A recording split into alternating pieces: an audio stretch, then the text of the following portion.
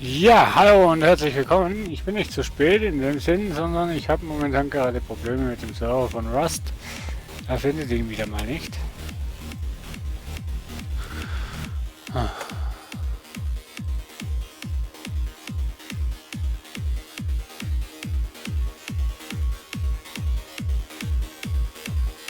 Ich werde ihn aber gleich finden. So, wir switchen mal auf das Bild von Rust. Hier das Serverauswahl und bin gerade am Server suchen von mir.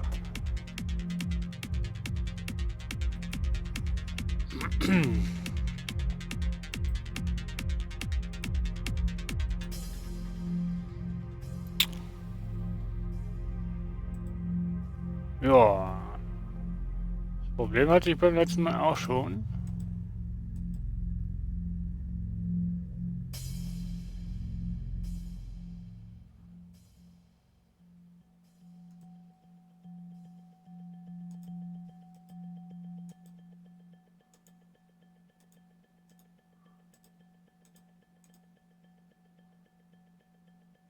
So.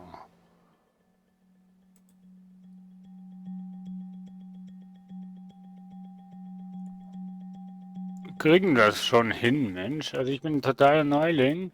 Was Rust angeht, totaler Noob. Warum finde ich den Server gerade nicht? Weil ich ihn neu gemacht habe, weil ich den aktuellen Spielstand löschen wollte. Und darum finde ich meinen Game-Server jetzt gerade nicht.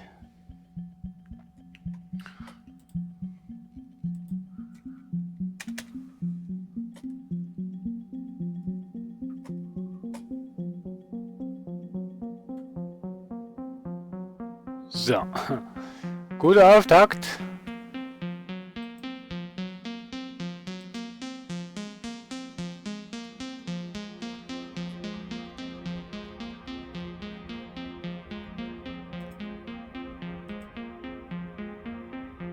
So, jetzt sollte ich ihn eigentlich finden.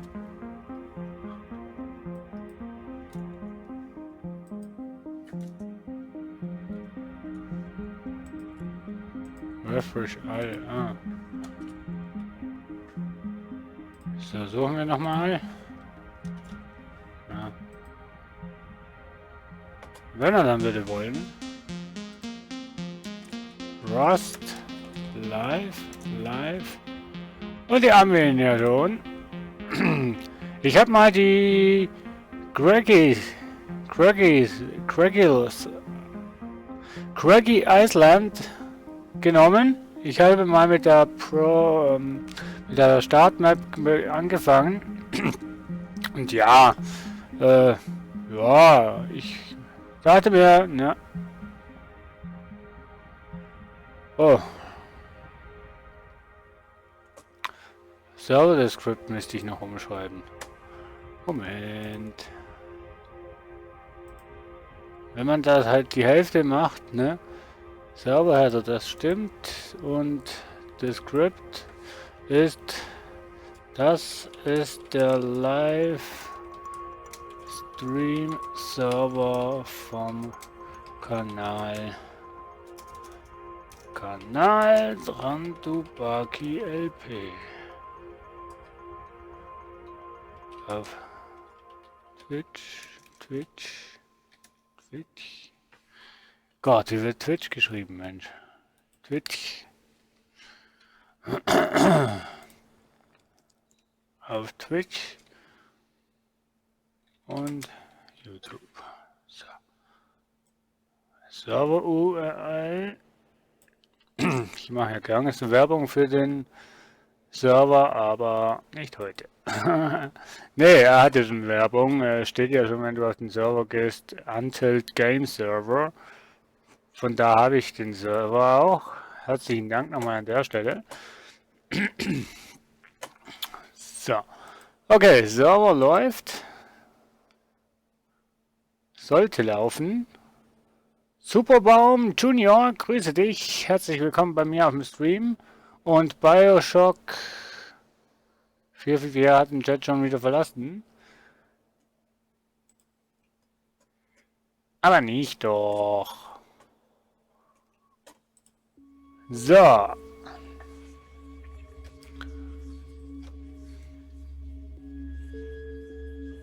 Jetzt geht's voran. Wenn ihr Facecam wollt, müsst ihr es schreiben, ansonsten bleibt sie für immer weg. Hoppala.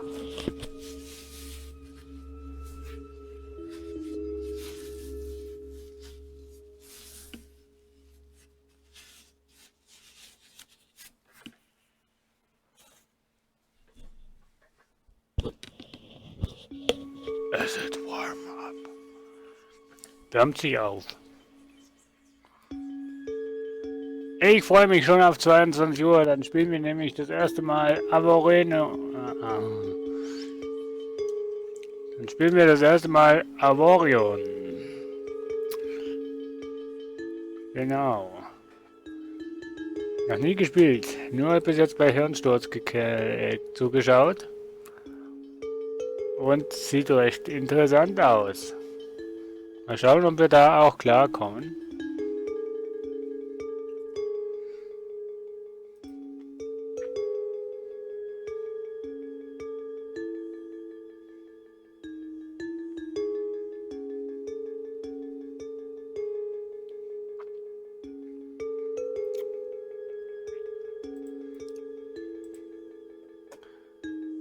Ah, Projekt Alpha wollte ich mir auch mal anschauen. Machen wir so die Wunschliste.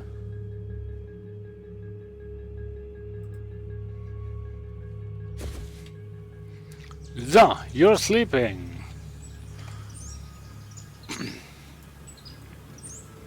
You're asleep.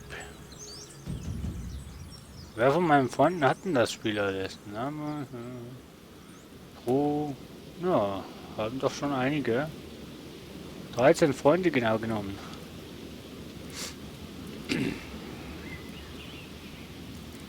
...13 Leute. Und wer hat es genau?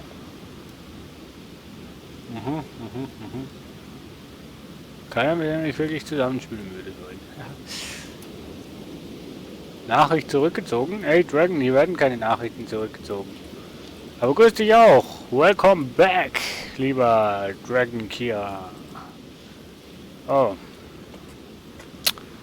Das ist der Rust-Server. Falls jemand von euch Rust hat, kann hier connecten. Boah, also grafisch sieht es nice aus. Wieso bin ich eigentlich bei Rust immer so eine Schnulle? Wieso bin ich bei Rust immer eine Dame, wenn ich anfange? Ja, jetzt fängt schon wieder an. Steuerung, keine Ahnung.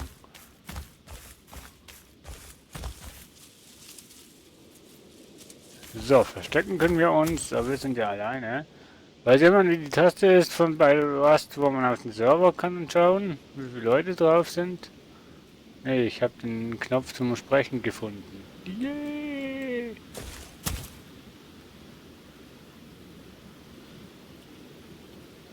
Öffnen. Anschalten. Recycle. Was? Eine Recycling-Maschine. Okay.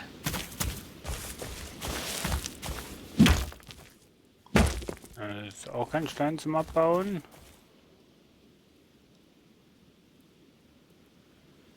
Bei groben Rechtschreibfehlern ziehst du zurück. Hallo? Unakzeptabel, lieber Dragon. Unakzeptabel. Ja, ist okay. Ich kann nicht drauf hauen. Ist okay. So, die kann man kaputt schlagen. Ich habe noch nicht rausgefunden, wie man bei der Rust Werkzeug repariert. Also, nebenbei mal erwähnt. So, Essen. Very wichtig.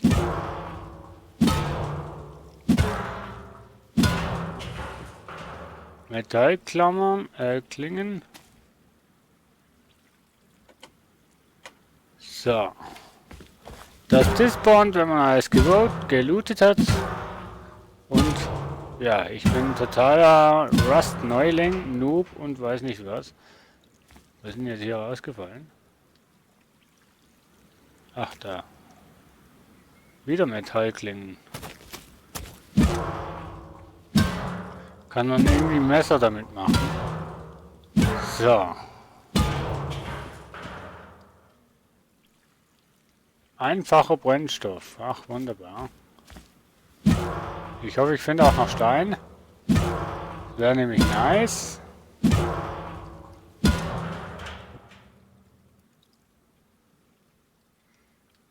So.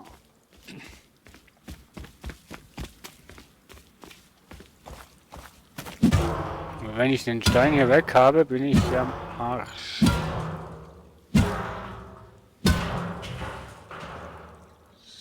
So. Einfacher Brennstoff, das ist gut, das ist nice. Hier hast du auch noch was. Also die Map gefällt mir ganz gut, ehrlich gesagt. So. Oh, Seile, wunderbar.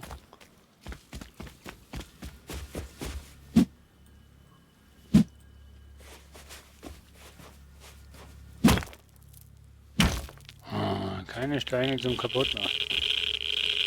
Was? Weg.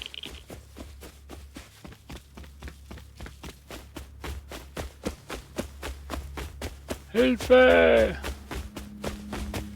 Ich bin radioaktiv verseucht. Ah, das sind Steine, wo man wegnehmen kann.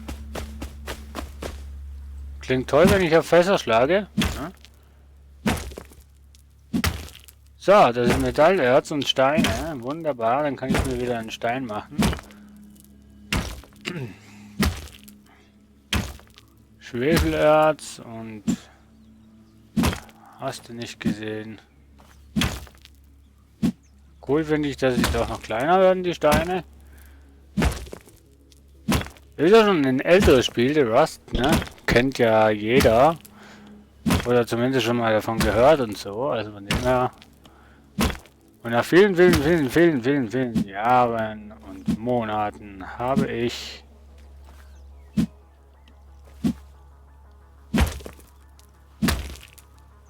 so.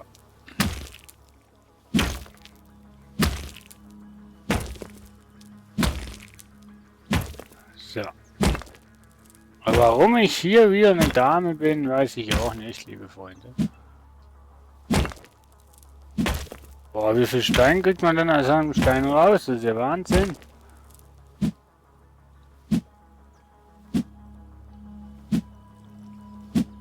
Nanu?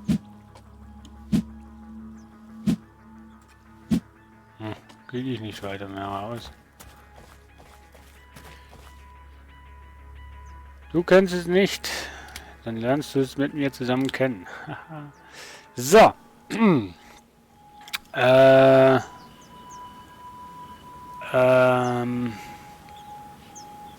Ich wollte was essen, ne? So. Und das ist Schwefelerz, ja. Genau. Jetzt brauche ich mal noch Holz, dann könnten wir uns nämlich eine kleine Axt bauen. So.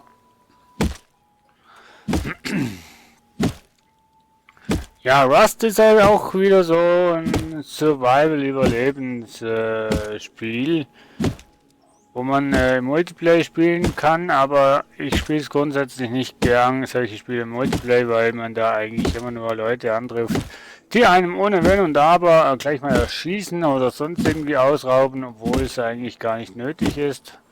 Ja, weißt du Bescheid, und auf das habe ich eigentlich auch keinen Bock drauf. Darum spiele ich auch Conan Exil nicht unbedingt online, aus diesem Grund, weil es dann eben solche, ich sag's jetzt mal so, Idioten gibt, die meinen, sie müssten einfach Unschuldige und arme Leute, die eigentlich sowieso wehrlos sind, anzugreifen.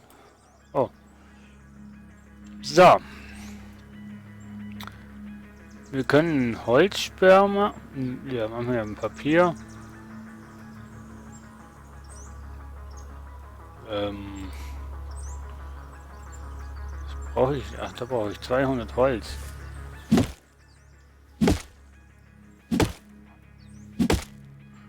Aha. Gut. Dann.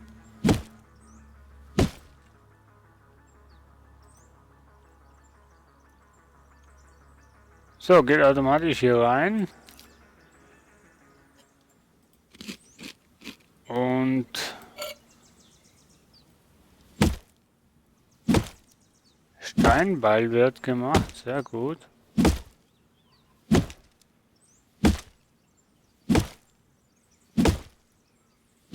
Mit der Frau kuscheln, mit der Frau Spaß haben, mit der Frau TV schauen, mit der Frau spazieren gehen. Gibt eigentlich viel lieber Tracken, was man noch mehr will als hier Stream schauen.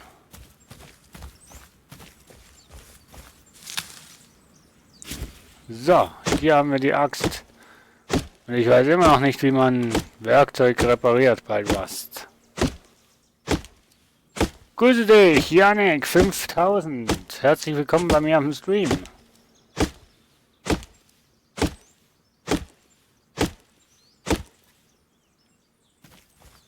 So.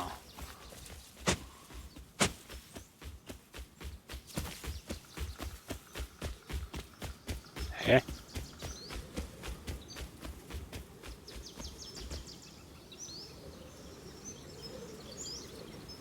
Sind irgendwelche Spieler auf dem Server? Ich sehe nichts. Okay. Jetzt wird es langsam unheimlich.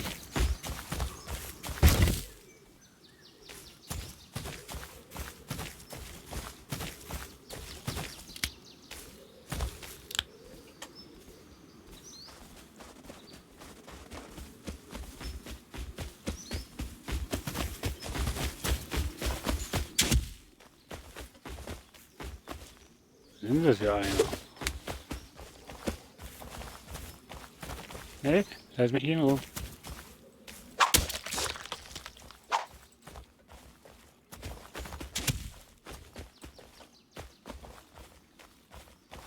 Komm. Komm.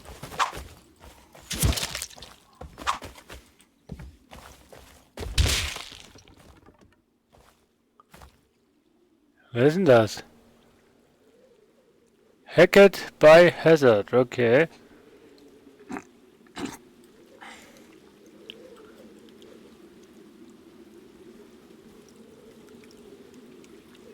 Okay.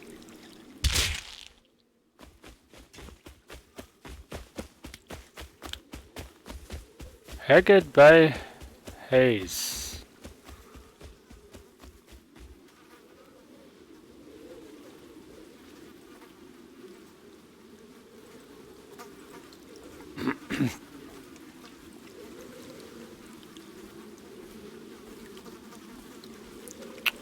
Genau, wegen solchen Leuten, ne, spiele ich grundsätzlich diese Spiele einfach nicht online.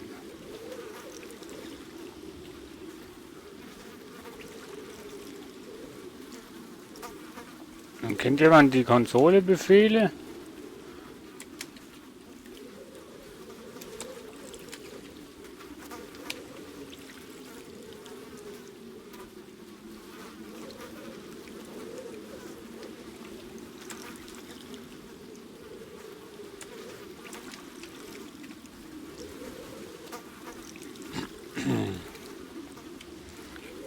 Jemand eine Ahnung? Eventuell?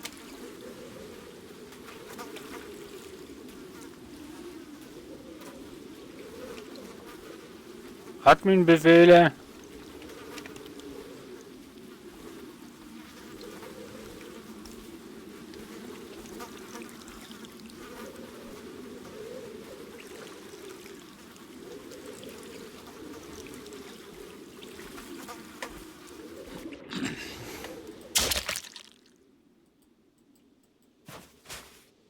Ich meine, irgendjemand, ne?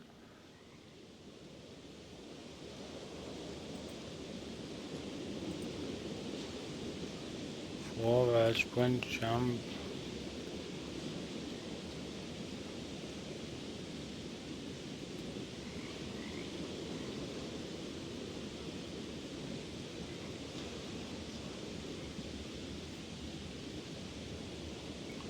Hier sieht man aber auch nirgendwo, wo man schauen kann, wie viele Leute das auf dem Server sind, oder?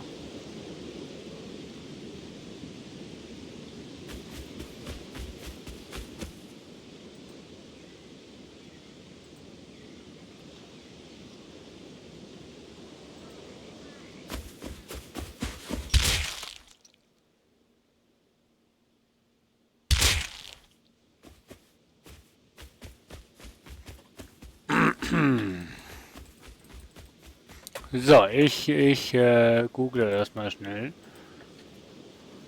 Admin-Befehle bei Rust.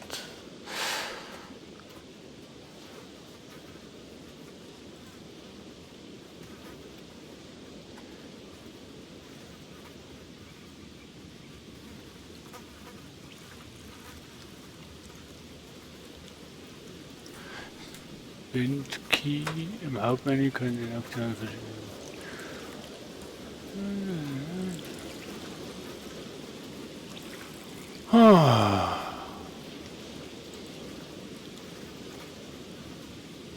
Ah, hier, Admin.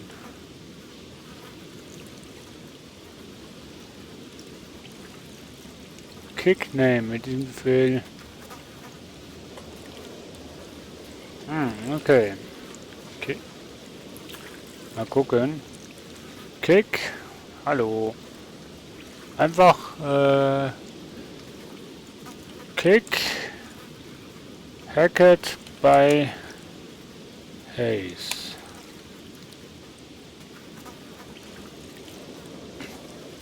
Wie sehe ich denn bitte schon, ob er gekickt wurde?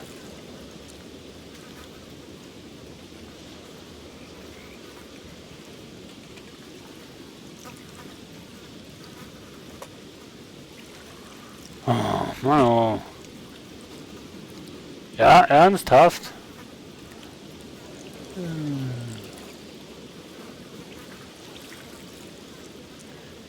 Wie diese Farbe.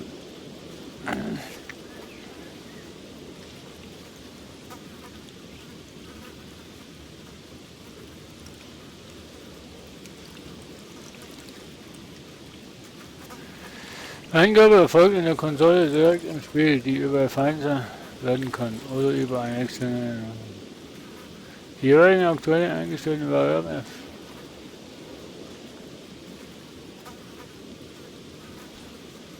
Nur den Befehl. Kick. Kick. Aber wie muss ich denn das eingeben? Wenn ich Kick eingebe, passiert nichts.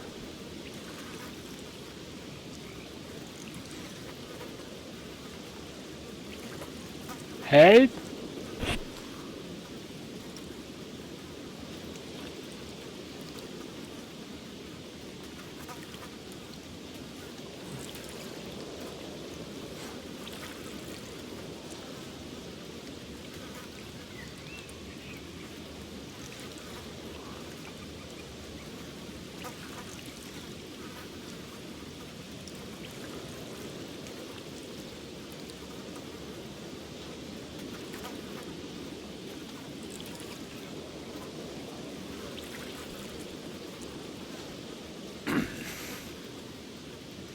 Ich verstehe es nicht, Leute, ich verstehe es nicht.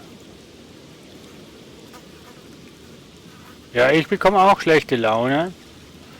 Und darum versuche ich ja hier irgendwie diesen Globi vom Server zu bekommen.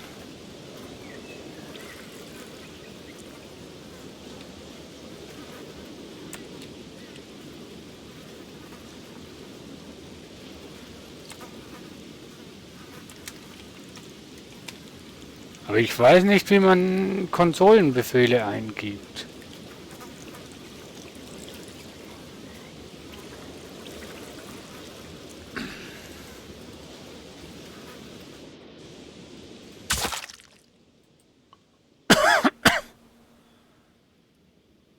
Ich weiß nicht, ob er jetzt gekickt, gebannt oder sonst was wird.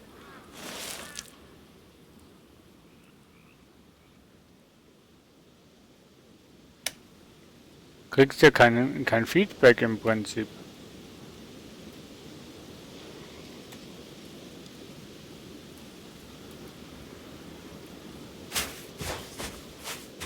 Du bekommst ja kein Feedback irgendwie, ne? Was geschehen ist. Ich kann hier leider auch kein Passwort setzen auf dem Server. Sonst würde ich das auch tun.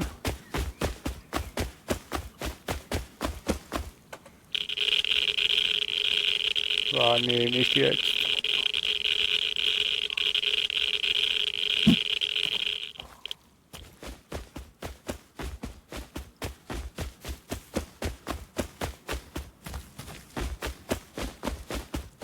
So, ich möchte eigentlich nur in aller Ruhe das Spiel erforschen.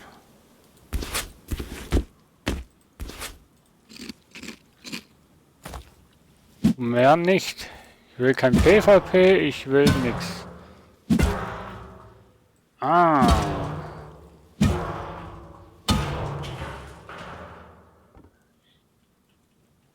Okay, wenn der nochmal da ist, werde ich den Server restarten und das PvP rausnehmen.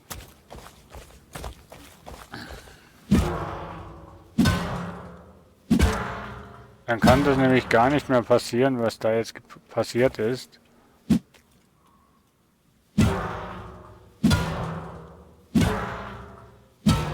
Es gibt echt Kiddies auf der Welt, die meinen hier, es sei toll, unschuldige, wehrlose Menschen zu attackieren. War sicher so ein 14-Jähriger oder sowas.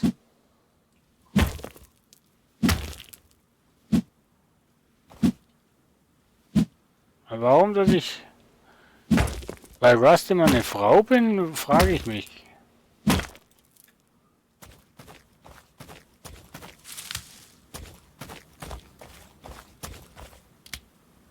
So.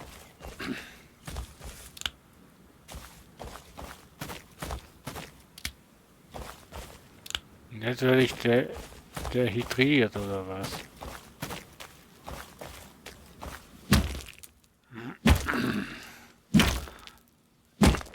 So.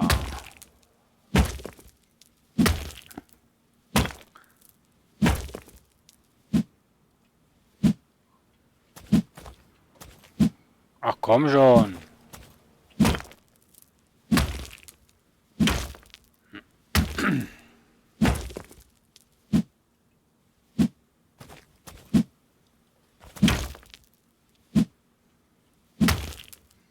So. Bei solchen Spielen möchte ich eigentlich wirklich nur grundsätzlich schön bauen und das Spielerleben und so weiter und nicht irgendwie PvP-Kämpfe hier absolvieren.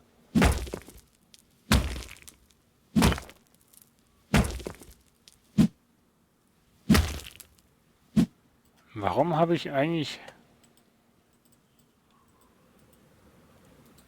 Nein!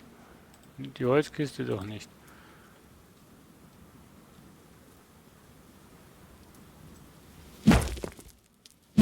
Habe ich eigentlich alles noch? Nee, glaube nicht, ne?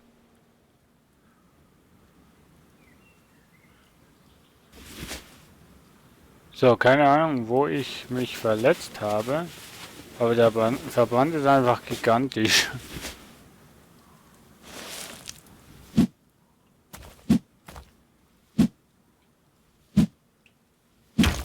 Ah, bis man den Punkt an dem Stein findet.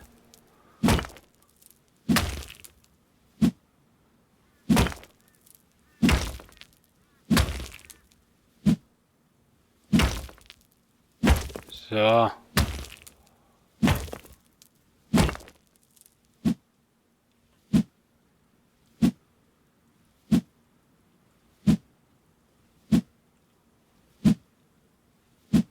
Ja, das bleibt wahrscheinlich.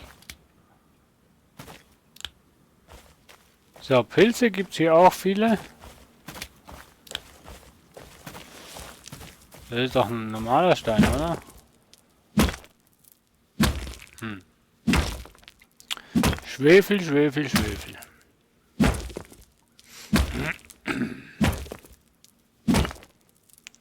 So.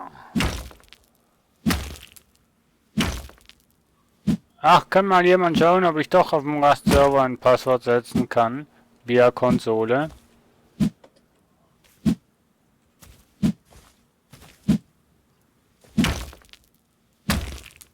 Nur falls jemand gerade Bock drauf hat.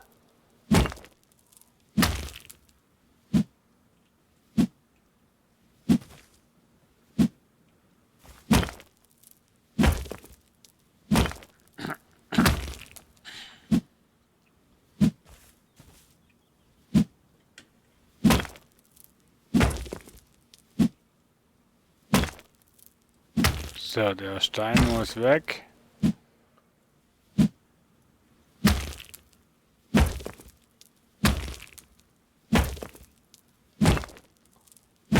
So, eine Gewichtsanzeige haben wir ja zum Glück nicht. Sage ich jetzt mal. Nö.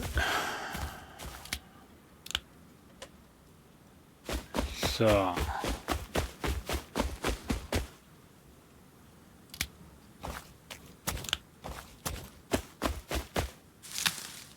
So.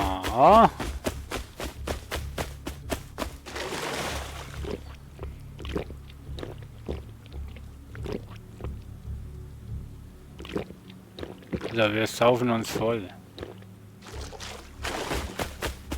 Nice. Also, okay, wir machen uns mal Schuhe. Als hätten wir nichts Besseres zu tun. Habe ich jetzt kein Holz mitgenommen? Nee, oder? Anscheinend nicht, ne?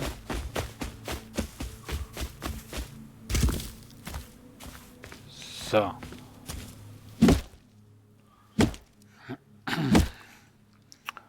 So, jetzt machen wir uns eine Axt.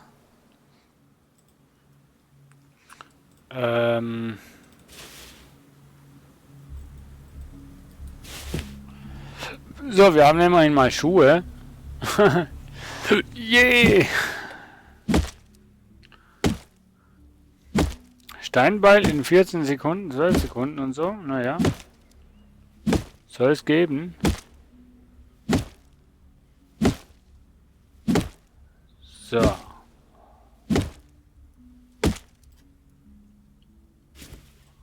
Beil ist fertig. Das gibt ein bisschen mehr Holz. Und glaube auch ein bisschen mehr Stein, oder? Nee, aber es geht, glaube ich, schneller. Aber eben, wie man die Werkzeuge hier repariert, keine Ahnung, liebe Freunde.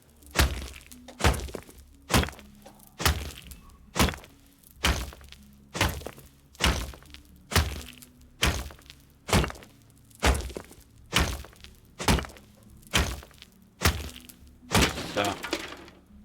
So, und jetzt? Wie repariere ich dies? Ich weiß es nicht. Was brauche ich denn bitte schon für Papier? Holz? Aha.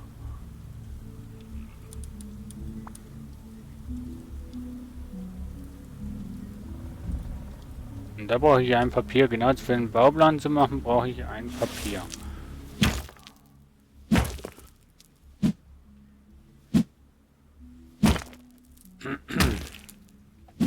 Und mit dem Bauplan kannst du quasi anfangen, eine Hütte zu bauen.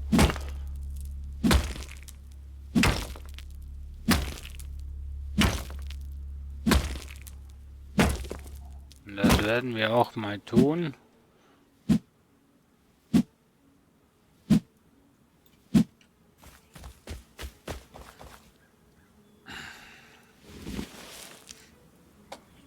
Hier unten am Wasser wäre doch schön.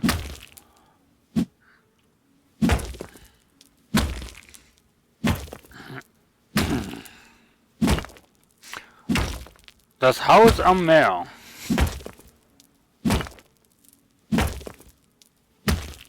So.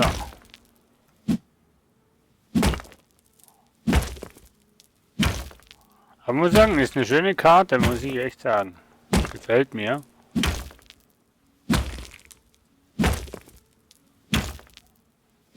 So.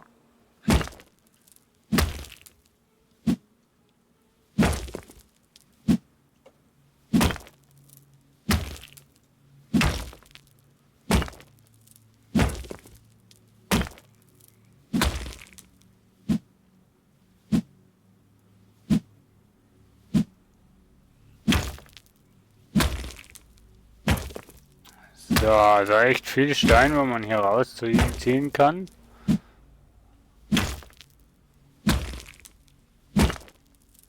Aber man braucht auch viel Stein, also von dem her.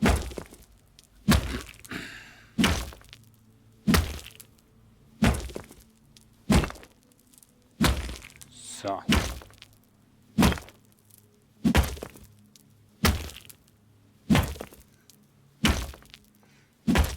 Ach komm, Stein.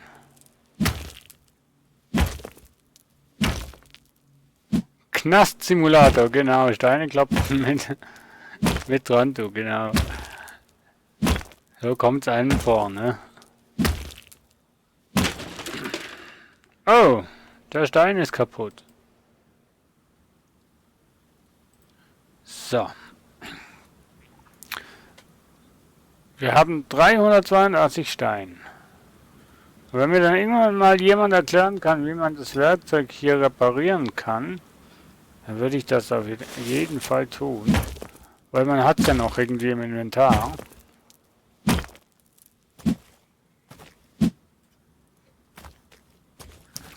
So, ich habe gehört, wir brauchen Holz.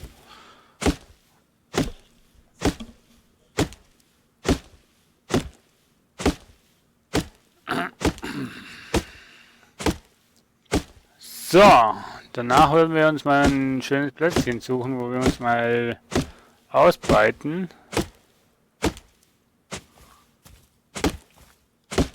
Nachdem ich hier ein bisschen Holz gesammelt habe. Wir haben jetzt 654 Holz. 74 waren das, glaube ich.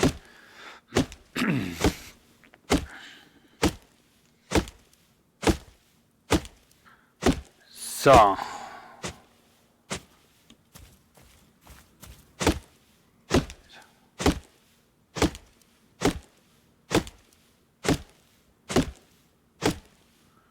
Wie ich hier auf meinen Namen Drandubaki gekommen bin, das ist, ja, das ist eigentlich ein ehemaliger World of Warcraft Char.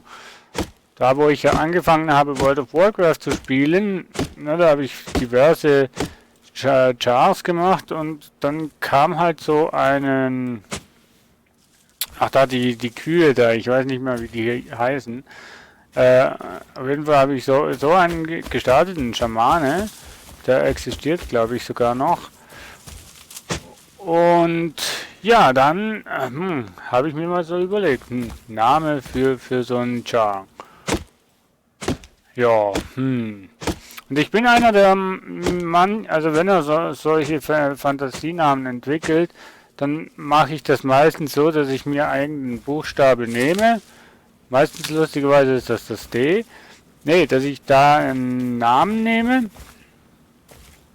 und dann anhand von dem Namen, also von dem Buchstaben, Entschuldigung, dass ich mir einen Buchstabe nehme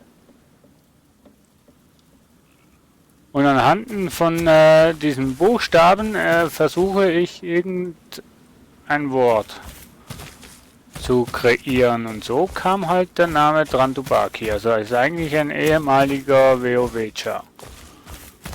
WoW könnte ich eigentlich auch mal wieder spielen. So. Ich habe mich entschieden, hier baue ich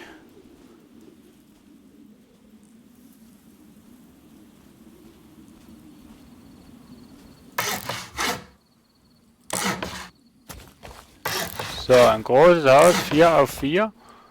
Ne, ich mach 5 auf 4. Ne, 5 auf 5, genau.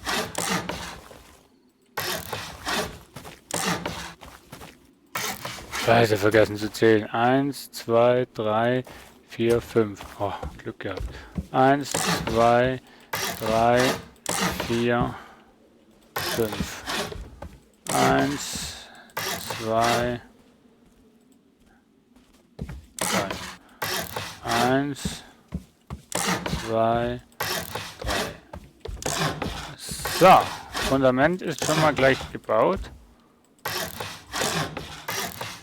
So, Riesenhaus, soll ja aber auch alles drauf kommen, oder? Und dann brauchen wir dreieckige Fundamente, ne, wir brauchen Wände.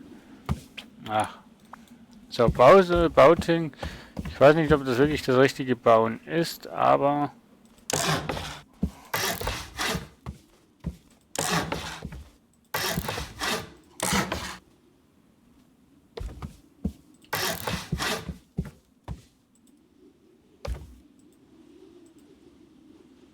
So, jetzt habe ich kein Holz mehr. Kann das sein?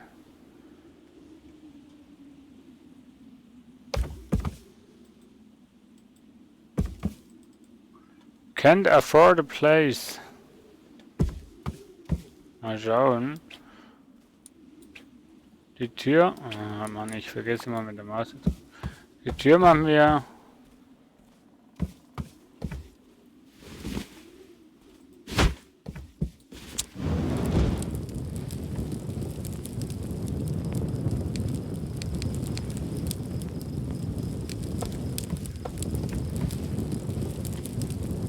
Oh, ich kann mir Hosen machen.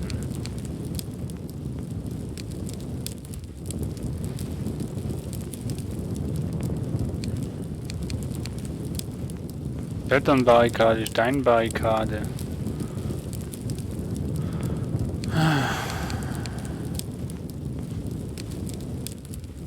Maschendrahtzauntor. Gefängniszellentür. Ach ja. Items. Eine Vending-Maschine. Was ist denn bitte eine Vending-Maschine? So, hier brauche ich Holz und einfacher Brennsprit. Also die Dunkelheit in den Spielen ist immer...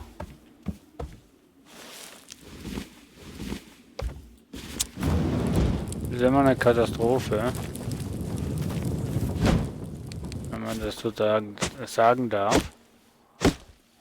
So.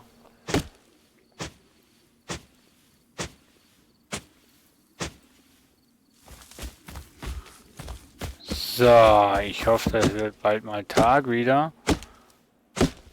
Ich habe nur ein bisschen kalt.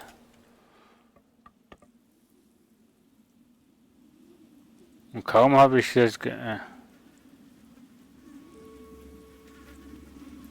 Kaum habe ich es gesagt, ich habe nur ein bisschen kalt, schwupps liege ich schon am Boden. Oh Mann. You are sleeping.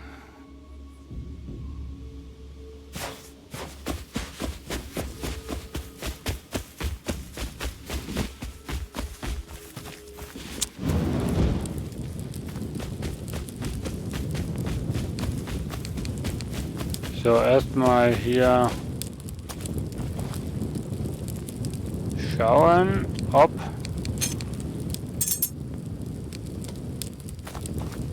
wir unsere... Oh!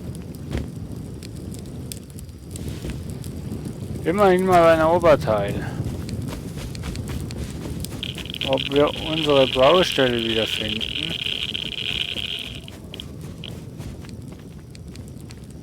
Bei Nacht, glaube ich, wird es relativ schwierig. Könnte das sein?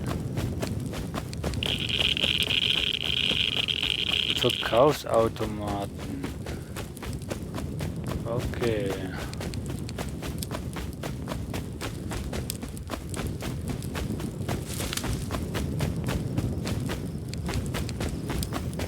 Oder war ich in einem radioaktiven Gebiet?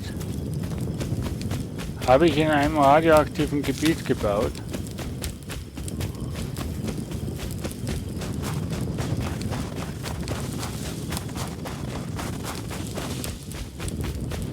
oder?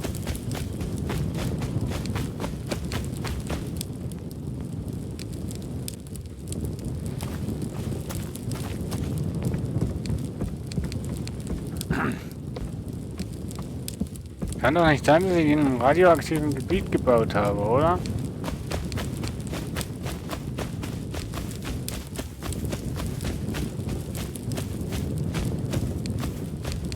Alles möglich.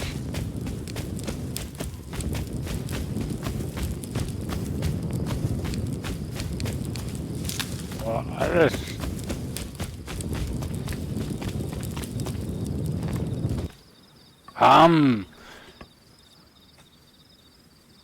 Schade, ein Oberteil, was?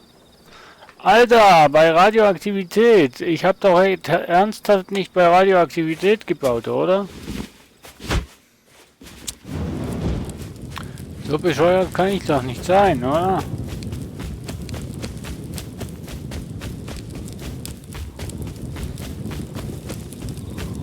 Oh Mann. War das wirklich radioaktiv, wo ich gebaut habe? Habe ich gar nicht gesehen. Das ist mir gar nicht aufgefallen. Ich habe auch nichts gehört.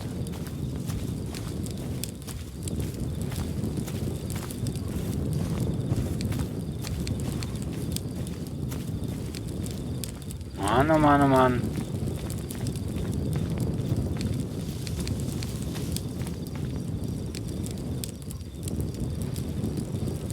Oh, hä? Ach nee, doch, das ist...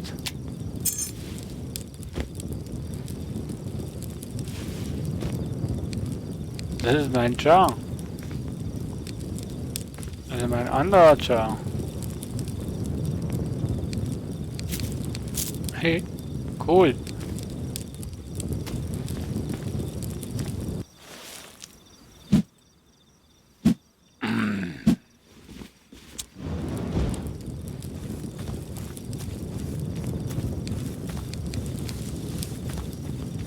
Ich habe doch nicht in radioaktiven Gebiet gebaut. Das wüsste ich doch.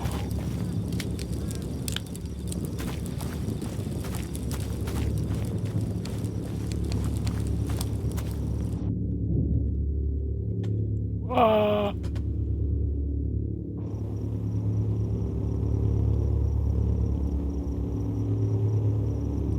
Salzwasser? Fein. Ich bin ins Wasser gefallen.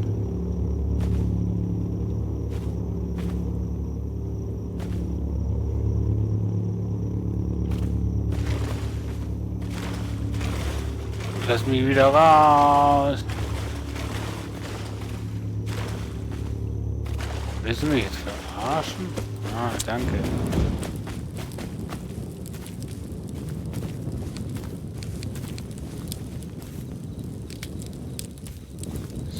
So. Schau ich noch mal, wenn ich da... Das ist eine Sau. Wenn ich da jetzt beim Haus stehe, ob da Radioaktivität ist, aber ich meinte nein.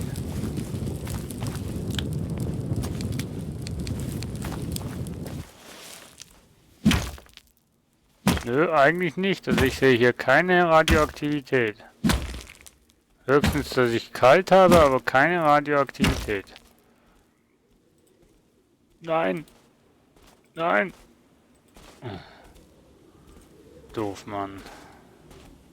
Hosen auf jeden Fall und eine Mütze.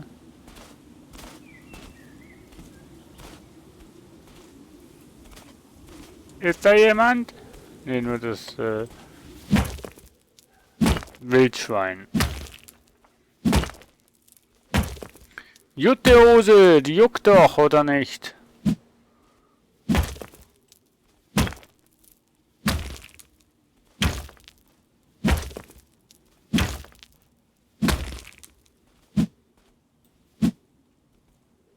So. Oh. Eine Hose! Ich hab eine Hose gebastelt, ich hab eine Hose gebastelt, ich hab eine Hose gebastelt. Ein Hut kommt auch gleich.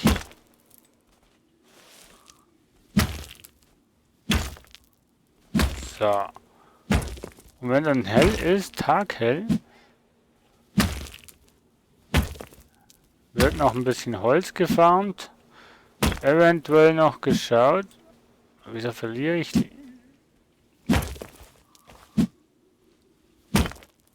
Wieso verliere ich Leben? Weil ich zu kalt habe? Wahrscheinlich, ne? Scheiße.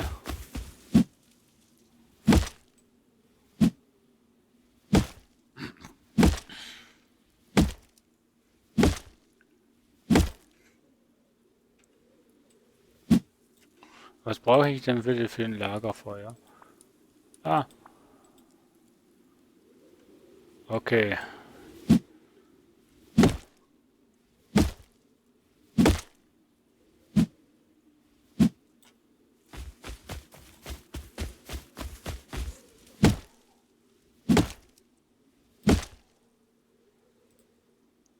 So.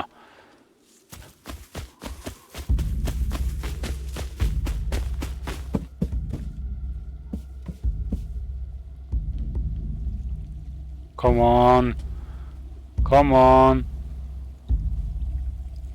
Komm schon, craft mal das Lagerfeuer. Komm, komm, komm.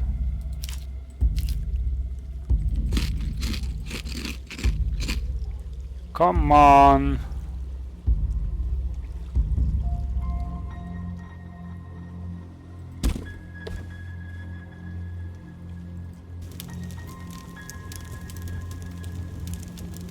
Ah, komm.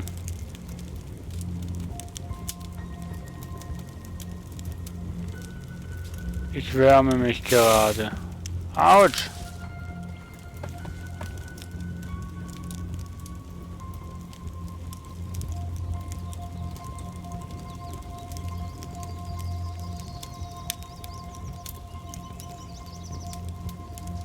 So.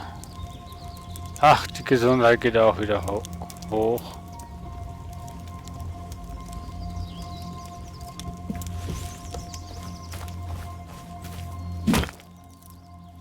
So. Gerettet. Nee, noch nicht ganz. Aber immer noch kalt. Immer noch kalte Nacht. Aber ich mach doch was, Mensch. Ich bin doch schon am Schwitzen.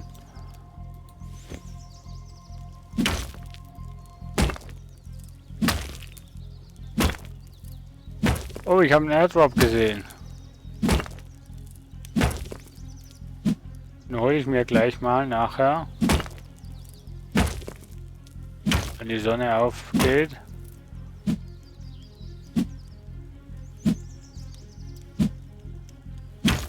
Also, wenn wir natürlich kalt haben, verlieren wir Gesundheit. Gut zu wissen.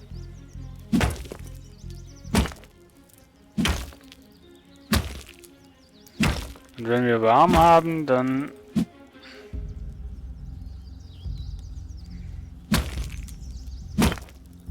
steigt die Gesundheit.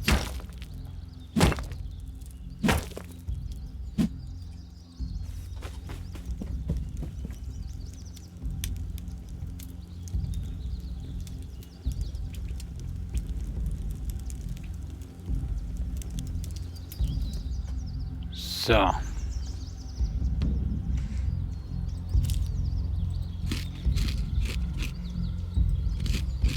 Okay, mit Essen füllt man auch Leben auf.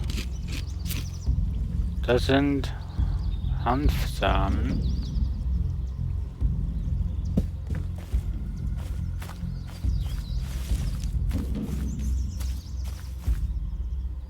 Immer noch kalt.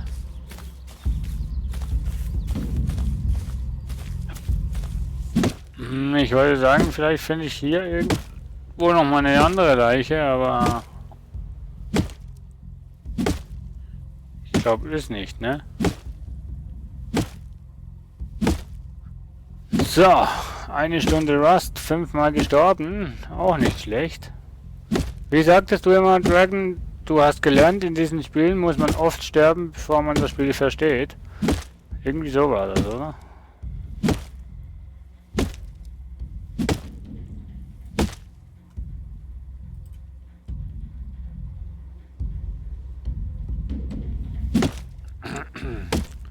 Steinbeil. Ich habe da vorne noch, ich habe da was noch anderes gesehen. Nicht ein Hammer. Nee, der andere Körper, der ist nirgendwo.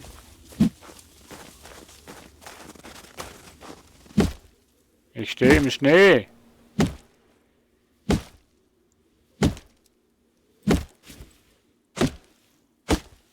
So, das geht auch schneller als mit dem Stein. Pickaxe. So, jetzt.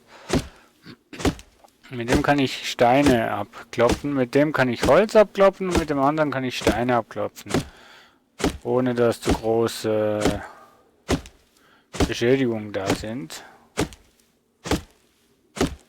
Hier kann ich recht viel Holz abbauen.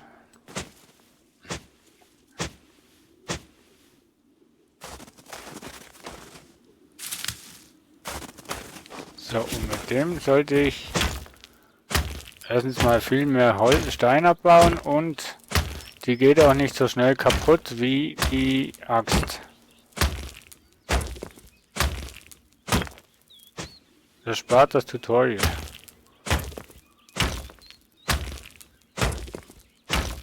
So. Geht ja wunderbar mit der Pickaxe da. Wahnsinn. Ach, ich wollte ja zum Airdrop. Auch wenn ich gerade nicht mehr weiß, wo der ist.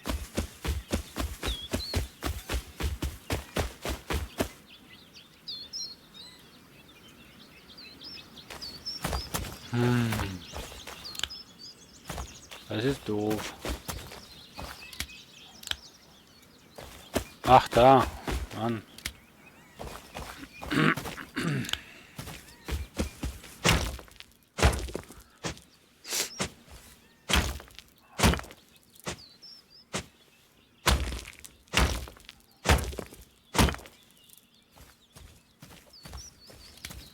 So.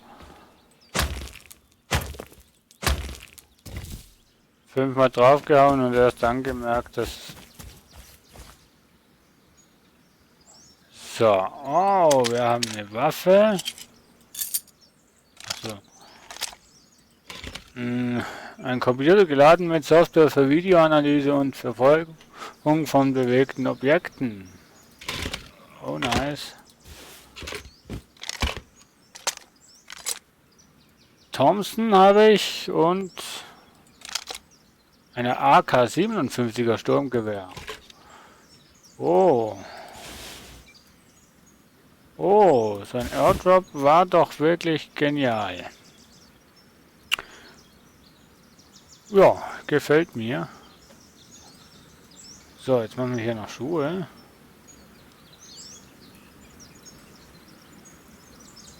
Und nichts mehr.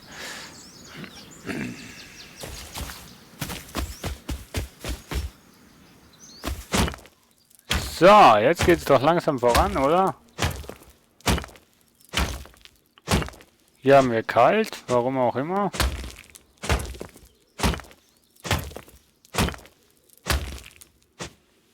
Weil ich keine Schuhe anhabe, darum.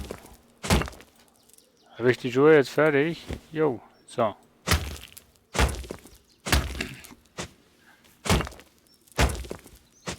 So.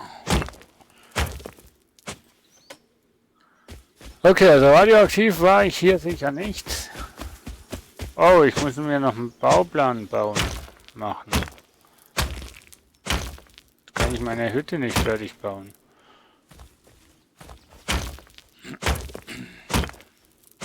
Für Papier brauche ich ja Holz, ne?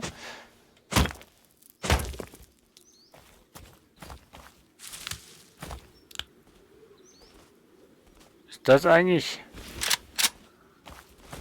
das einzige Schweinchen hier auf der Insel?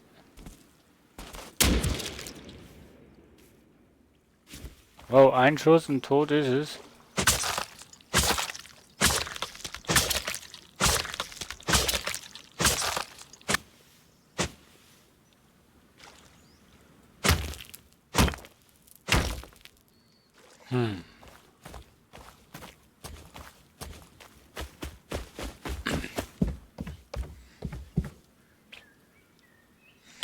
Kann ich jetzt hier dieses Fleisch hier reinmachen und das wird dann gebraten? Oh ja.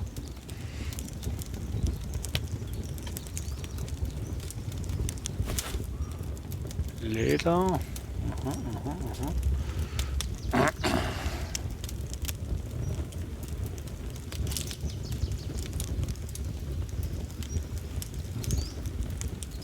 Wird das jetzt gekocht oder wird das nicht gekocht? Ich weiß das nie. Oder wie muss ich denn das machen? Ne, das wird gekocht, oder? Gegrilltes Fleisch, genau. Wisst ihr, was ich das Schöne hier finde, ist, dass kein Verfallsdatum da ist.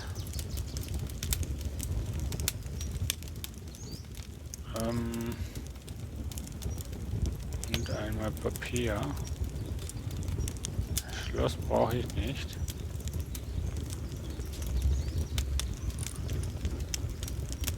Nee, also ich möchte mir noch einen Ofen bauen. Einfache Brennspült brauche ich allerdings.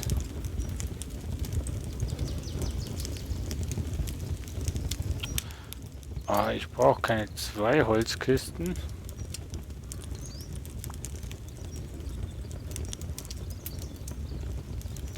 So, Tierfett brauche ich für das für den Brennsprit. Das ist okay. Dann machen wir noch ein Papier. So, damit wir uns noch sowas machen können. Machen wir noch ein Papier, dann können wir uns noch eine Karte machen. Auch wenn ich nicht ganz verstehe, wie die Karte funktioniert. 2 Verbände. Knochenkeule. Eine Holztür. Was craften wir denn jetzt alles? Ah, doch noch so viel. Verbranntes Fleisch, gegrilltes Fleisch.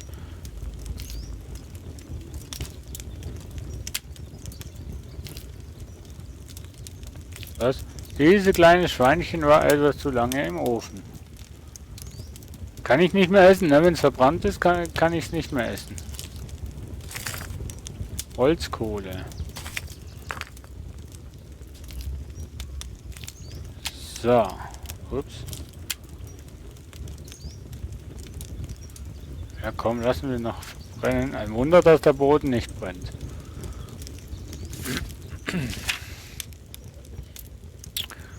So, einmal Karte. Einmal die 6. Dann einmal die Tür.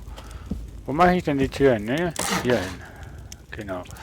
Und dann einmal mit Fenster. Mache ich nämlich hier hin mit Fenster. Und hier haben wir kein Holz mehr.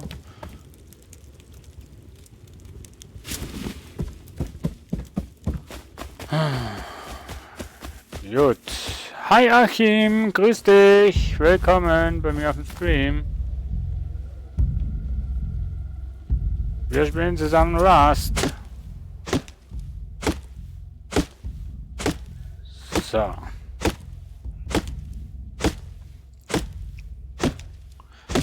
Noch genau 53 Minuten spielen wir Rust und dann spielen wir Avion. Ich kann mir den scheiß Namen nicht merken. Avorion. Avorion. Irgendwie sowas. Noch nie gespielt, aber ich bin gespannt, wie es wird. Ich habe viele Let's Plays oder 2 Videos geschaut von Hirnsturz. Der hat das gespielt. Mit seiner Crew zusammen.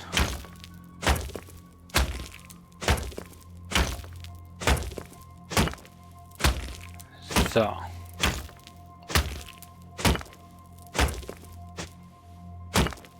Ich konnte anscheinend der andere Spieler kicken.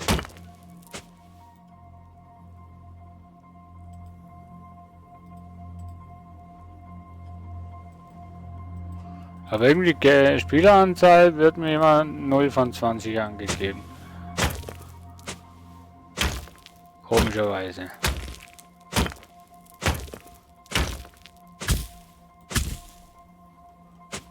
Ich Kann ja keine Erde aufsammeln, oder? Nee.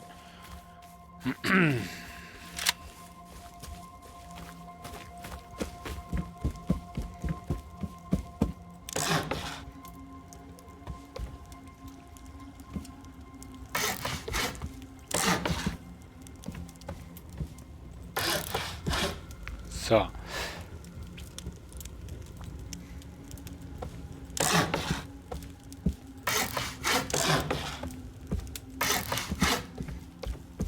Einmal die Grundmauern.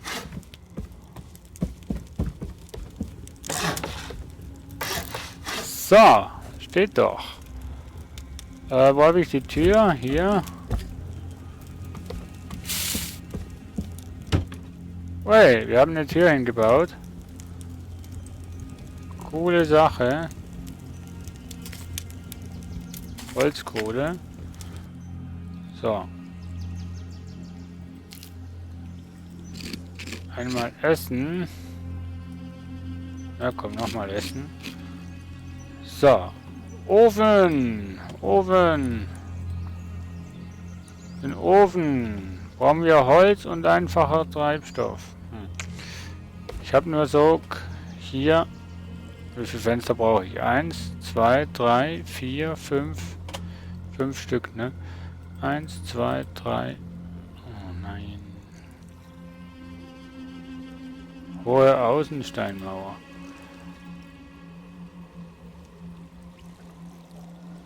Habe ich nicht noch Holzkisten gebaut? Doch, hier. So, wo machen wir das Lager hin? Hier in den Eck. Ne? Was sagt ihr?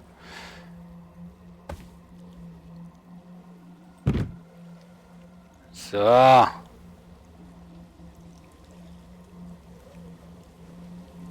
können wir jetzt... Keine Ahnung, Mensch. Das Leder... Die Holzkohle, Brennsprit, die Knochen.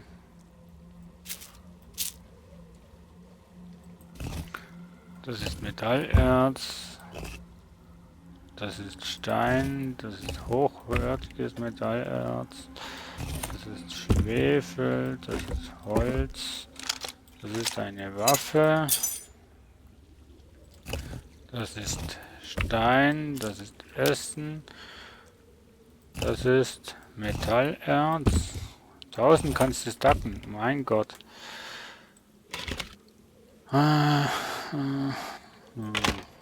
So. Jetzt erstmal Fenster setzen. Das ist wahnsinnig, was man hier alles machen kann. Also nur die Rahmen ist das, oder?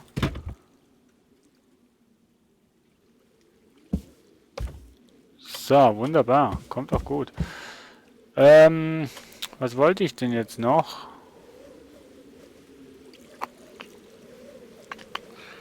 Ach ja, die Kamera.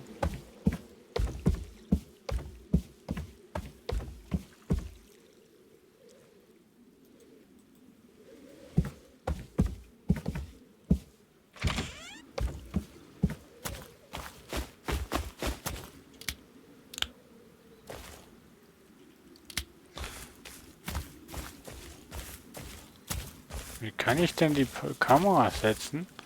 Beziehungsweise, wie funktioniert das? Das mit der Kamera habe ich noch nicht verstanden, oder? Eine etwas kaputte Überwachungskamera. Sie ist in ihrem Set nicht zu benutzen. Willst du mir jetzt sagen, ich komme hier nicht mehr rein? Klar. Sicher. Sicher, Digga. Alles klar. So.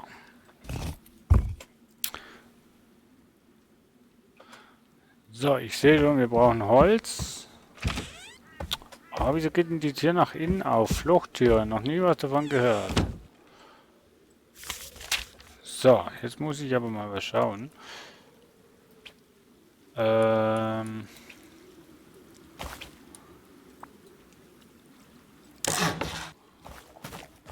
Weißt du, Ich glaube es nicht, dass man für so einen kleinen Scheiß so eine Treppe muss hinbauen. Glaube ich echt nicht.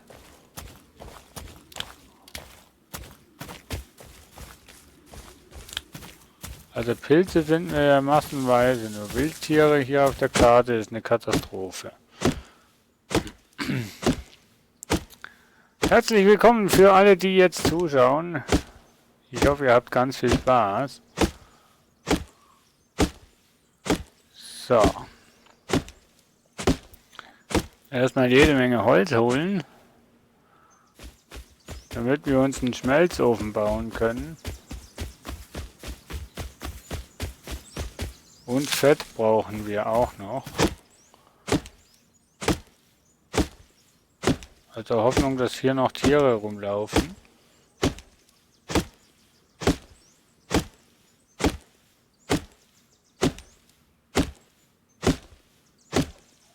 So. Ist das Sunny am Streamen oder wo ist er? Ups. Ich mache meine Axt kaputt. 800. Komm schon, Ofen. Okay, jetzt brauche ich wirklich noch einfaches Brennzeugs, um wirklich erfolgreich einen Ofen zu bauen. Am einfachsten durch Tierfett zu generieren, aber hier gibt es irgendwie keine Tiere. Ein Schwein habe ich gesehen, ein einziges Schwein. Und dann habe ich noch ganz am Anfang ein anderes Schwein gesehen, das mich aber immer umgebracht hat. Ihr wisst alle, welches Schwein ich meine.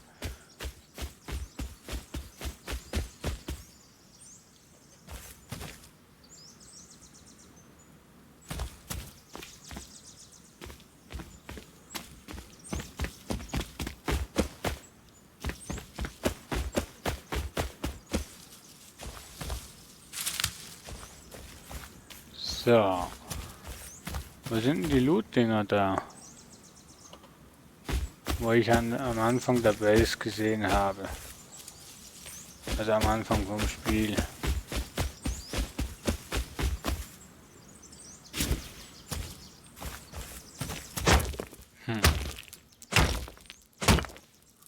Groß ist die Karte auch nicht. Also im Multiplayer wäre das eine Katastrophe, Mensch.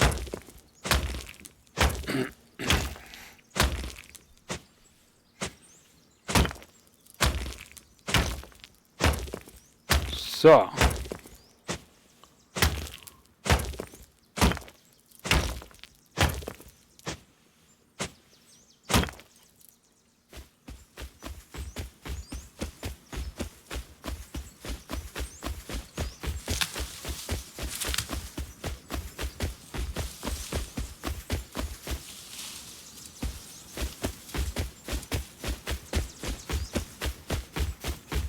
Oh, da hat schon jemand gebaut.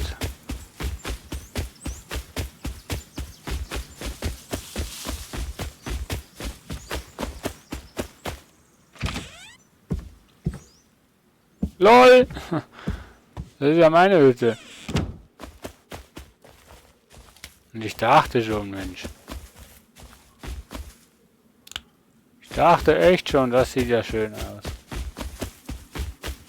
Ein wahres Baumphänomen.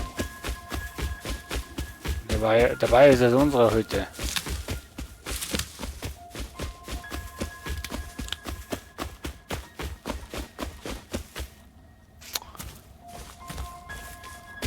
Wo sind wir denn gespawnt? Ah, hier.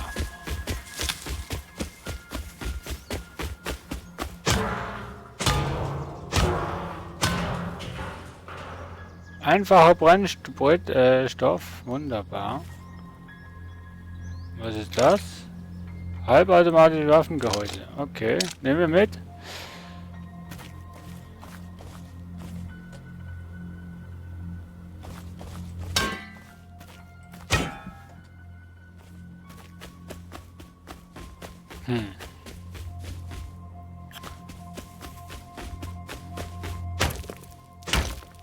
Ach ja. Kaktusse. Au! Bleeding! Immer noch?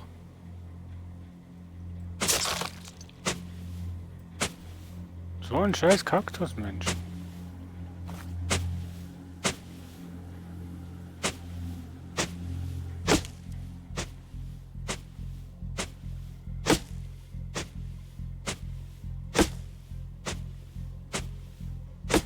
Aber mache ich ja gar nichts mit dem Kaktus.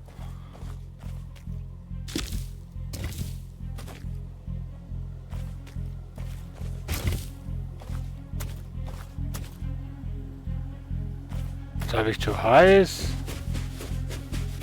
Verliere ich sicher auch wieder Leben.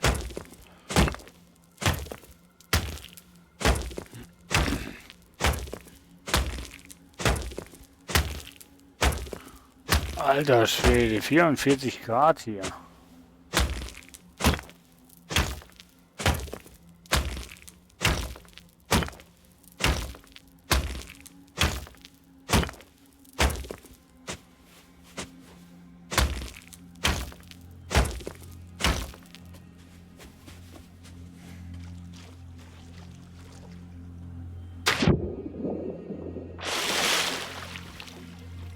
Ja, Salzwasser, Mensch.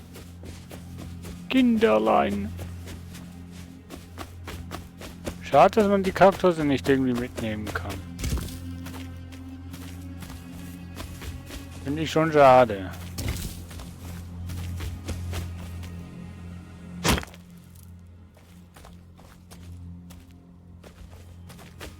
So, eine kleine Karte ist das, muss ich sagen.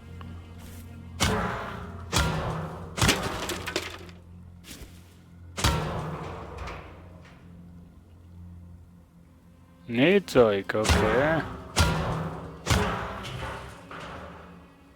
Halbautomatische Waffengehäuse.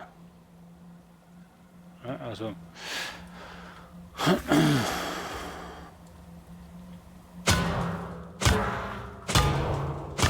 So. Metallklinge. Und sowas. Was braucht denn bitteschön so eine Pickaxe? Tools. Ich weiß nicht, wie man das Zeugs repariert, echt. Also falls ihr es wisst. Matthias, grüße dich. Nimm die Steinaxt für die Kaktusse. Dann kann ich die Kaktusse also abbauen. Gleich mal versuchen. Dann kannst du mir sicher auch noch erzählen, wie man hier bei Rust die Werkzeuge repariert, wenn sie kaputt sind. Wenn das überhaupt geht. So, langsam annähern. Ah, mit der Axt geht's. Aus einem Kaktus kriege ich Stoff. Cool, danke schön, Matthias.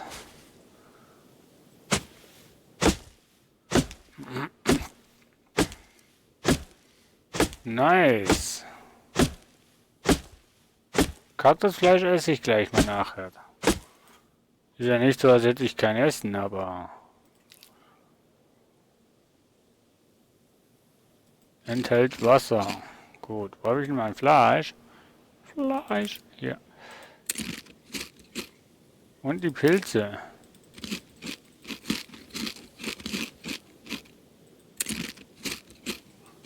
So.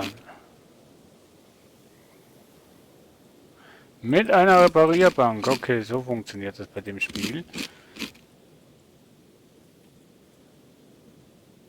Gut.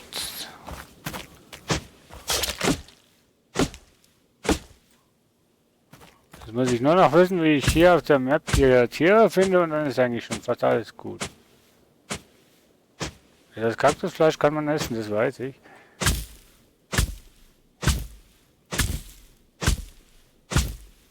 So.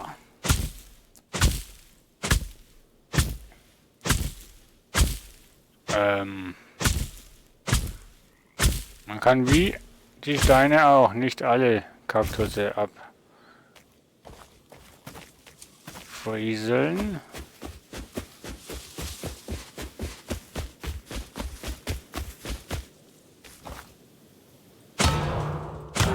Reparatur-Dings.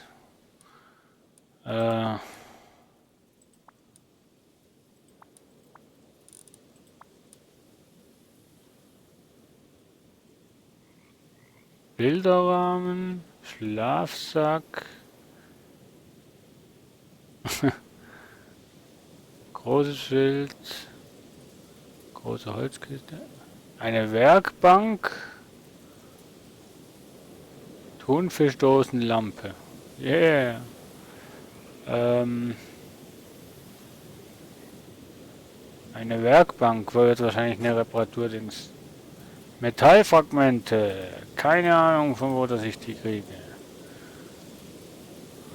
Ach, ja, und der einfache Brennsprit, das wird auch noch amüsant werden, das aufzutreiben.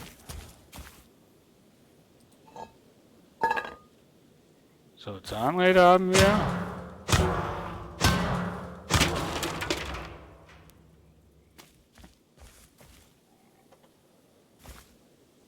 So. Werkbank ist es, genau.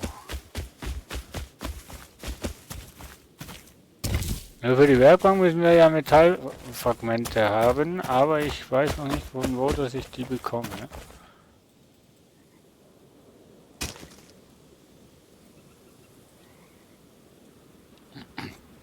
Habe ich jetzt hier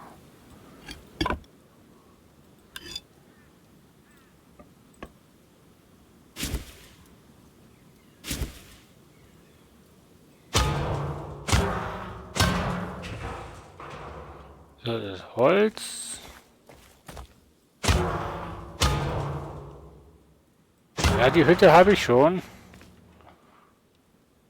Mehr oder weniger einfach ohne Dach, aber eine Hütte habe ich schon.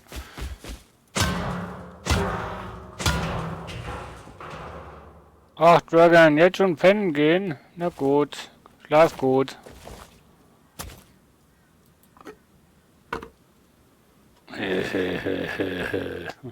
So, was brauchen wir nicht? Was benötigen wir nicht? Also nicht so beeilend. Einmal das. Und den essen wir gleich.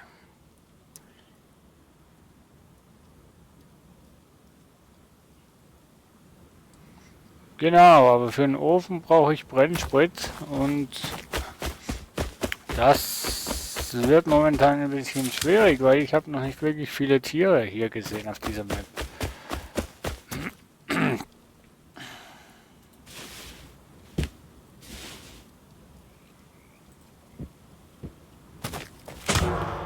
Das ist das kleine Problem.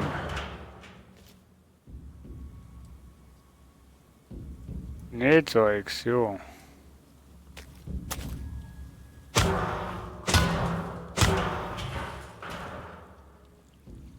Metallklinge.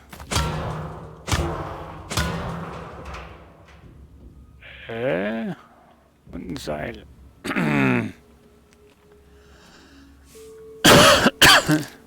Komm, wir essen das letzte Fleisch, damit wir das Seil nehmen können. Und jetzt gehen wir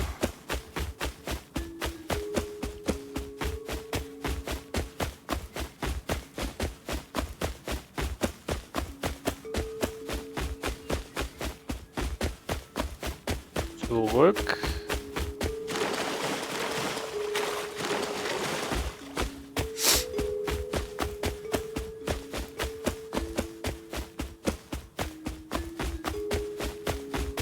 Rote Fässer geben auch Sprit.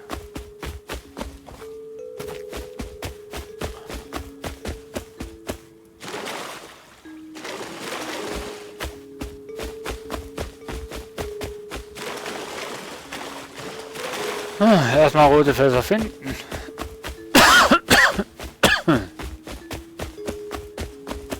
Ja, da.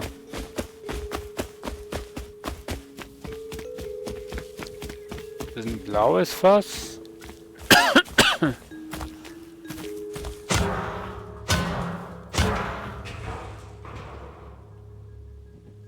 Blech. Kann ich nicht mitnehmen.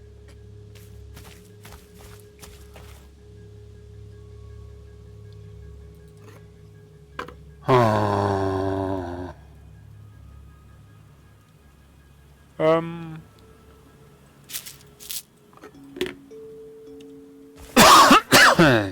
Entschuldigung. So, ein Auto und ein...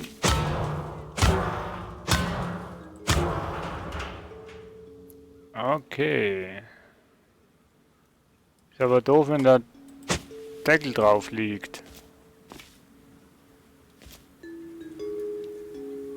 So, jetzt habe ich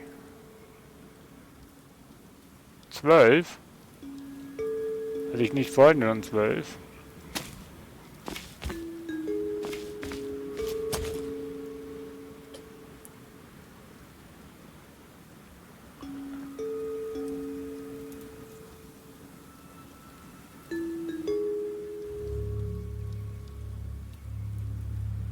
Oder man schlachtet sich selbst, was?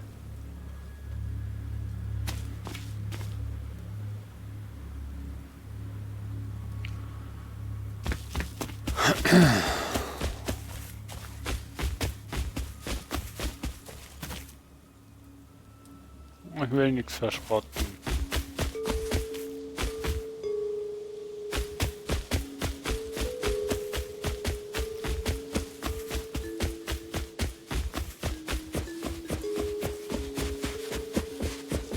$50 brauche ich, das ist richtig. Glaube ich auch. 50 oder 75. Ich glaube, für den Ofen brauche ich 75.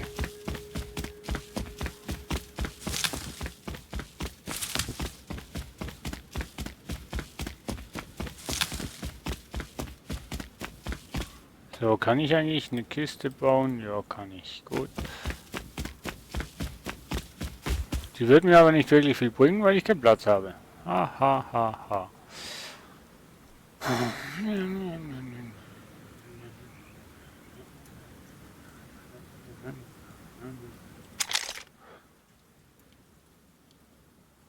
Automatische Waffenteile.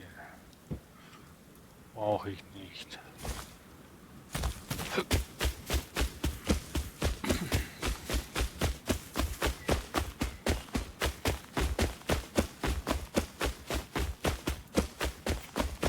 So. Ich bin schon am Weg zu meiner Hütte.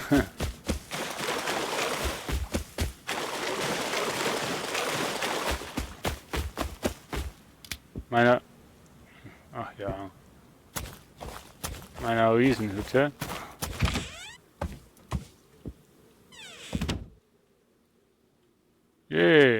Kannst nicht aufeinander machen. Okay. So. Übereinander geht ja nicht, ne? Nee.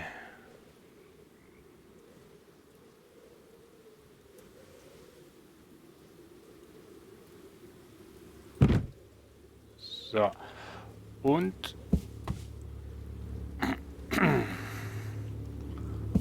auch eine dritte hat hier Platz. So. Dann machen wir hier mal alles Schrimps rein.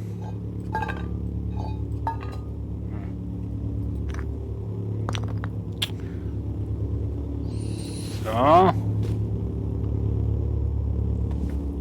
Und hier, und hier machen wir alle Erze rein. So. Dann haben wir hier noch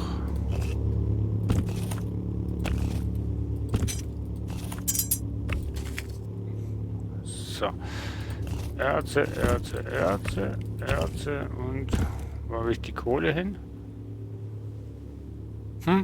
Okay. Steine lasse ich noch hier, das Holz auch. Hier habe ich noch Brennen. Oh, schade. So, komm, Stoff kannst du auch mal hier lassen.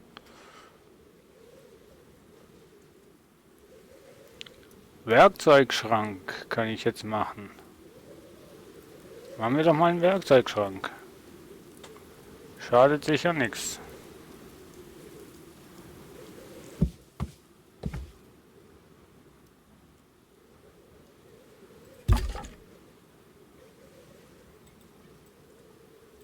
So. Außer dass ich kalt habe, ist alles gut. Jetzt habe ich wieder kein Holz. Wo habe ich denn das ganze Holz hingemacht, Mensch? Ach so. Nee, Schlafsack habe ich noch keinen. Kann ich momentan auch keinen machen. Wo habe ich denn jetzt den?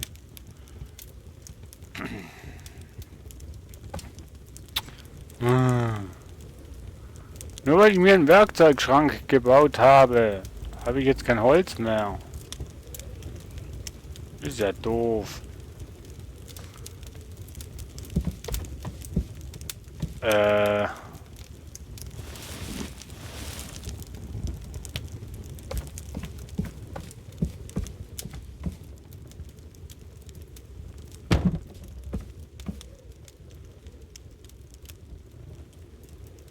Autorisieren. Ja.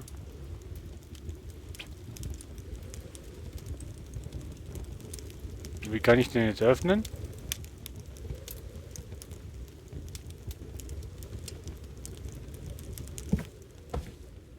Hä?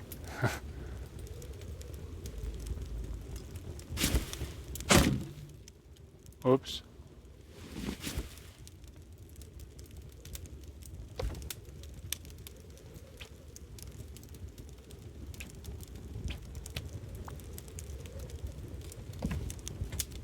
Für was ist dieser Schrank da gut? Mein Gott.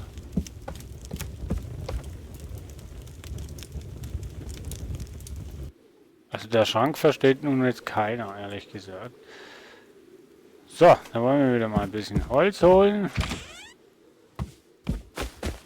Weil ich lustigerweise das Holz ausgegeben habe für so einen tollen Schrank.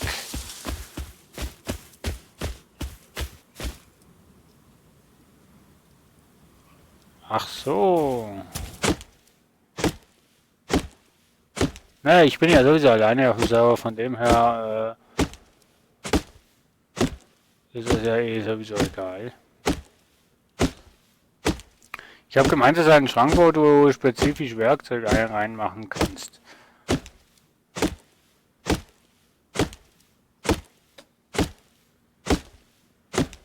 Bauprivilegschrank. Auch extrem überflüssig. Auch irgendwas Überflüssiges in dem Spiel irgendwie.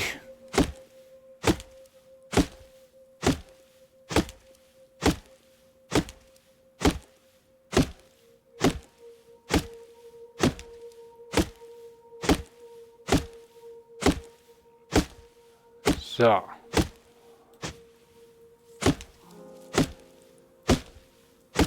Aber ich muss sagen, diese Map ist zwar schön schnuckelig klein und auch schön gemacht, aber tiertechnisch, animaltechnisch katastrophal, Mensch. Ein Wildschwein habe ich gesehen. Nur ein Wildschwein.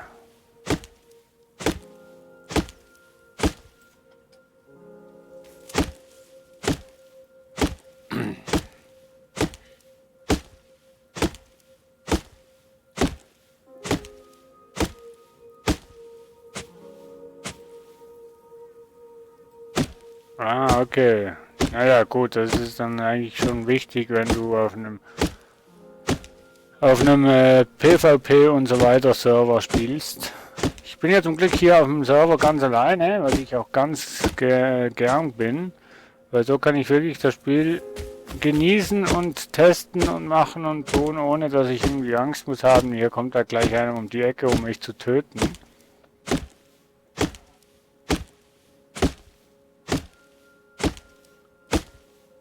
So.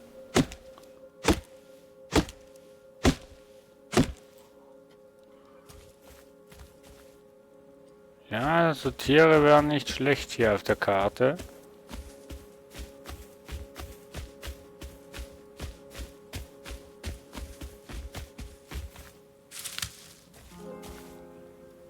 So ein Tierchen hier auf der Karte wäre nicht schlecht.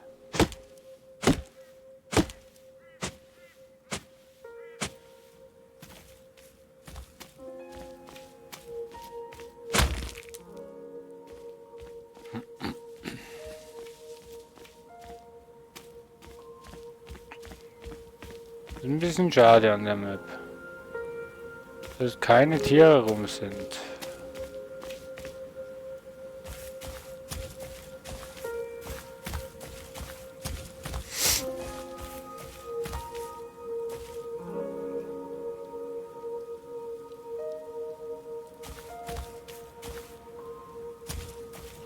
Ja, für den Schlaf... Ach ja.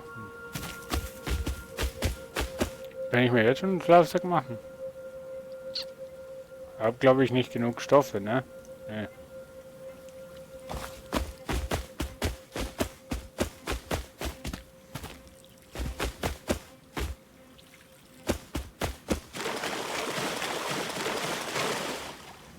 So, das kann ich nämlich trinken. Das ist nämlich sauberes, süßes Wasser.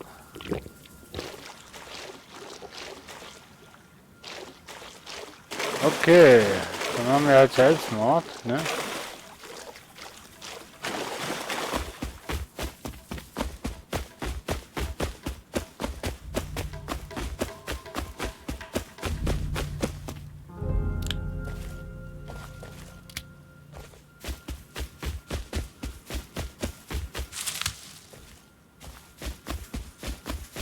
Oder ich habe hier einfach mal eine rote Kiste und da habe ich noch Brennsprit drin. Tada! Geht auch ohne Selbstmord.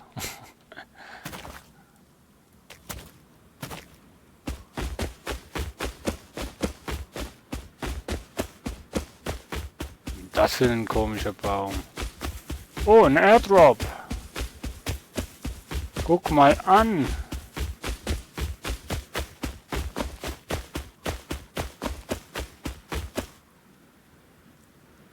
Ein Airdrop. Was habe ich denn da? Kaffeedosenhelm.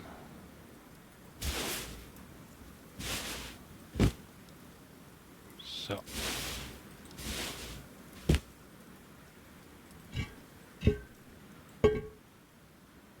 Lol, also ich nehme schon lieber die Jacke, das sieht cooler aus. Waffen kann man immer gut brauchen.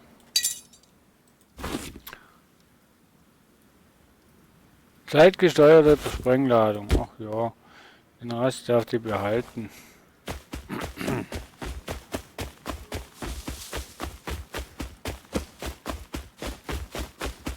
So. Ich denke, wir können uns jetzt einen Ofen craften. Ofen ins Gebäude rein, oder?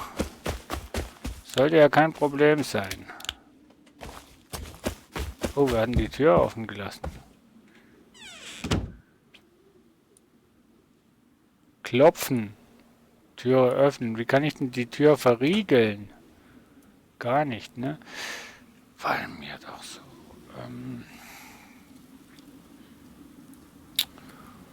Einen Ofen.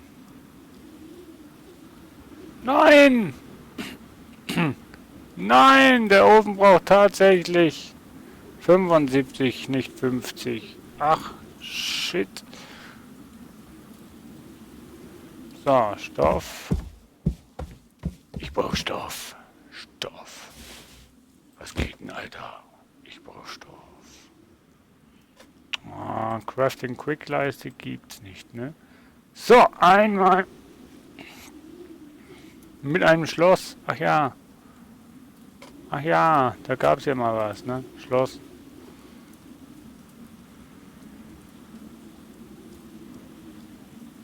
Wo habe ich denn... Habe ich den Brennsprit irgendwo? Ach ja, da.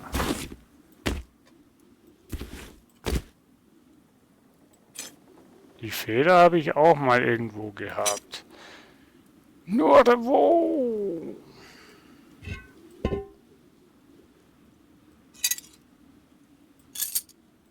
So, die brauchen wir alle vorläufig nicht. Die eigentlich auch nicht.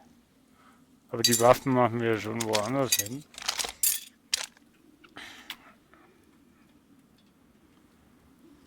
Hier rein. So. So. Ich dachte, ich hätte kleinen Ofen. Wo gibt's denn den? Ist das nicht der kleine? Ach nee, das ist der große Ofen. Das ist der Schmelzofen. Also der Schmelzofen ist der kleine Ofen, nehme ich mal an. Ne? So. Einmal Schlafsack. Bitte sehr. Einmal Nebenfeuer. So. Oh Mann.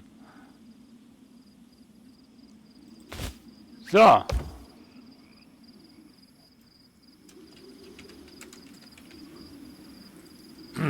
So.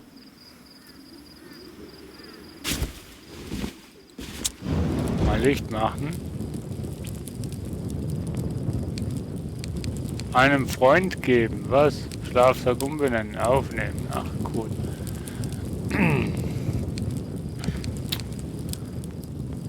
So. Schmelzofen ist auch bald mal.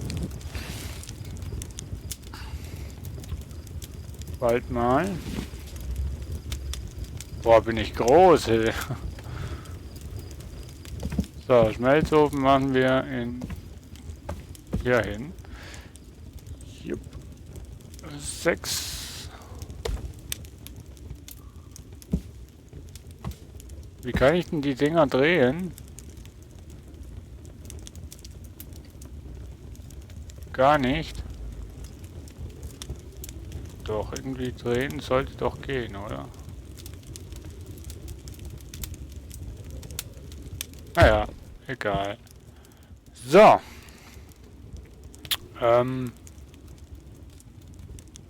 Um zu schmelzen braucht man erstmal hier Eisen.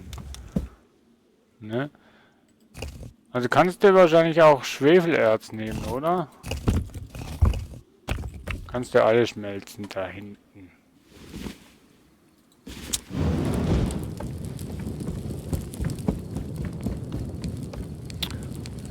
So,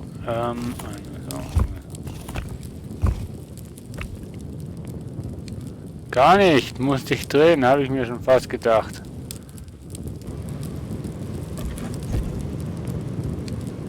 Habe ich jetzt zu...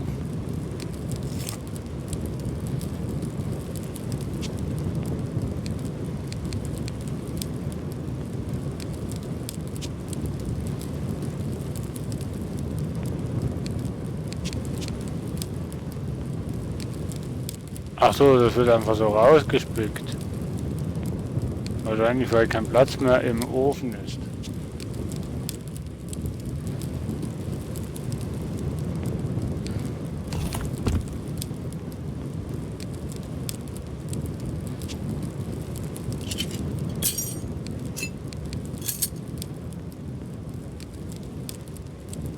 Tatsache. Ah, cool. Bleiben wir halt stehen. Spielen Lotto.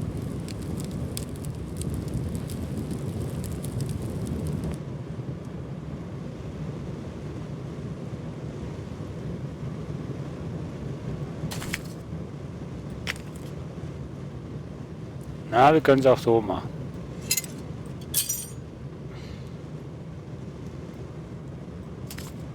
Wäre einfacher, wenn wir nur etwas würden schmelzen, ehrlich gesagt aufs Mal.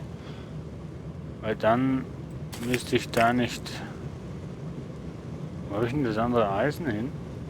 Ja. So.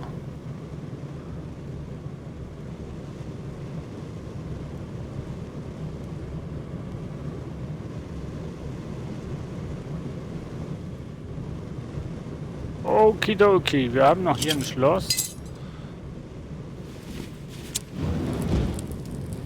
So, mal gucken, ob ich jetzt das mit dem Schloss verstanden habe.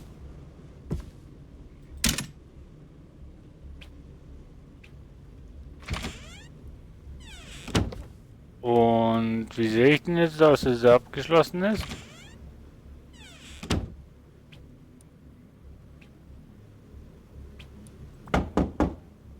Lol.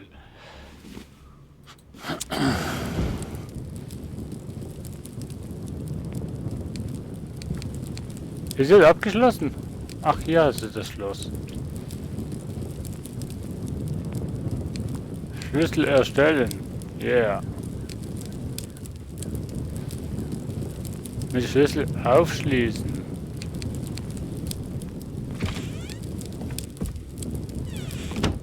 Super. Muss das Schloss da oben sein? Das ist ja doof.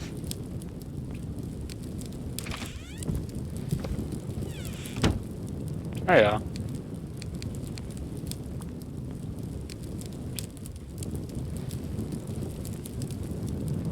Schloss entfernen.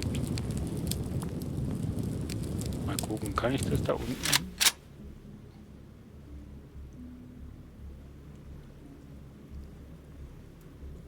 Mach Licht, Licht. Du sagst mir mal wieder Sachen. Licht.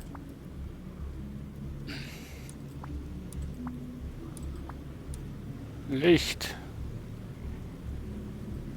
Mit den Laternen.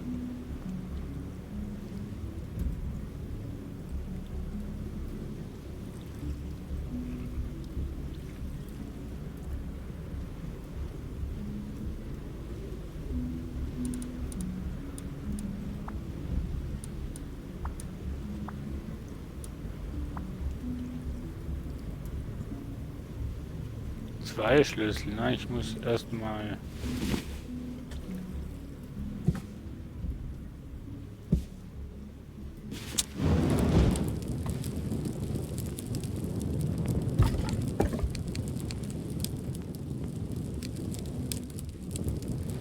Falls ich einen verliere. Du unterstellst mir aber auch hier Sachen. So, mal gucken. Kann ich jetzt das Schloss? Ach, das Schloss ist immer da oben. Okay.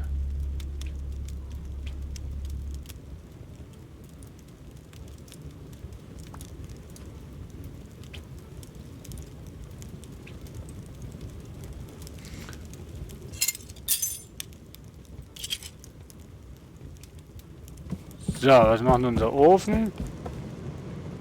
Arbeiten. Yay.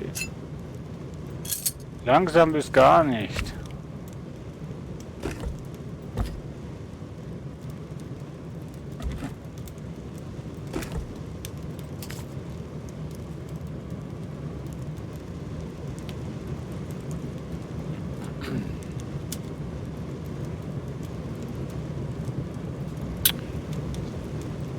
So. Essen machen wir mal ganz runter.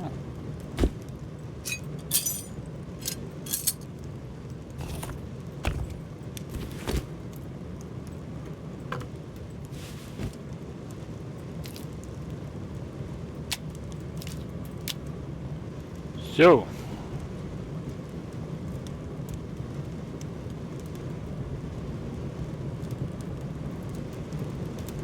Was ein Metallsplitter. Oh, Waffenlicht.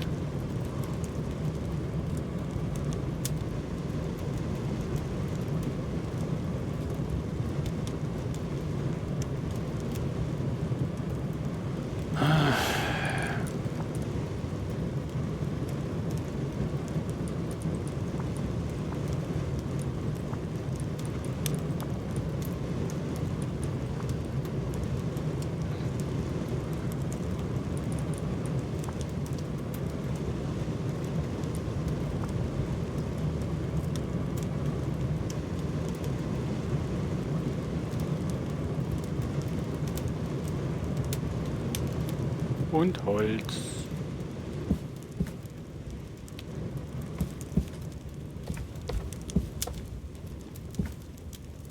Oh, wunderschöner Mondmensch.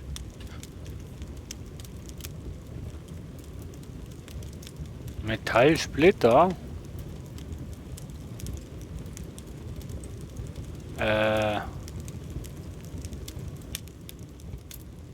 Wo nehme ich den Metallsplitter?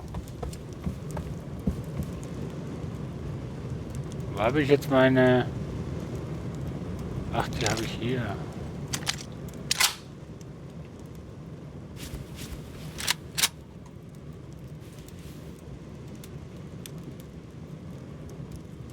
Wie kann ich denn jetzt das Licht bei der Waffe aktivieren?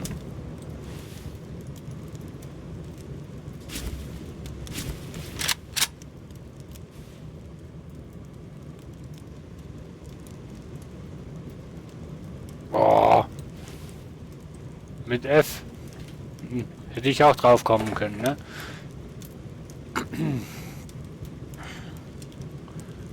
Wie kann ich denn das jetzt wieder drauf nehmen? Gar nicht, ne?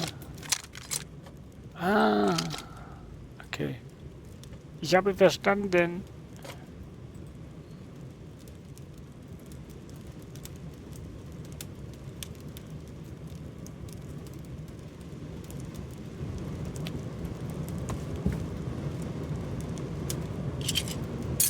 So.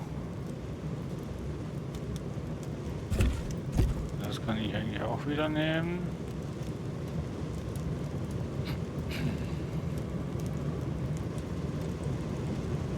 Mal anständige Schuhe wären auch mal nicht verkehrtet. Leder. Ja.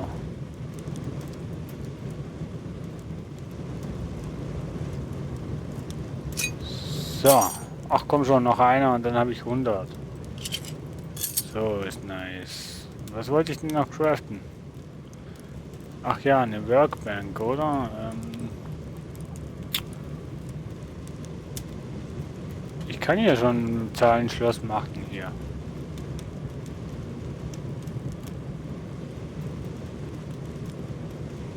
Aber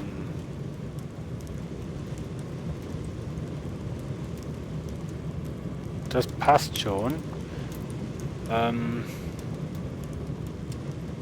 Also, dass ich jetzt gerade nicht weiß, was ich eigentlich machen wollte. Ach ja. Eine Workbank. Wo haben wir denn das Teil?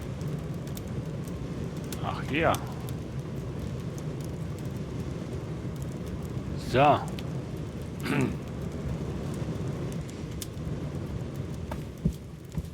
Irgendwie habe ich ein viel zu großes Haus, ne? Kann das sein? Viel zu großes Haus.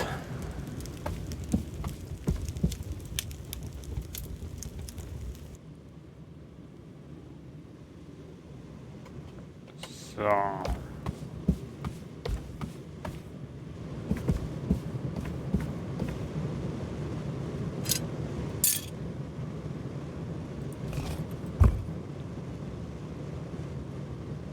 So,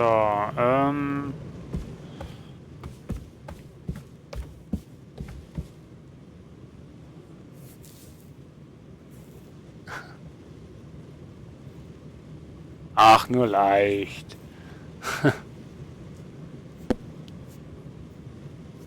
Ich baue halt groß.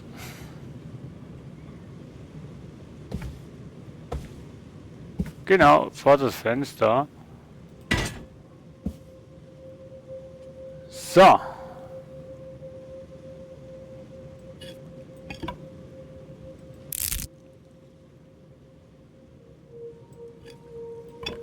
Reparaturen sind nicht notwendig. Es will Holz. Kann ich hier aber jetzt nicht Spezifisches was machen, oder? Nur Gegenstände reparieren.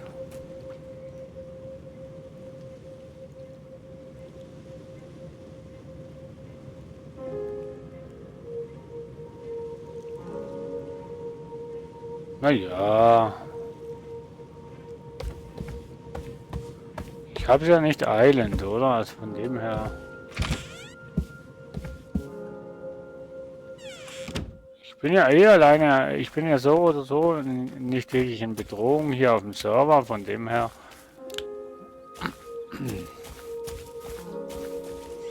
Habe ich doch gar keine Eile.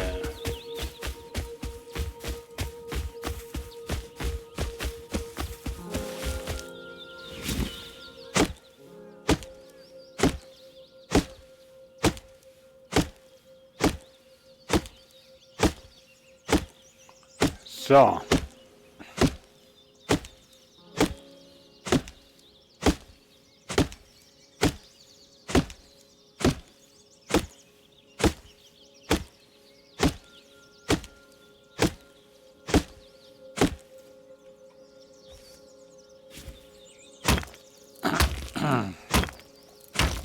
Wir haben ja zu wenig Eisen.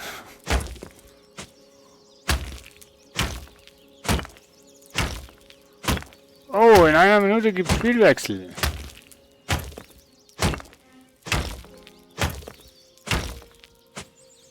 Sind wir schon 2 Stunden dran und Rest?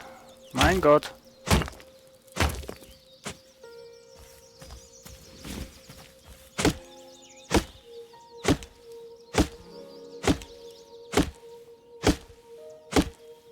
Also das einzige Tier, wo ich noch jetzt höre, sind die Vögel.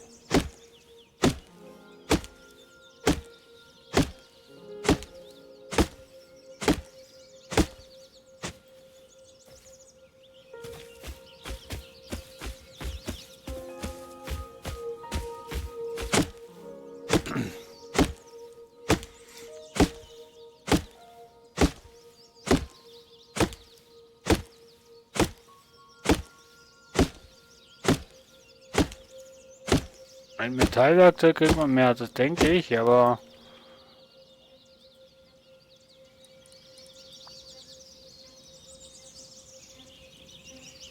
Da brauche ich erstmal ein Metallrohr.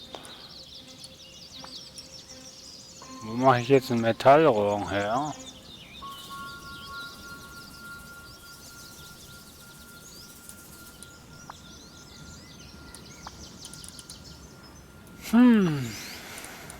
Tools.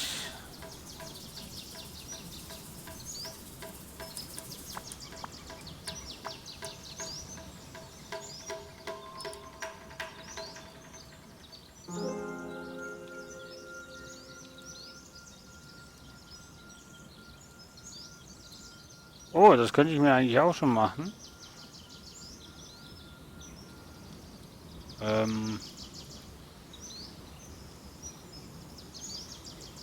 Wo habe ich Eisenrohre, bitteschön? Komponenten. Beziehungsweise, wie kriegt man Eisenrohre? In den Fässer gibt's Rohren, ansonsten nicht, oder wie?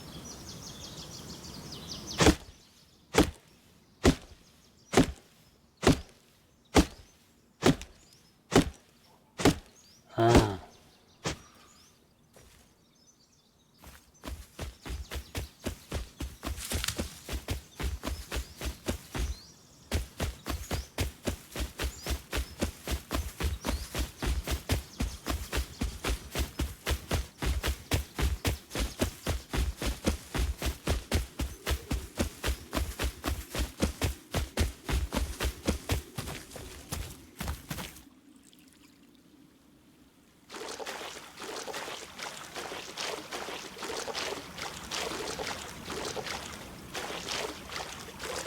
Was bist denn du? Ein Stein?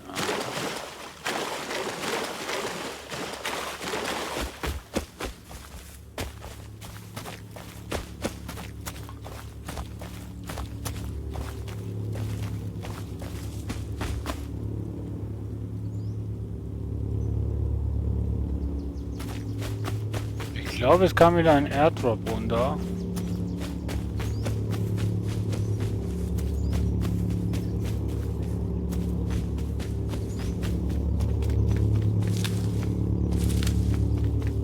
So.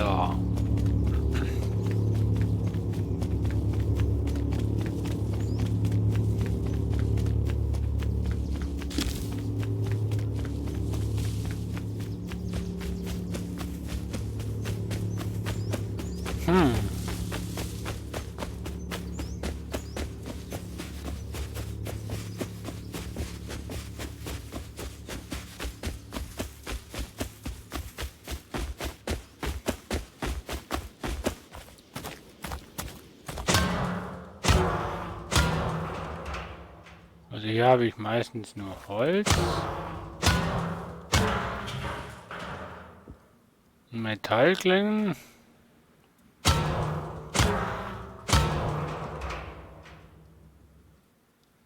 Also Metall...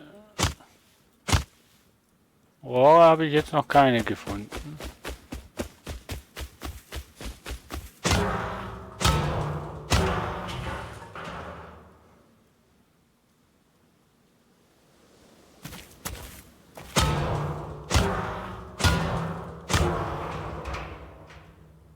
Metallklingen.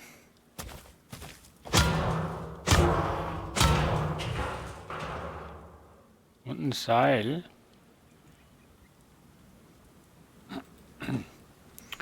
Und was habe ich jetzt gesagt, was wir machen können, wenn wir ein Seil haben?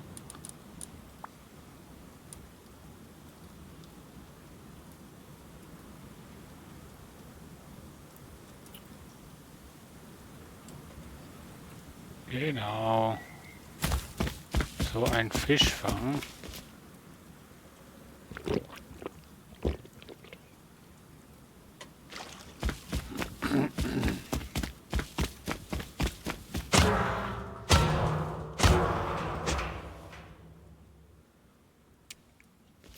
Also Metallklingen gibt es massig.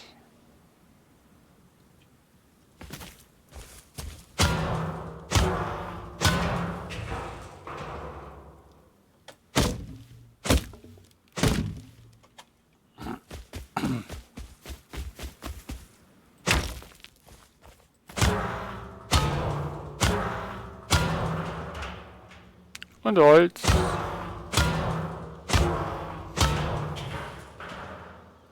Und Metallklingen. Noch mehr Metallklingen.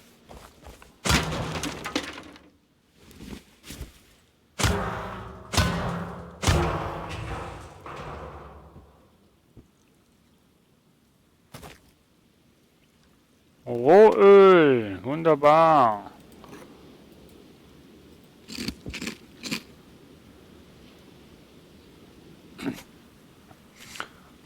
Nice.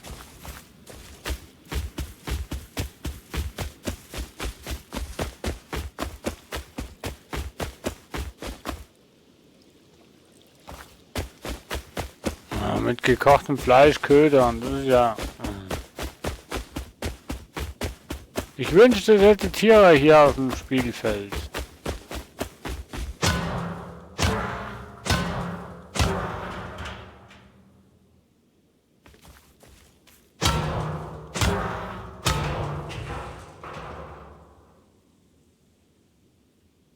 Metallfragmente. Und ein Seil. Für das ich keinen Platz mehr habe. Yay!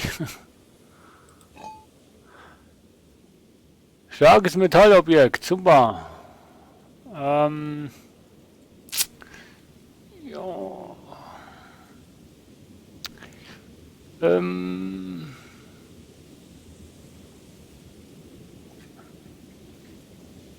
Ein Seil würde ich schon noch gern mitnehmen, aber, was lasse ich da? Ja, die, so.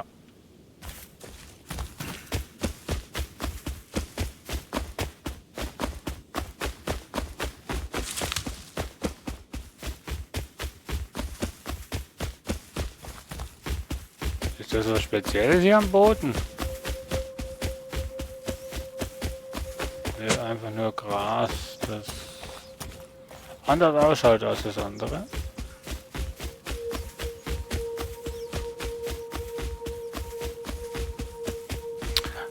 Kann man das irgendwo einstellen, wie viele Tiere das auf der Map sind, oder also in den Server-Einstellungen irgendwie, oder ist das normal, dass auf dieser Karte so wenig Tiere sind?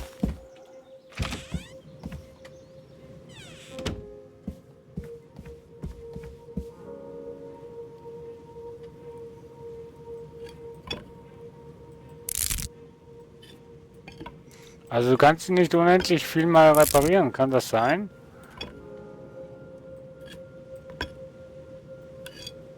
Dieser Gegenstand kann nicht repariert werden.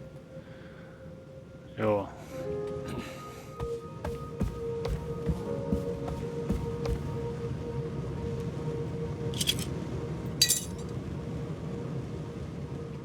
Habe ich da noch genug Holz drin?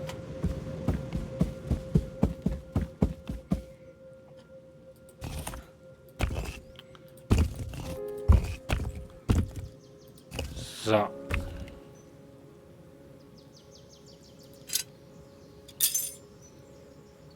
Die kann man ja nicht auseinandernehmen, oder?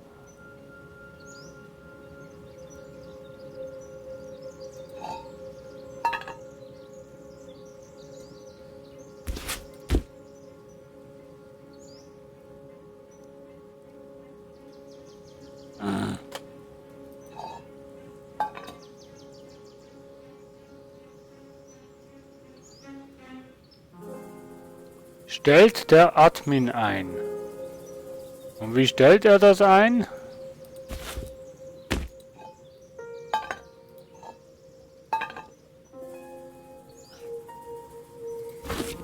Weil ich glaube, ich habe da was nicht ganz eingestellt, wie es sein sollte.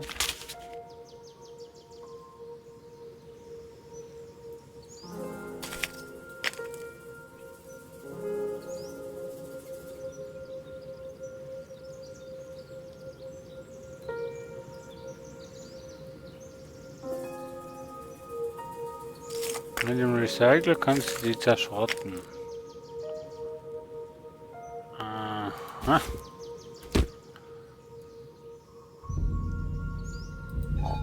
Nehme ich die mal mit. Einige funktionieren, einige nicht. Na super.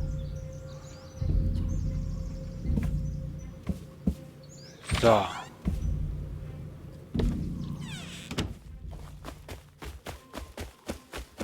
Jetzt erstmal hier. Oh, Seile hätte ich noch. Naja.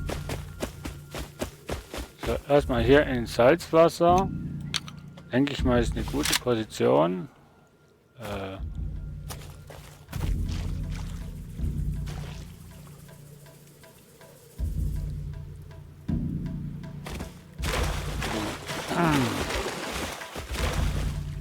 Ich stelle mich an wie ein Noob, oder? Jetzt bin ich ins Wasser gefallen und komme nicht mehr raus.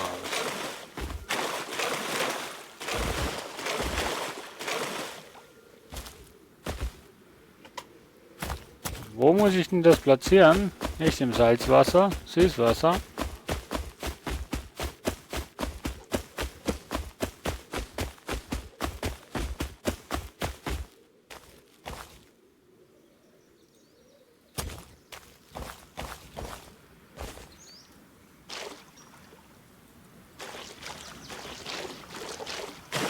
Oh, hättest du mir das nicht sagen können, dass man das...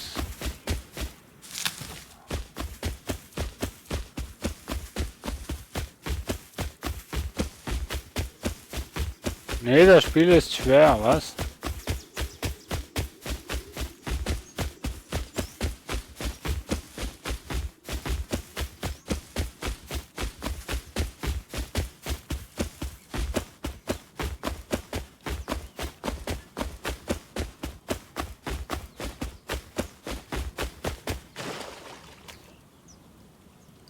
Oder Süßwasser sein.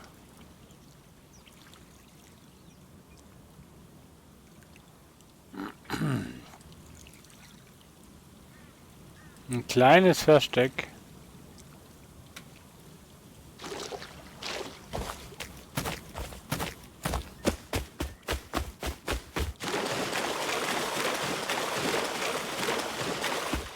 So, wo war denn der Recycler nochmal?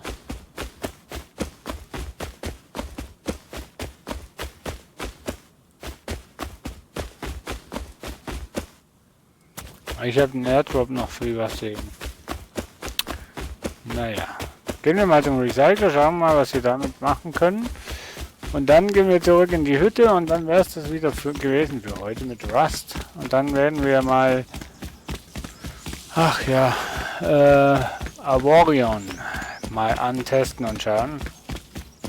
Gleich, Sergeant, gleich. Ich weiß, ich bin schon hier rüber, 10 Minuten. Ich wollte hier nur noch mal schnell noch ein bisschen spielen.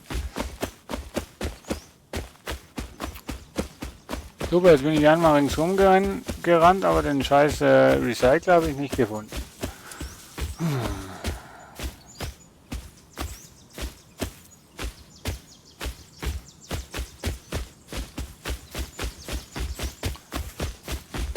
Und Matthias, wie kann der Admin mehr Tiere auf der Map spawnen lassen?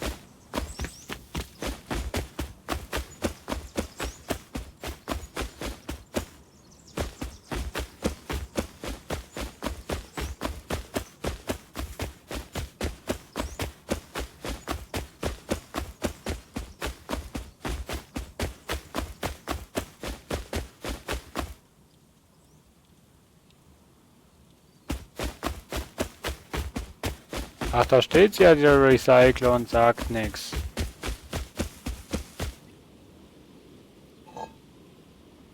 Eingabe.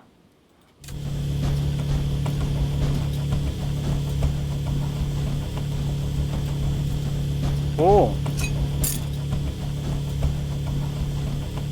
Oh.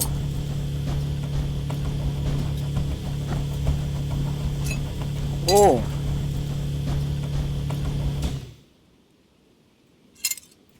Oh. Dankeschön. Bis zum nächsten Mal. So.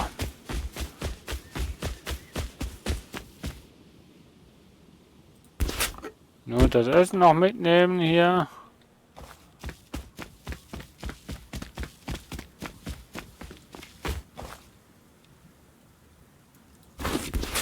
Und die radioaktiven Dinger.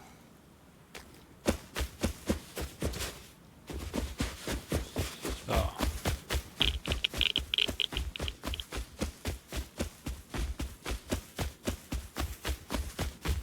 Ja, da gibt's doch irgendwie einen Befehl oder irgendwie sowas.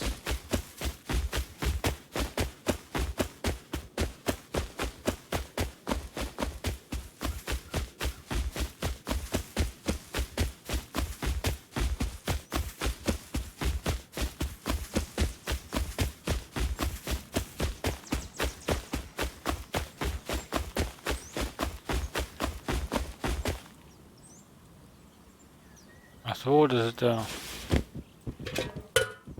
Spawn Drop Zone gewesen, der von vorhin.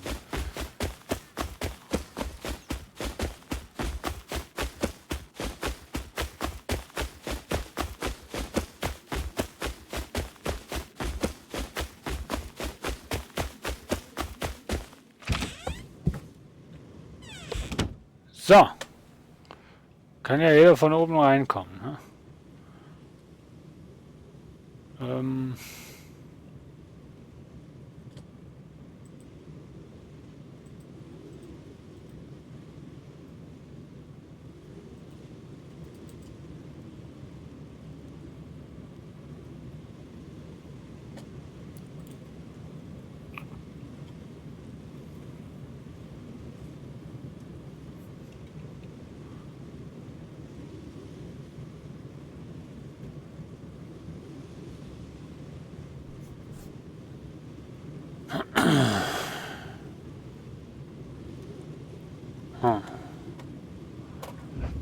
Mal schnell gucken.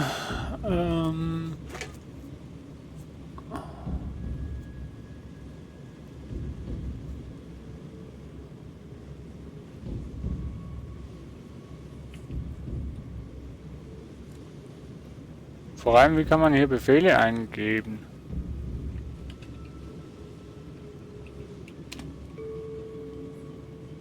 Ich verstehe die Konsole nicht.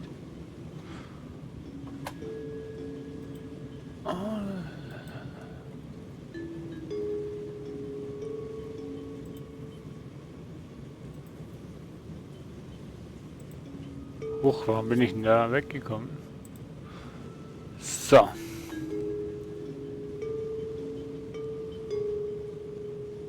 Land ist immer, ich bin doch schon durch die ganze Map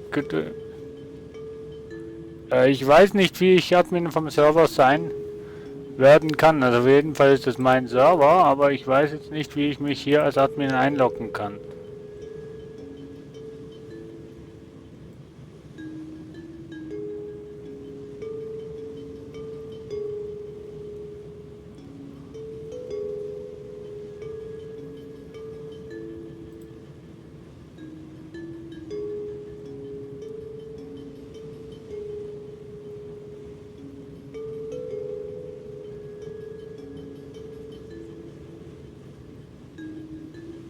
Ich habe hier Anvil Time Score, Crafting Instant, Crafting Instant Admin, Crafting Time Score, Fall Damage Enable, Player Back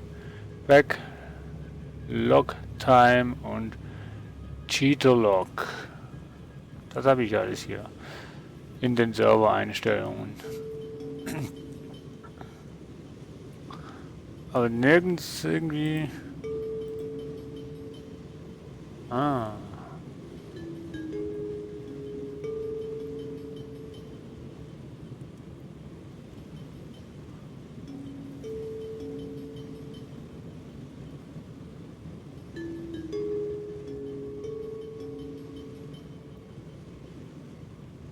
Wie kriege ich denn das Team 64 ID raus?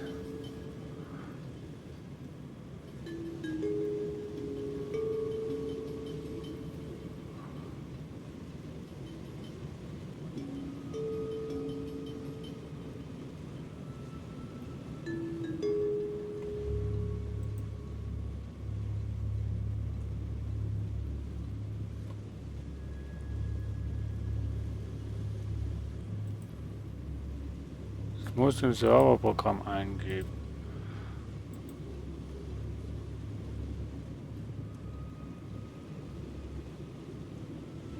Wo kriege ich denn jetzt?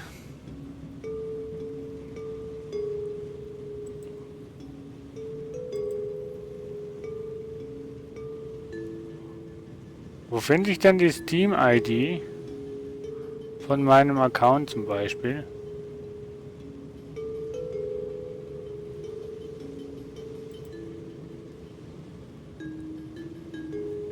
Habe ich ja noch nie rausgefunden.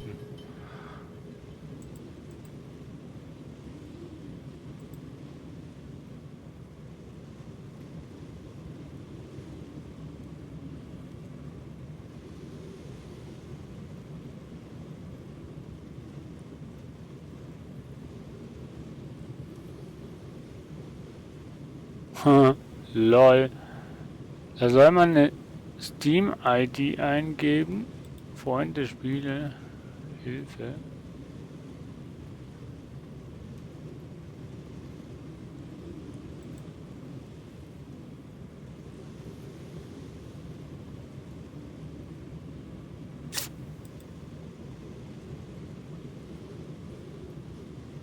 Muss ich auf einer Homepage suchen also. Steam ID Finder.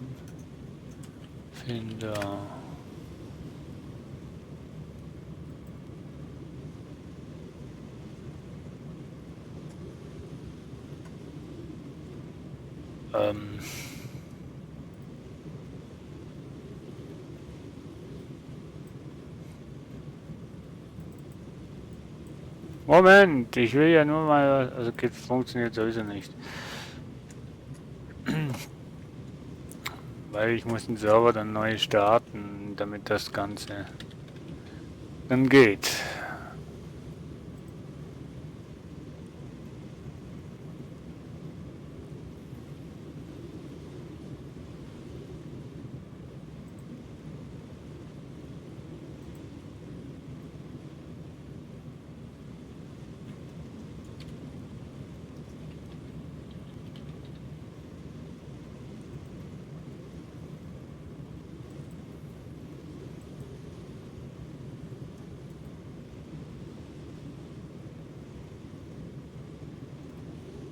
Hä?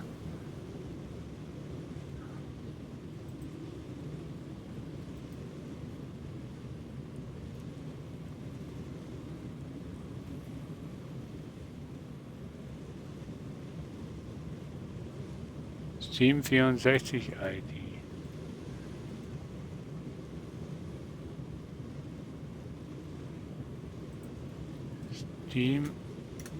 Steam 64 ID Finder. Ups. Ich sollte das, glaube ich, dann machen, wenn ich mal wenn ich dann mal offline bin, oder?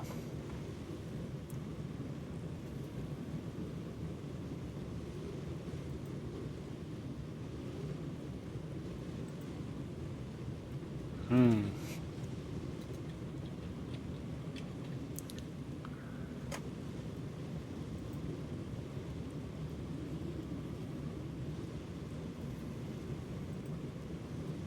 Ah, cool, jetzt habe ich sie. So, gut. Dann Owner. Zack. Nee.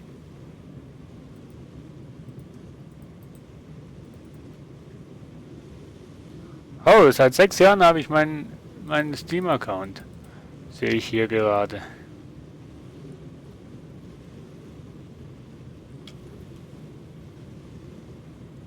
Du musst es aufgeben? Wieso? Also, du musst aufgeben, den Server zu machen oder aufgeben, den... Hä? Komme ich jetzt nicht raus.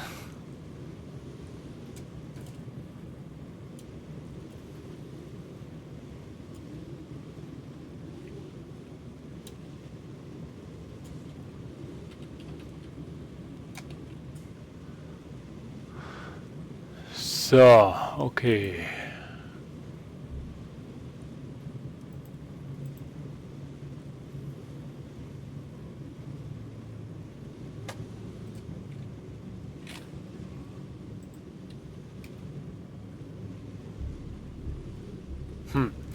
Keine Ahnung, liebe Freunde, aber das spielt ja auch jetzt momentan keine Rolle.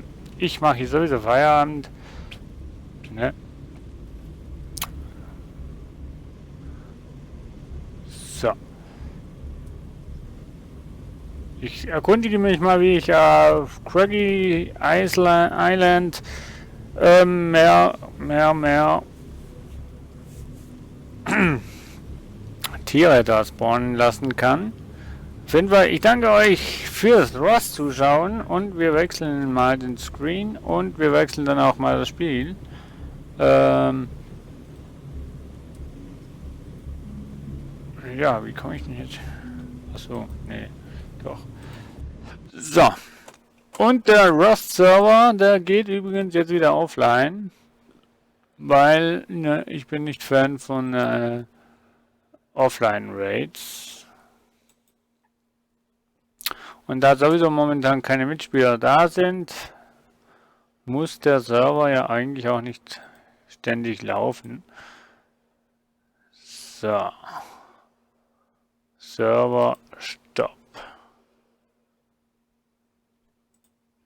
So, wunderbar. Der Server ist gestoppt. Und jetzt schreibe ich noch die Spiele um. Rust gibt es am Montag wieder.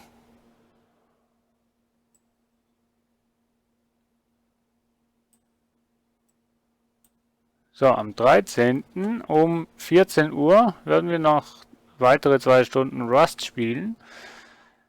Und jetzt möchte ich eigentlich hier mal schnell die Streams umschreiben. Und zwar nach Avorion. Game Avorion.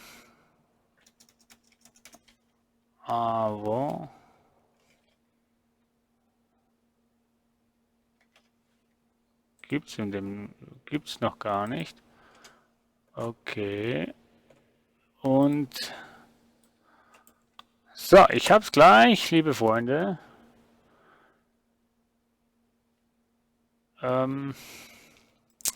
Bearbeiten.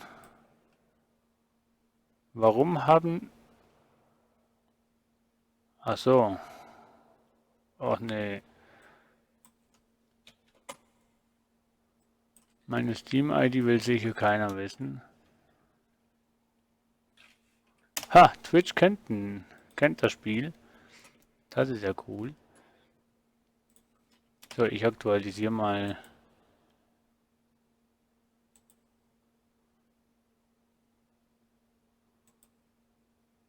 Green Siegler hat voll.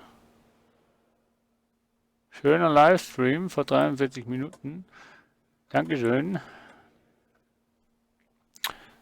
So, und auch hier aktualisieren wir mal schnell die Seiten. Und dann unterdessen starten wir mal hier das Spiel. Ich habe es noch nie gestartet, liebe Freunde. Ich habe es noch nie angeschaut live. Also live schon, aber nicht selbst angeschaut.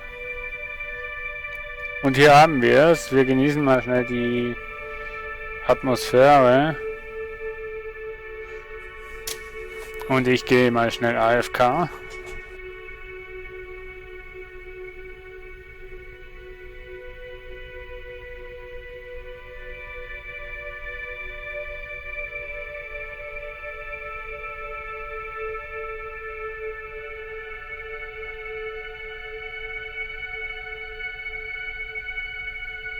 So, wieder da.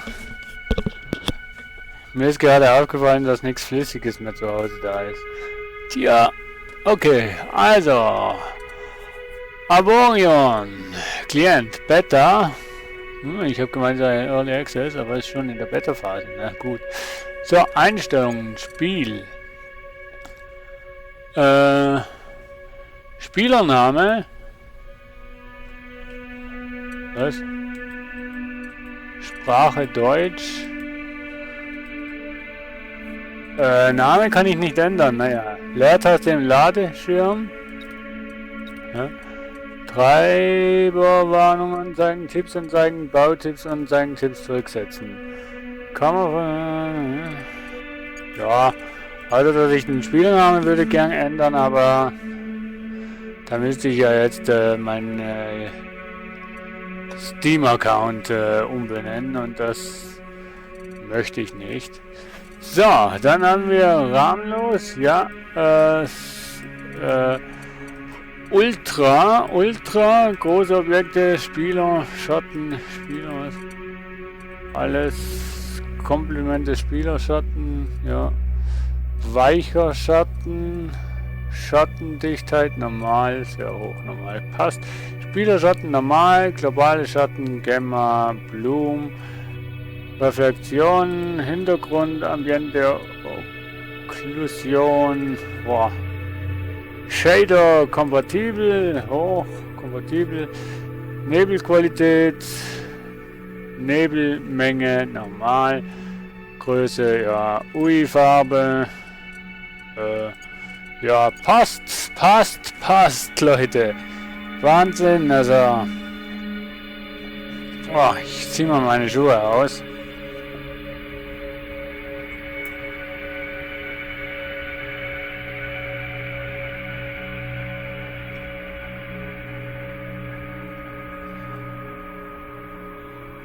So. Ach, schon viel angenehmer.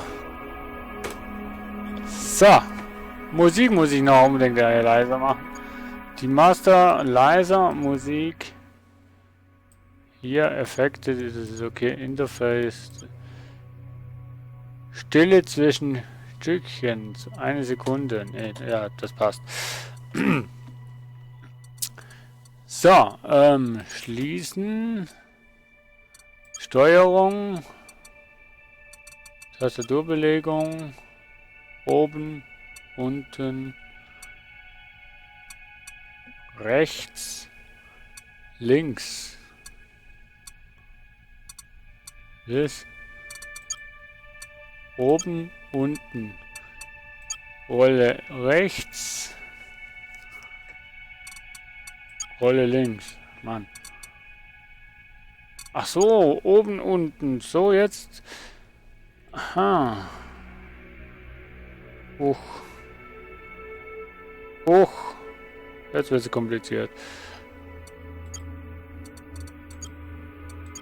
Ach so.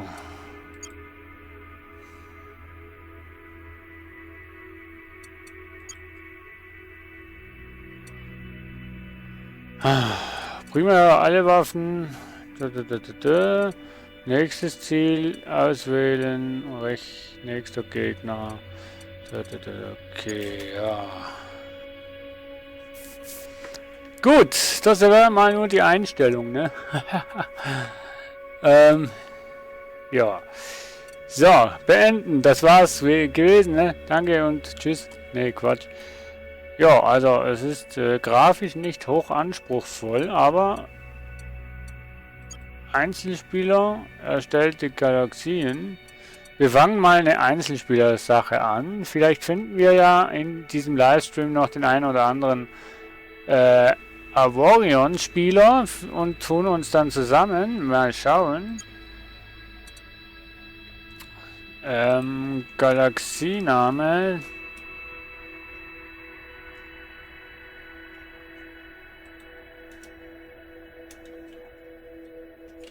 Streamworld.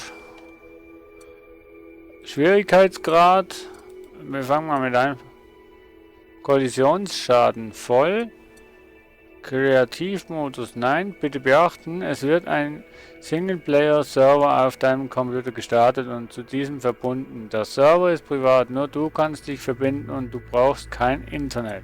Du wirst nicht online spielen. Ja, um das Spiel kennenzulernen, ist es, glaube ich, nicht mal ganz so schlecht, mal schnell im Offline zu starten, bis man bis man das Spiel so mehr oder weniger versteht. Geschütztürme erhältst du. Und jetzt kommt meine Firewall und fragt mich, ob ich das zulassen will. Ich dachte, ich bin nicht online. Geschütztürme erhältst du durch das Zerstören von anderen Schiffen. Aha. Bergbau-Laser mit einer Effizienz von 15 sammeln nur 15% der Ressourcen aus einem Asteroiden. Aha. Ich bin echt gespannt. Oh. So gespannt, dass ich meine Maus gerade nicht finde. Hallo? Maus, wo bist du? Mäuschen. Ja. Weil... eigentlich... Na, kann ich den ausmachen, welches Spiel als nächstes kommt. Leertaste drücken, um fortzufahren.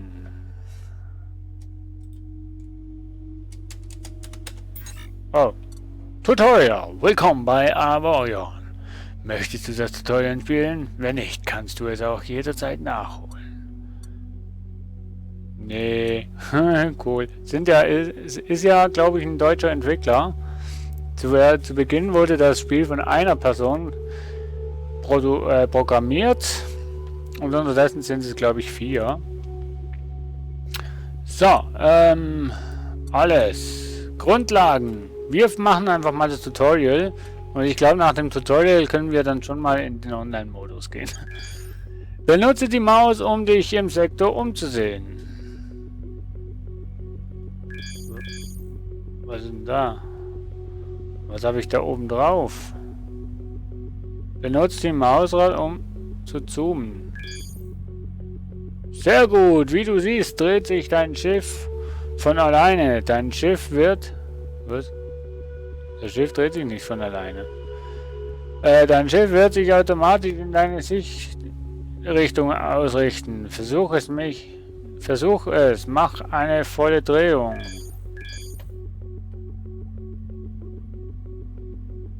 Jupp. Wenn du nicht willst, dass sich dein Schiff beim Umsehen dreht, halte linke Control-Taste. Versuche es. Ah, okay. Coole Sache. Hässliches Schiff, aber coole Sache. Du wirst die Maus benötigen, um die Guide zu benutzen oder Dinge auszuwählen. Halte linke Shift-Taste, um deine Maus zu bewegen und klicke diese Nachricht weg. Oh, kompliziert. Du kannst das Tutorial jederzeit mit dem Tutorial-Knopf neu starten. Das ist das Fragezeichen oben rechts.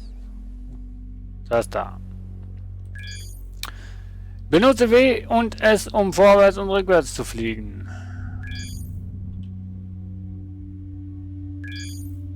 Jo, klappt sogar. Deine Korrekturdüsen bremsen dich automatisch, wenn du aufhörst, S zu drücken. S? Genau. Rückwärts fliegen zu drücken wird dein Schiff nicht stärker bremsen lassen. Nicht? Also ich finde schon. Ja, nee, okay. Achso, jetzt muss ich ja da wieder...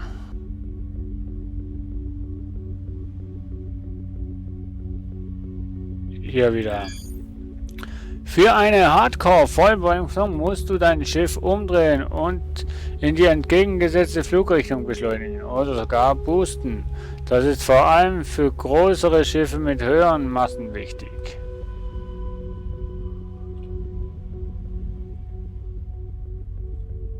Das funktioniert bei dem nicht. Okay, weiter.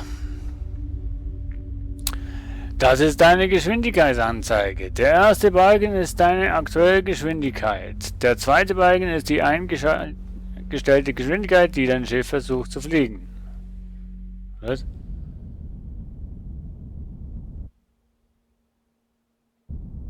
Also das untere ist das, was sie versucht zu fliegen und...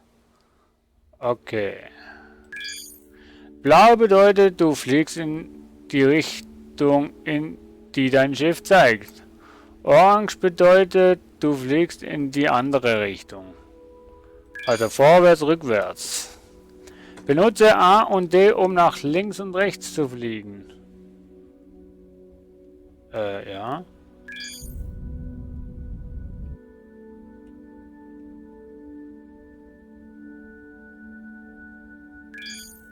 Ja, benutze die mittlere Maustaste, um den Asteroiden auszuwählen, indem du auf ihn klickst.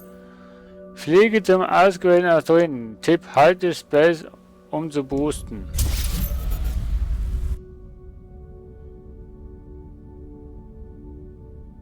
Ja, wie weit denn? Also wie nah denn, besser gesagt.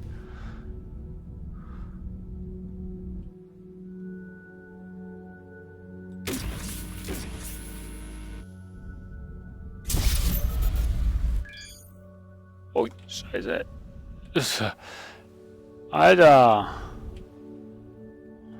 Benutze deine Bergbaulaser, um den Asteroiden abzubauen. Ziele mit der Maus und drücke linke Maus, um zu schießen. Dein Zielkreis werden grün, sobald das Objekt in Reichweite ist. Ach so, okay.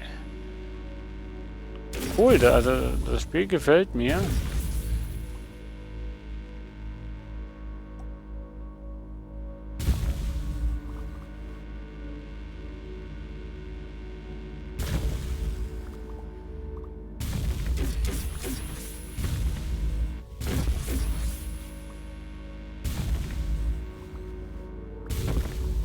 Sag mal, schießt hier jemand auf mich?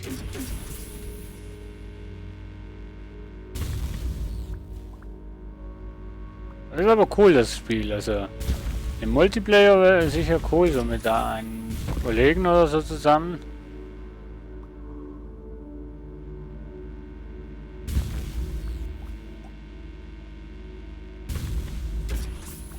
Also mir macht es schon richtig Spaß. Also. Doch, hat wirklich Suchtpotenzial.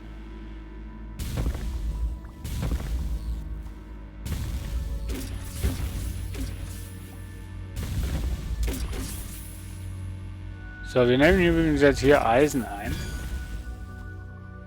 Ressourcen sammelst du automatisch, indem du nah an sie heranfliegst.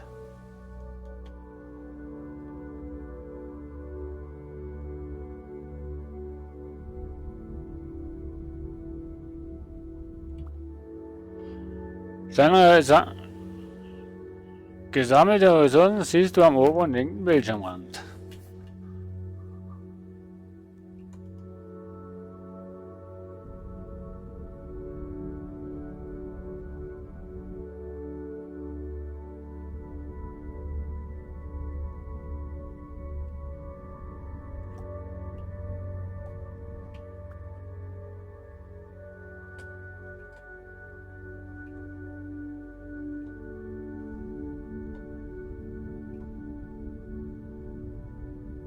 Ja, ist okay, Mensch.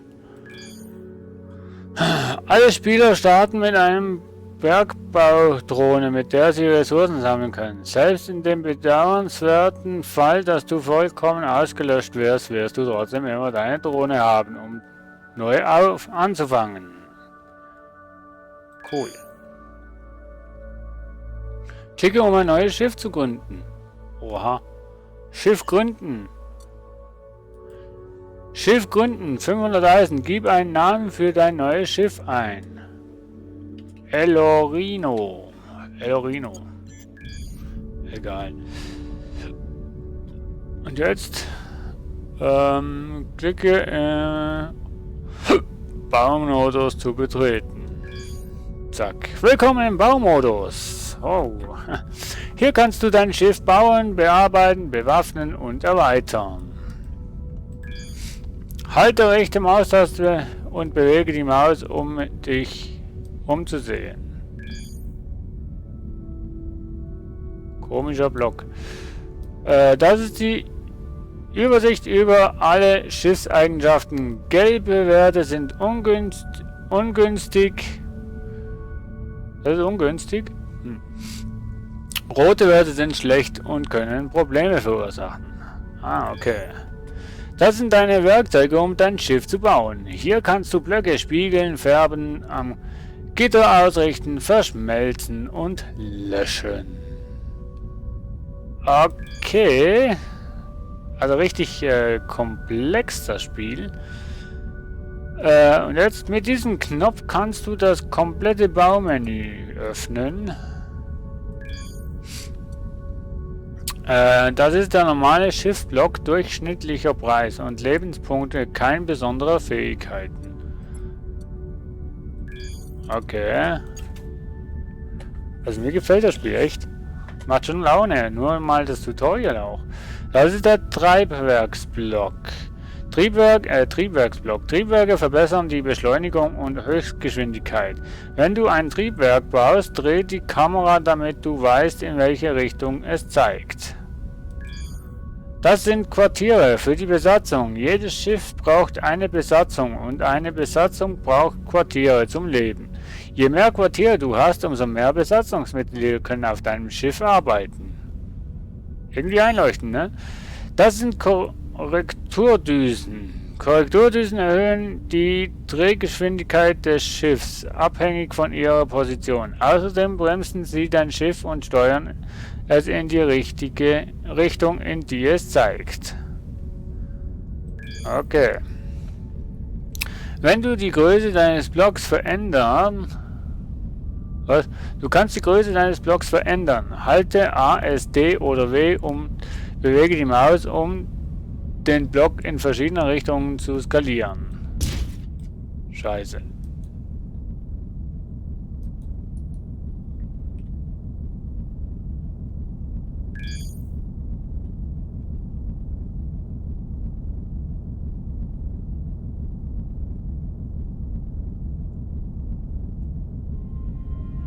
Okay. Okay, cool. Okay. Gewöhnungsbedürftig, aber ist okay.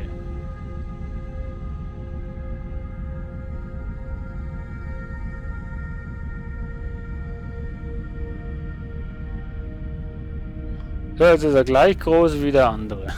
Du kannst Blöcke und Geschütze löschen, indem sie mit dem mittleren Mausrad auswählst und dann Delete drückst. Also jetzt habe ich hier gesetzt, kannst du auswählen mit der mittleren Maustaste und Delete. Und weg ist er.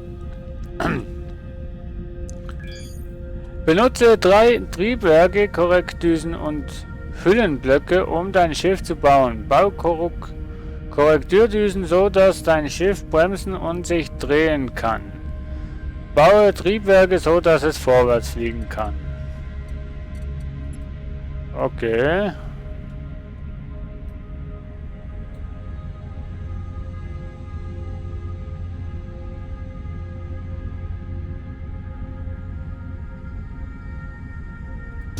Gleich groß machen wie der vordere Block. Und Korrekturdüsen.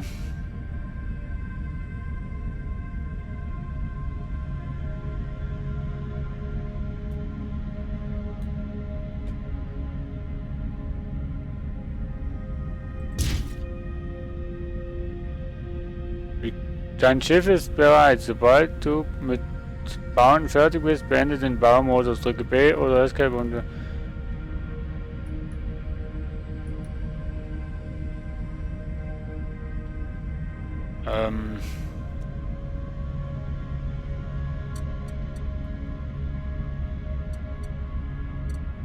Wie kann man den Blöcke bitte schön drehen? Das hat man mir noch nicht gesagt.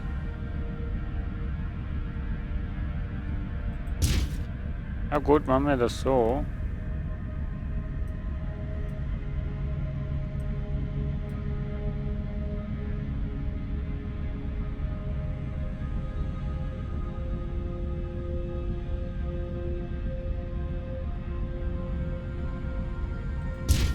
So. Was brauchen wir noch?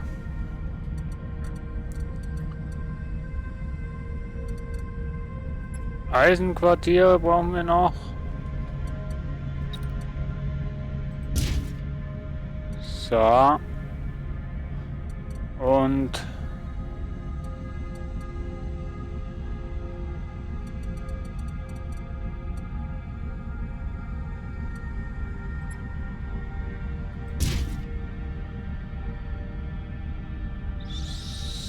So.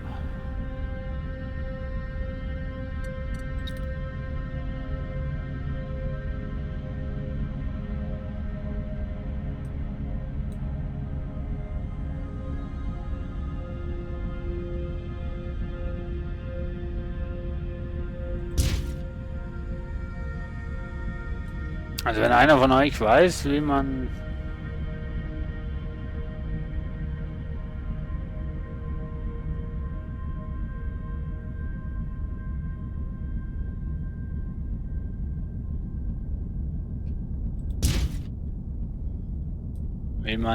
Dings bauen kann, also die Dinger drehen kann, sagt's mir.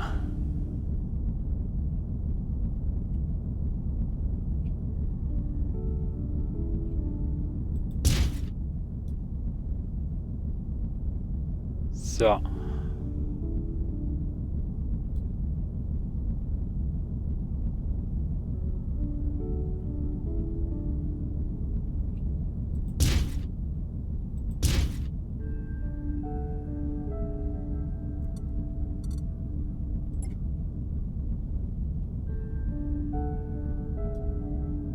Ja, das würde mich jetzt echt wundern, wie man das jetzt drehen kann.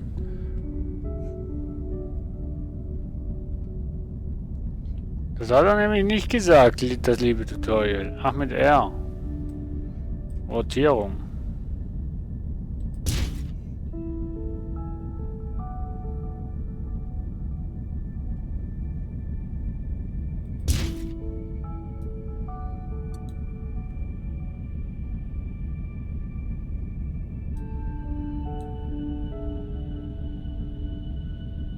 R gleich Rotierung.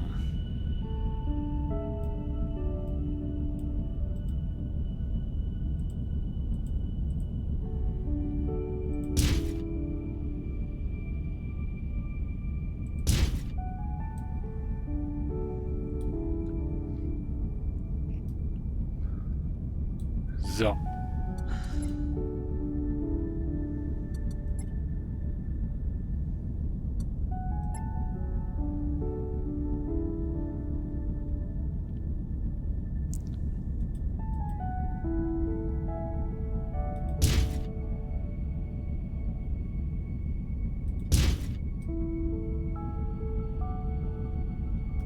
Sieht komisch aus, ist sicher auch komisch.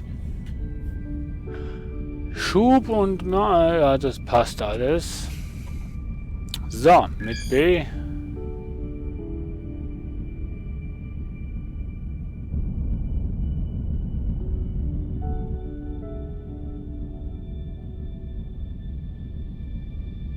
Das ist auch okay. Ich finde, das liegt nicht schlecht. Du kannst jederzeit in deine Drohne zurückwechseln, Etwa wenn dein Schiff beschädigt ist und du Ressourcen für die Reparatur sammeln musst. Okay. Um zurück in deine Drohne zu wechseln, drücke T, während kein Ziel ausgewählt ist. Oder drücke einfach den Drohnenknopf am oberen rechten Bildschirmrand. Oberen rechten Bildschirmrand. Fehler melden, Tutorial, Baumodus, E-Mails, Galaktik, Schiffsmenü, Spielermenü. In Drohne aussteigen, Berechtigungen, Versicherungen. Mein Gott, was man hier alles machen kann. Ach, das ist die Drohne. Mann, habe ich klein gebaut. Groß gebaut.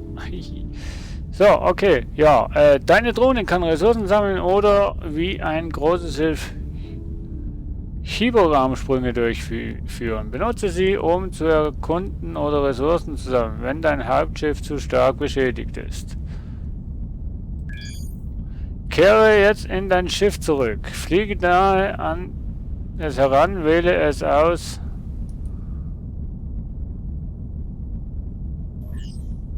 Bauen, Befehl, Berechtigung, betreten, versichern. Cool. T. Aber die Drohne, die bleibt. Nachdem das Schiff eine etwas andere Form hat, kann es sein, dass du deine Kamera neu justieren musst. Halte linke Alt-Taste, Alt und bewege die Maus nach oben, unten, links oder rechts, um die Kamera anzupassen. Jupp. Du kannst die Kamera auch in der Ursprungsposition zurücksetzen. Halte linke Alt gedrückt und bewege nicht die Maus, um die Kamera zurückzuziehen. Okay. Justiere deine Kamera, bis du zufrieden mit der Perspektive bist. Zoom auch ruhig ein wenig, um zu sehen, wie es sich anfühlt.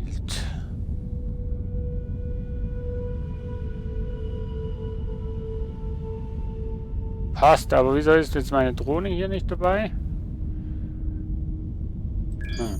Dein Schiff braucht eine Besatzung. Du kannst Besatzungen an fast jeder Station anheuern.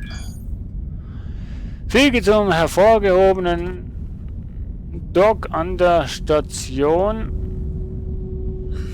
Dein Schiff ist langsam, weil du nicht genug Ingenieure hast und es nicht voll Geschwindigkeit fliegen kann. Deswegen heuern wir jetzt eine Besatzung an.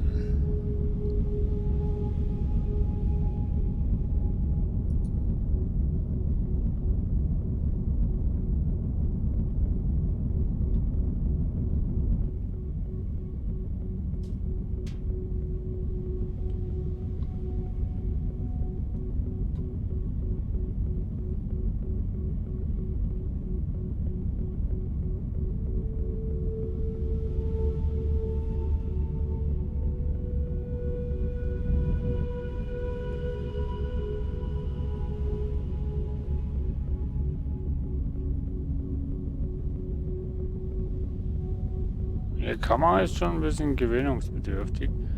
Das Ganze, muss ich sagen. So, Ressourcendepot. Guten Tag, Sie sprechen gerade mit dem automatischen Antwortsystem von Ressourcendepot. Erl Kwon, wie können wir Ihnen behilflich sein? Echt cool gemacht. Heuern eure 2 Standardbesetzungsmitglieder an, die jede Position besetzen können. Das kann ich hier mit dem Regler tun. So, annehmen. Sieht gut aus. Schließe das Fenster, um weiterzumachen. So, jetzt öffne das Schiffsmenü, um deine Besatzung zuzuweisen. Taste P und öffne das Besatzungstab. Crew. In diesem Menü kannst du eine Besatzung einsehen und sie verschiedene Positionen zuweisen. Einige Teile des Schiffs funktionieren nur, wenn es Besatzungen gibt, die sich um sie kümmern. Wenn du dein Schiff erweiterst, wirst du mehr unterschiedliche Besatzungen brauchen. Einige fortgeschrittene Besatzungsmitglieder können nicht zugewiesen werden. Sie müssen an Stationen angeheuert werden.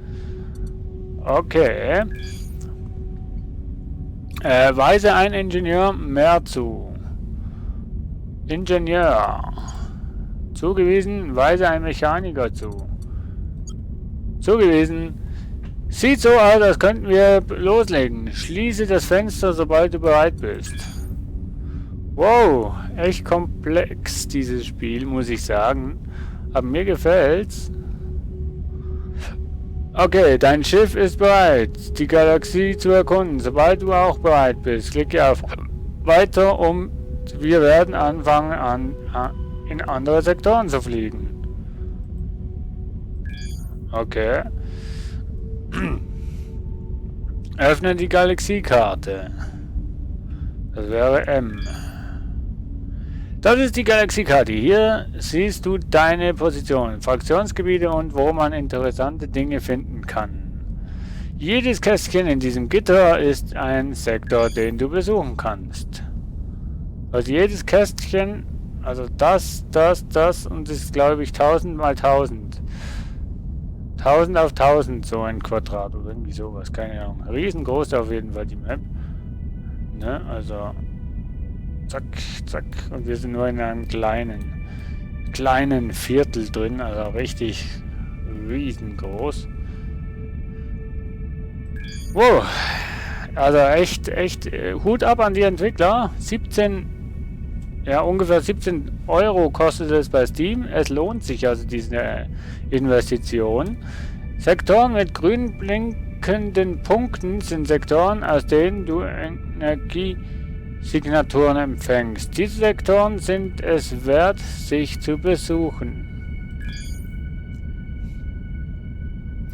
Der blaue Kreis um deine Position ist die Reichweite deines Hyperraumantriebes. Du kannst nur in Sektoren innerhalb dieser Reichweite springen. Die Farbe der Sektoren zeigen die Beziehung zwischen dir und der dortigen Fraktion.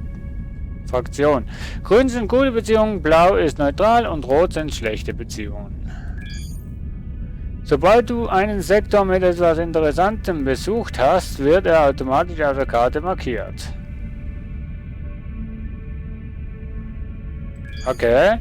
Klicke mit der rechten Maustaste auf einen Sektor in Reichweite und gib seine Koordinaten in den NAV-Computer ein. Das wird die Berechnung der Hyperraumsprungroute starten. Sobald diese Berechnungen abgeschlossen sind, kannst du in den neuen Sektor springen. Ich würde ja gern hier hingehen.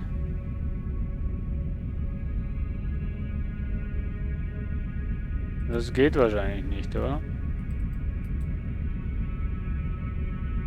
Also mit rechter Maustaste kannst du sagen Koordinaten in... Kann ich das auch? So, Escape drücken, um die Karte zu schließen. Warte, bis der NAV-Computer seine Berechnung abgeschlossen hat. Okay. Er hat mich ertappt. So. Der NAV-Computer berechnet die Sprungroute. Bitte warten. Drehe dein Schiff so, dass es in Reichweite ist. Sprungroute berechnet. Der NAV-Computer berechnet. Sprungroute berechnet. Drücke Space, um in den anderen Sektor zu springen. Okay, Space gedrückt. Schwupps. Wenn du Probleme mit Drift hast, versuch dein Schiff aus einem leichteren Material zu bauen, wie Titanium oder Trinium. Leertaste drücken, um fortzufahren. Und hier sind wir. Sehr gut, du bist erfolgreich in einen anderen Sektor gesprungen.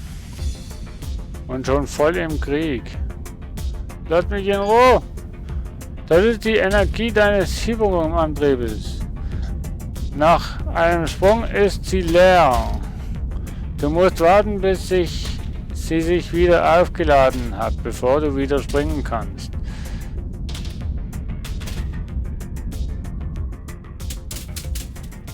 Ich habe keine Waffen, das ist unfair. Das ist der Energieverbrauch deines Schiffes. Mann.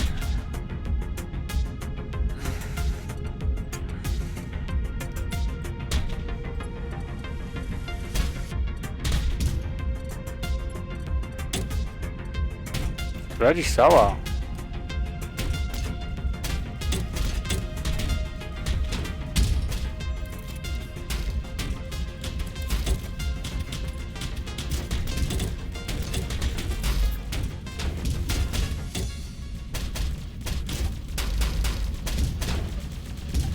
Das ist die Energie deines Schiffes. Mein Gott, geht's? Manche Blöcke auf dem Schiff erzeugen Energie während Energie.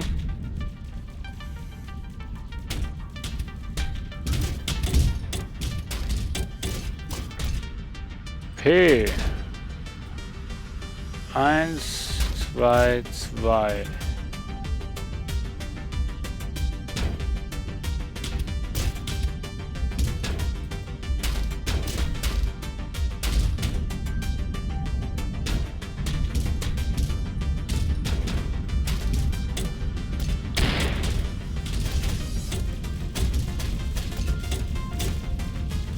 Ah, ich habe keine Geschütztürme besetzt, Mensch. Wenn sie eher voll... ich kann das Ding nicht lesen, Mensch. Ich kann nicht lesen und gleichzeitig abhauen.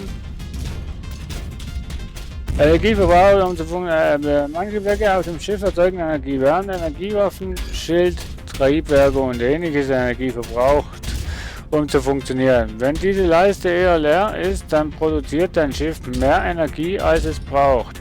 Das ist gut. Wenn er voll ist, dann verbraucht das Schiff so viel Energie, wie es produziert, oder mehr. Das ist eher ungünstig. Das ist die Energie deines Schiffes. Überschüssige Energie wird in deiner Batterie gespeichert und wieder verbraucht, wenn die Energieproduktion nicht ausreicht. Sobald keine Energie mehr in der Batterie zur Verfügung steht, werden die Systeme deines Schiffes anfangen zu versagen.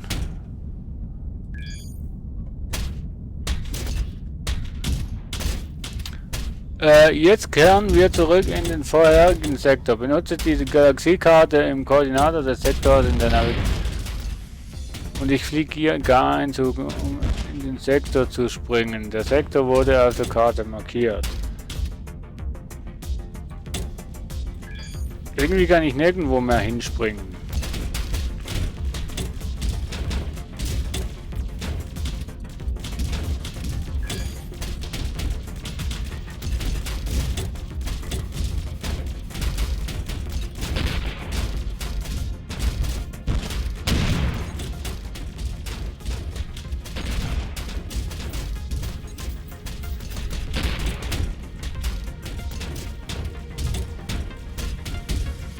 Alter, wo bin ich denn da hingelandet, Mensch? Pam! Tot! Das ist ja heftig, Mann. Student. Herzlichen Glückwunsch, du hast das Basis-Tutorial abgeschlossen. Fortgeschrittene Tutorial kannst du im Tutorial-Fenster auswählen. Grüße auch auf Abenteuersuche. Ja, klar. Klar. Großartig! Wir können uns bestimmt gegenseitig helfen. Wenn du etwas wissen willst, frag mich. Kannst du mir ein paar Tipps geben? Natürlich! Je näher du ans Zentrum der Galaxie kommst, desto bessere Materialien findest du für den Schiffsbau. Mit denen kannst du dir Energiegeneratoren bauen oder Teile, mit denen du dein Schiff schützen kannst, wie Integritätsblöcke oder sogar Schildgeneratoren. Zuallererst solltest du etwas Titan suchen. Eisen ist für den Anfang ausreichend, aber Titan wiegt weniger und du kannst daraus bessere Teile bauen. Und pass auf, wenn du im Niemandsraum herumfliegst, ich habe gehört, es gibt dort einen Piratenführer, der jeden Terroristen, der sich zu weit von dem zivilisierten Sektor entfernt, lass uns über etwas anderes sprechen. Wir können uns bestimmt gegenseitig helfen. Wenn du etwas wissen willst, frag einfach. Was ist hier los? Vor 200 Jahren gab es eine verheerende Katastrophe, die fast unsere gesamte Galaxie zerrissen hat. Jeder nennt sie nur das Ereignis. Was ist passiert? Man weiß es nicht sicher. Der Legende nach ist das Hyperraum-Flechten in der Mitte des Galaxie zerrissen. Und ein unpassierbarer Ring hat sich aufgetan. Das heißt, unsere Schiffe kommen nicht mehr zur Mitte, die jetzt vom Rest der Galaxie abgeschnitten ist. Seit dem Ereignis ist es niemandem gelungen, in die Nähe des Zentrums zu gelangen. Aber das Schlimmste ist, dass das Ereignis überall verstreut Risse im Hyperraum erzeugt hat, die Navigation erschwert. Und dann sind da noch die Xotans. Sprich weiter. Keiner weiß, wer sie sind und sie antworten nicht auf Rufe. Sie greifen an, wenn man ihnen zu nahe kommt. Sie sind seit dem Ereignis hier und manche behaupten, sie wurden davon erschaffen. Es hat aber auch sein Gutes. Zusammen mit dem Ereignis ist ein neues metallisches Element namens Avorion aufgetaucht. Und schon haben wir den Namen des Spiels. Es gab das Gerücht, dass es im Zentrum unglaubliche Mengen davon gibt. Anscheinend ist es das perfekte Element für den Schiffsbau. Es ist robust, leicht und seine Energieeigenschaften sind unglaublich. Bis jetzt hat niemand große Mengen davon gefunden, aber ich werde das ändern. Ich werde ins Zentrum der Galaxie fliegen, die Barriere überwinden und das ganze Avorion abbauen und reich werden. Ich wünsche dir viel Glück auf der Reise. Wie willst du die Barriere überwinden? Lass uns über etwas anderes. Ich bin mir noch nicht sicher, es muss einfach möglich sein, ich weiß es. Außerdem wäre es kein richtiges Abenteuer, wenn alles von Anfang an klar wäre, oder? Stimmt. Danke. Weißt du was? Hier. Nimm das, es ist ein Upgrade für dein Schiff, damit kannst du nach verstärkten Sektoren scannen. Um es zu verwenden, musst du es in deinem Schiffsmenü einbauen. Oder du kannst Upgrades nur in richtigen Schiffen einbauen, nicht in Drohnen oder Jäger. Die grünen Echo-Impulse auf der Galaxiekarte sind Sektoren, in denen du etwas Interessantes finden kannst. Es gibt aber auch viele Dinge, die dein Radar nicht registriert. Mit diesem Upgrade kannst du nach diesen versteckten Geheimnissen suchen. Sie werden auf der Karte dann als gelbe Punkte angezeigt. Danke. Wir können uns bestimmt gegenseitig helfen. Kannst du mir, was machst du hier? Was machst du so? Ich bin auf der Jagd nach einem neuen Element namens Avorion. Nach dem Ereignis vor 200 Jahren ist es einfach aufgetaucht. Es gibt das Gerücht, dass es im Zentrum unglaubliche Mengen davon gibt.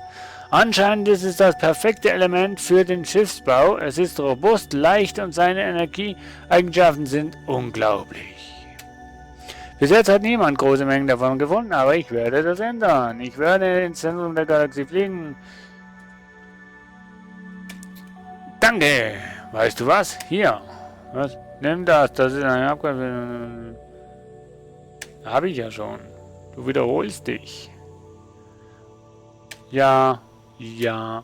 Ja. Du wiederholst dich. So. Und auf Wiedersehen. Ich bin noch eine Weile in der Gegend, falls du reden willst. Und selbst wenn nicht, ich bin mir sicher, wir werden uns in Zukunft noch einmal begegnen. Also das ist auch ein kleines RPG-Spiel. Creed. Grüße auch auf Abenteuer. Klar, ich bleib viel. Oh, schon okay, schon in Ordnung. Ich bin eine Weile in der. Ja. Und selbst wenn bla bla bla bla.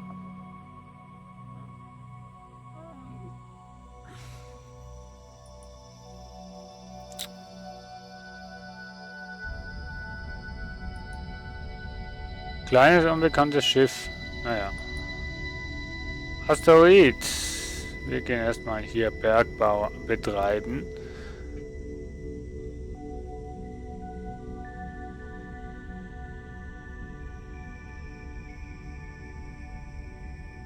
Wenn ich diesen Asteroiden überhaupt abbauen kann.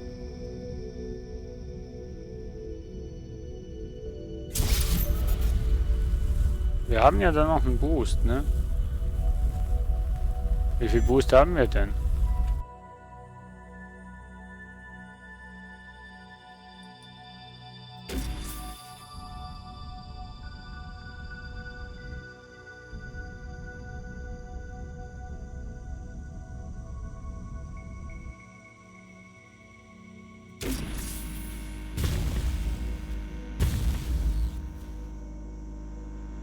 Ich weiß gar nicht, was ich hier eigentlich abbaue.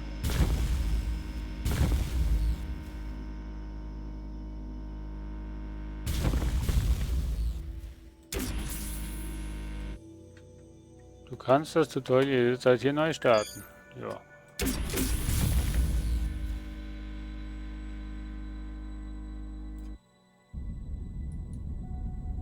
Du kannst Ressourcen an einem Ressourcendepot für Geld kaufen oder verkaufen. Okay.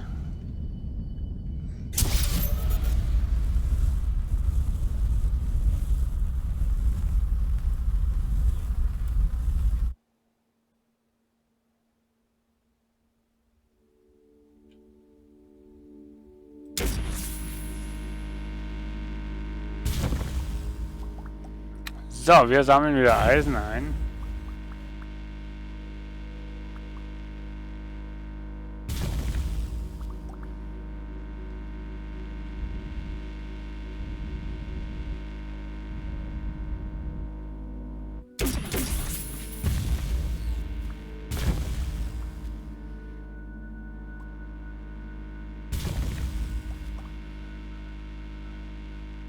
So.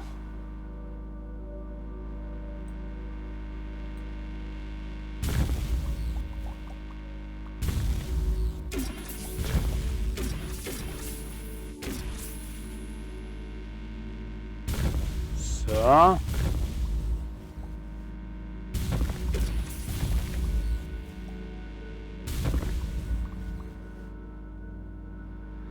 Jo, also mir gefällt das Spiel.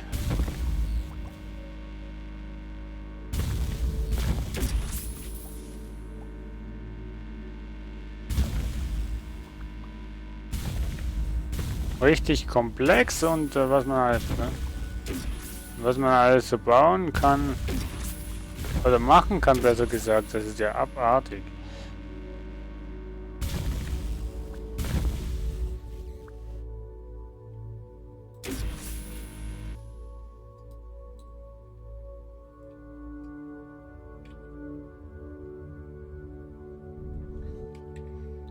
Ich habe nur Abbau.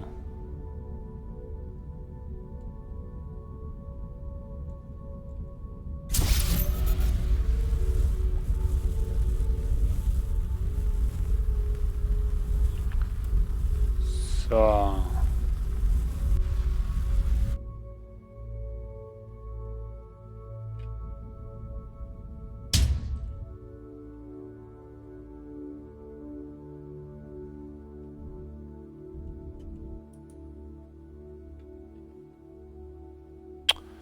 Ach ja, komm, weg.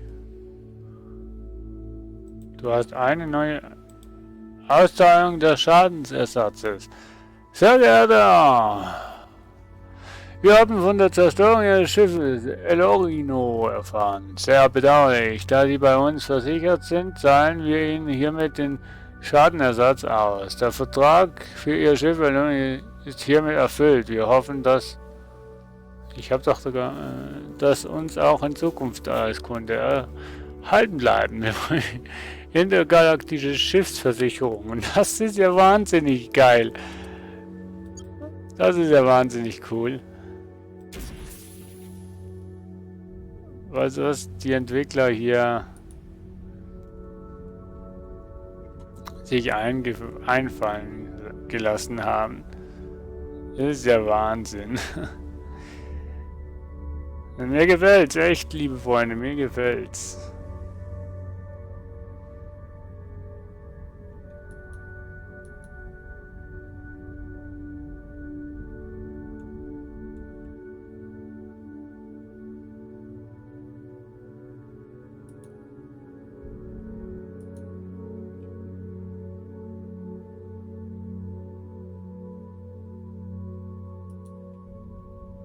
So, hier ist noch irgendwas. Irgendein Asteroid mit einem Säckchen.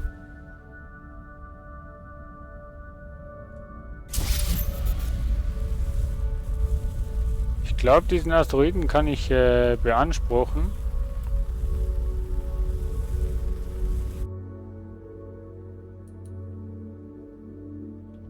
Aber erstmal baue ich dies hier ab.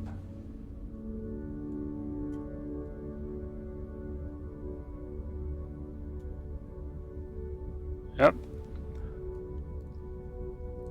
Das ist Titan. Und meine Abbaulaser können Eisen und Titan abbauen, aber Naonit nicht. Da muss ich die Dinger erst updaten.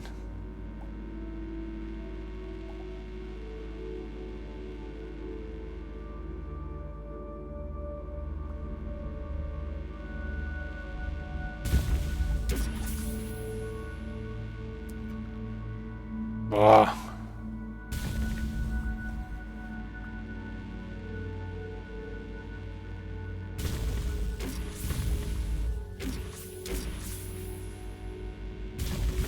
So.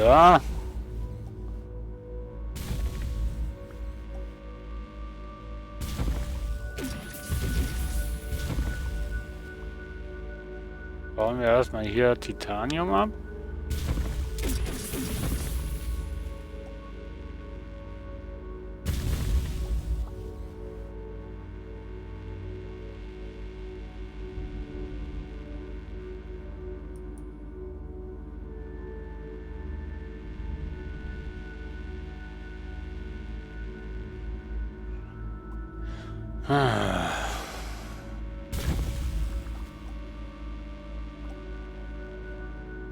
So, come on. Dauert halt ein bisschen lange, aber ich finde das Spiel echt cool. Also Suchtfaktor definitiv.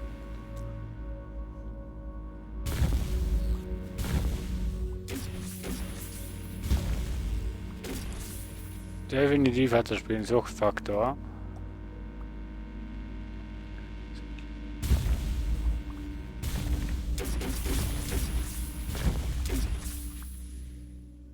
So.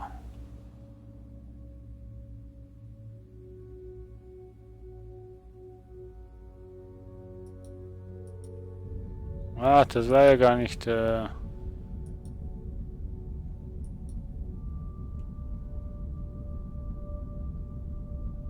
Ich dachte, der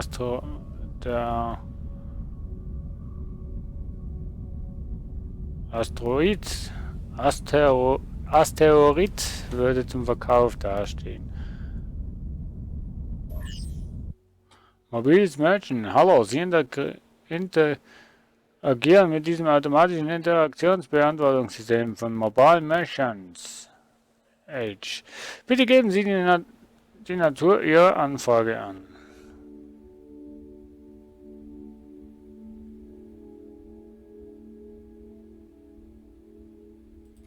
Güter kaufen, verkaufen. An Station verkaufen. Was haben wir denn? Fisch. Von wo kriegt man den Fisch?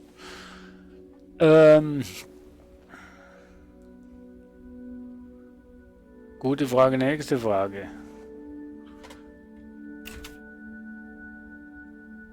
Du kannst Ressourcen in einem Ressourcendepot für Geld kaufen oder verkaufen. Ja, danke.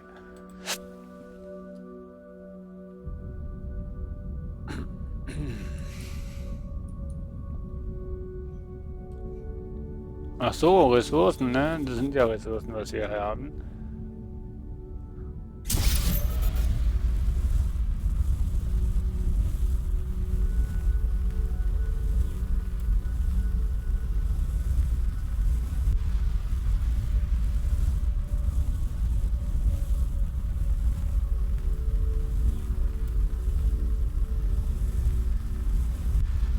So, es sind ja nur 38 Kilometer. Ich habe sowieso mit Kilometern irgendwie.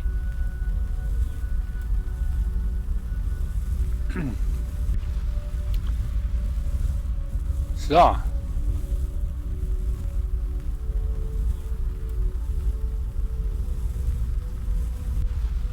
Irgendwie kommt mir das so vor, als würde das Ding wegfliegen von mir.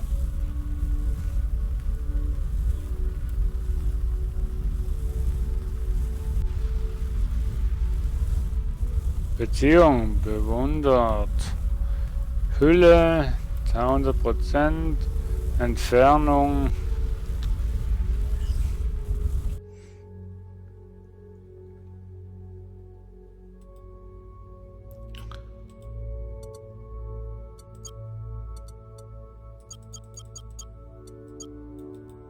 Achso, hier kann ich, sagen wir mal, 5000 verkaufen. Du musst nur handeln an der... Bleibt mir also nichts anderes übrig, als wirklich zu der Station zu fahren.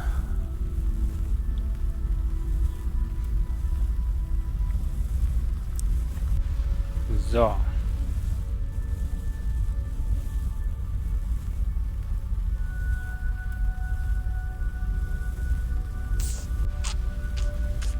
Ja, nimmt er immer wieder weiter ab.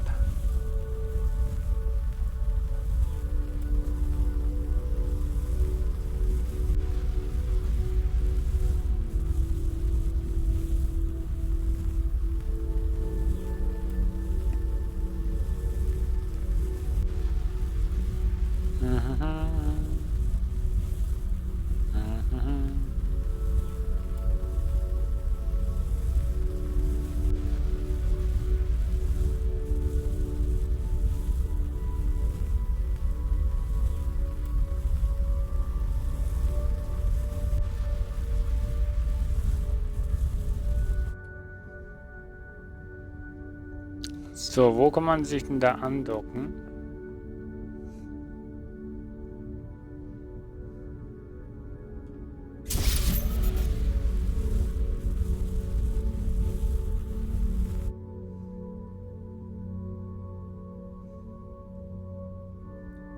So, da kann man sich andocken.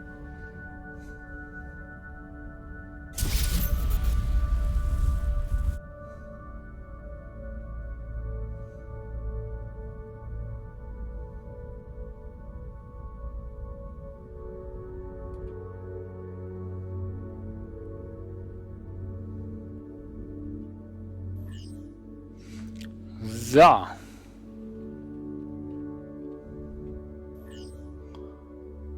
Docken habe ich jetzt angedockt.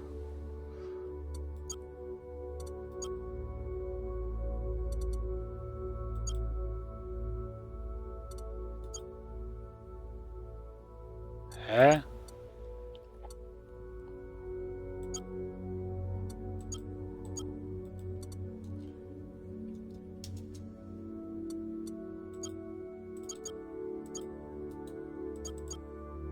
Ach so, das ist... Ach so. Ach shit. Da habe ich alles selber verkauft. Doof Mann. Naja, auch nicht schlecht.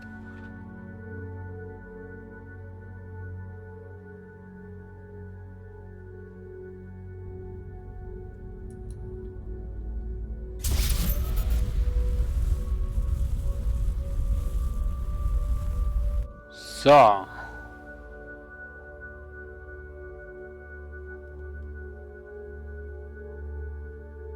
Ui. So, wo fliegen wir denn hin?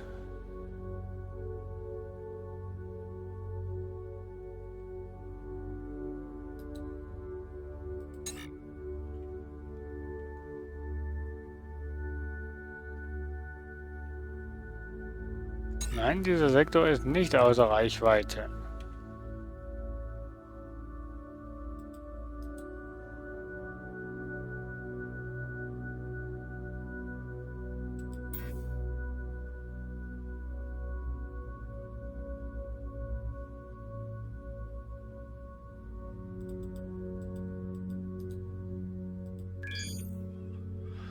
Ach ja.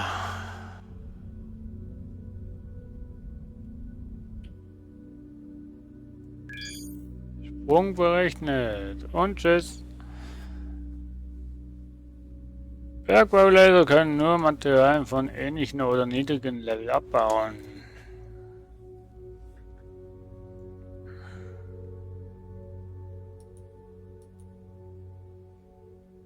bin ich denn hier, Mensch? Ja, ist ja gar nichts.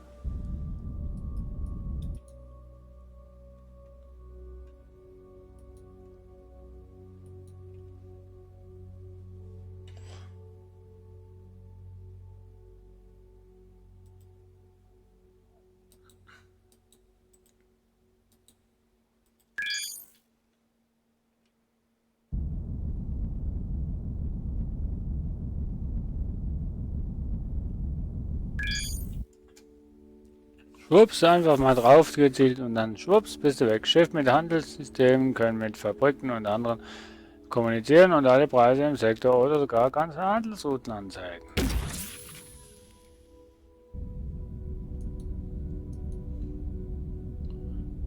WSW-Tor nach Milestone.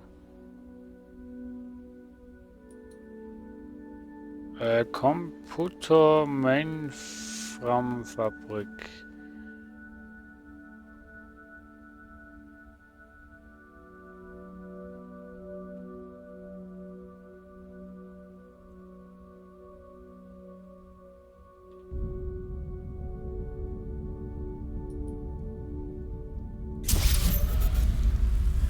So.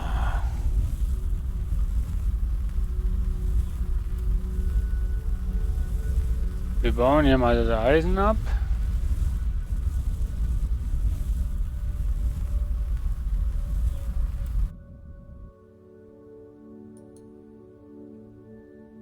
Ja, Eisen.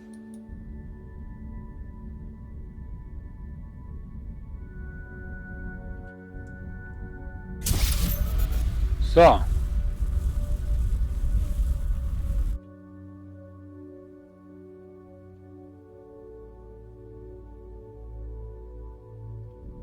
Du kannst Ressourcen entweder an einen Ressourcendepot verkaufen oder sie für dein Schiff brauchen.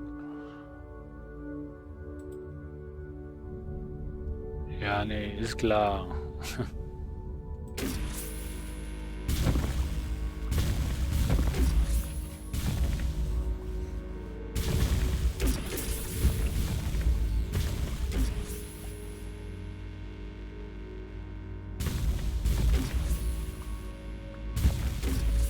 So.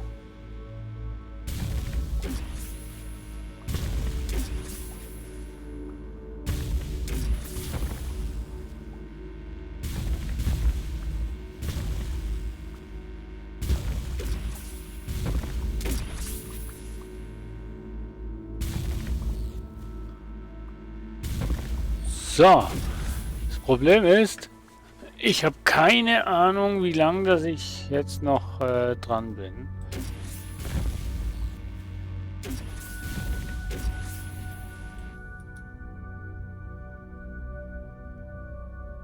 Asteroid.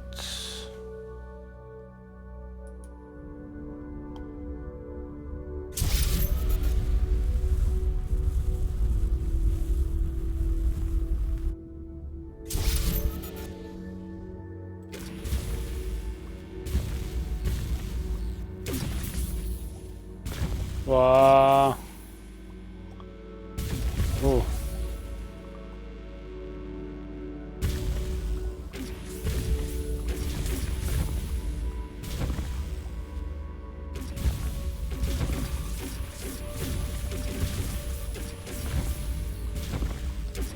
So.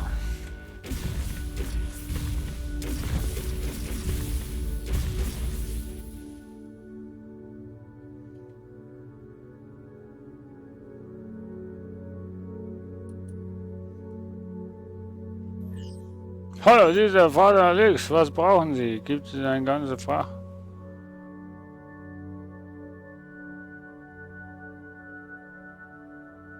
Hier kannst du Schiffe kapern.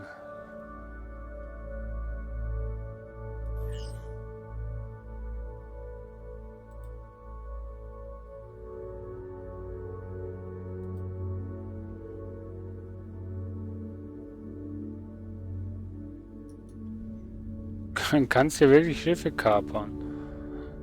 Das ist ja schlimm.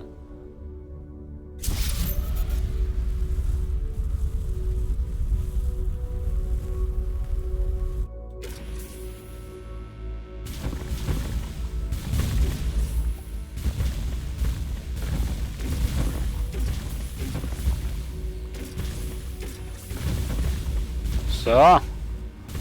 Dieser Asteroid war einmal.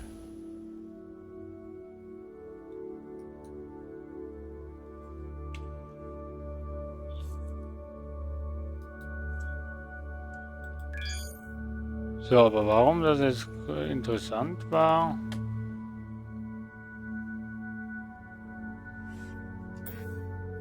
Du kannst die grobe Richtung deines Fieberrahmens in seinem Titel sehen. Die Richtung basiert auf Himmelsrichtungen. N Norden 50, also Südosten, WSW West Südwest. Nicht verstanden, aber ist okay.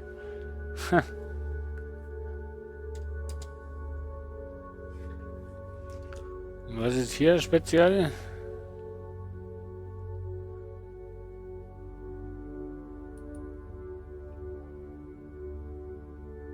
Handelsposten.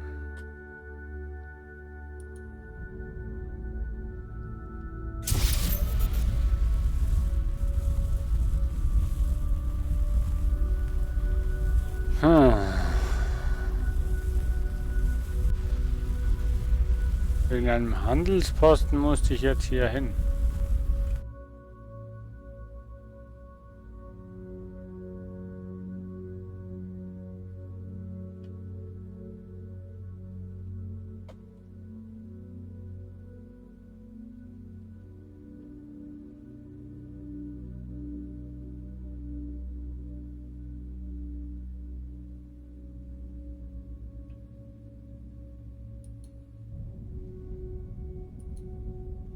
Jede Menge Eisen.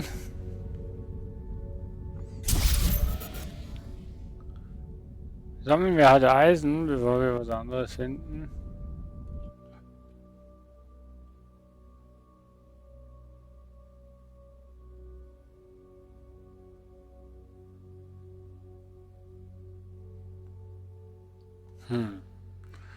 Wie kann ich denn handeln? Hier kannst du Mail schreiben, das ist nicht auch noch cool.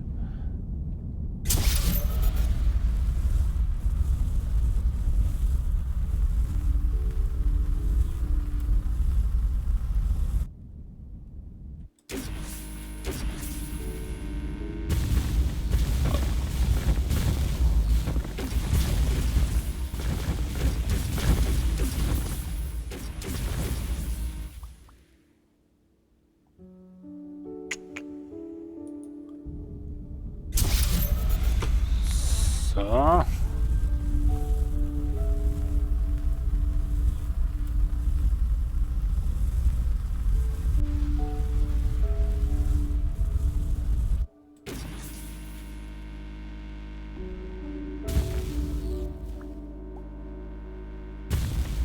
So.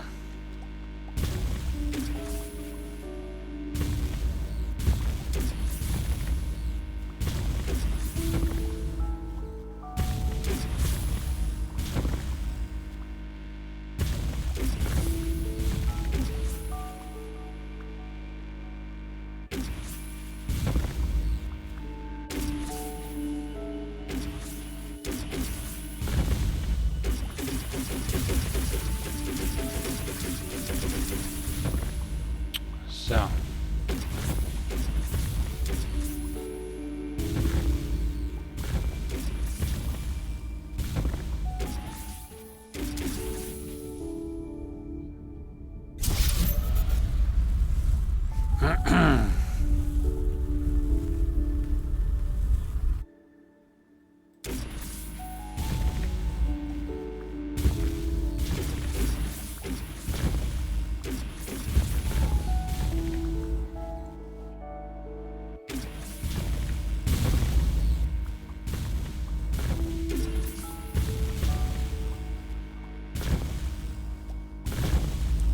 So.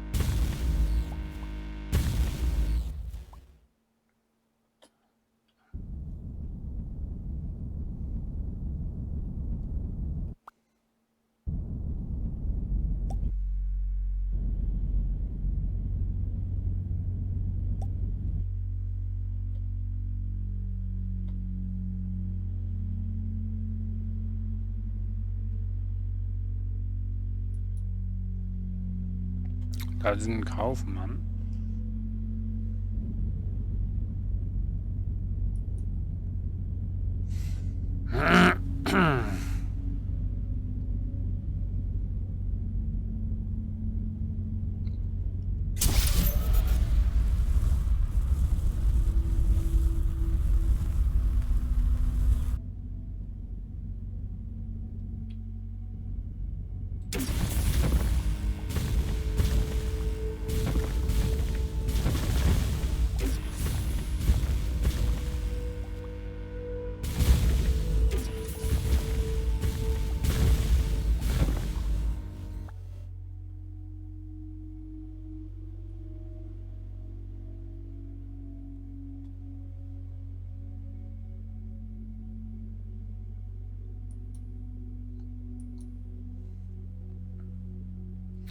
Schiff Iziel, die Föderation von Iziel. Oh.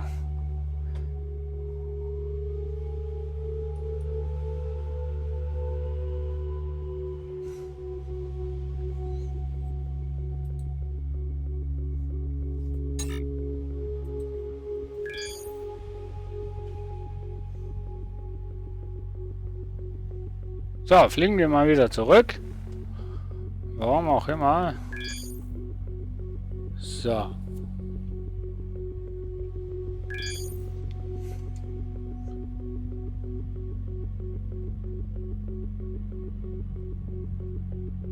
Boah, voll ein Fight hier.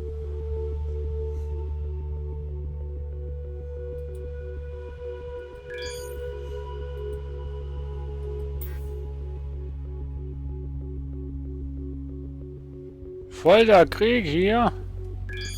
Ich hau lieber mal ab. Ich würde euch ja helfen, aber ich hau lieber mal ab. Weil ich gar keine Waffe habe wegen dem. Boah. Unglaublich. Mann, oh Mann. Also die Kriege, die sind echt hammergeil gemacht in dem Spiel. Ich bin froh, dass ich noch nicht musste fighten, weil... Genau. Ich hätte auch gar nichts zum Fighten. So.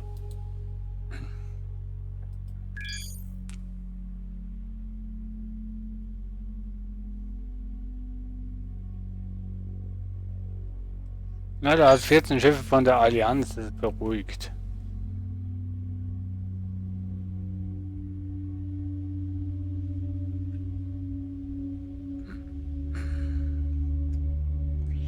So.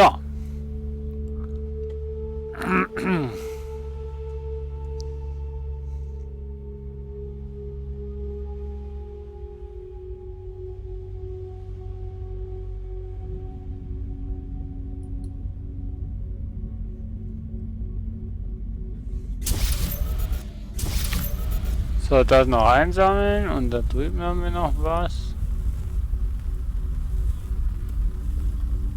Eisen.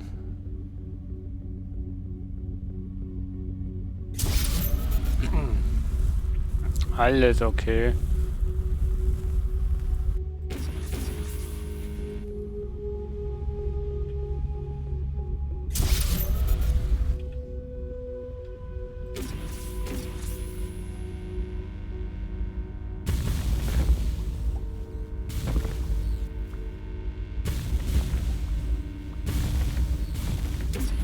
So.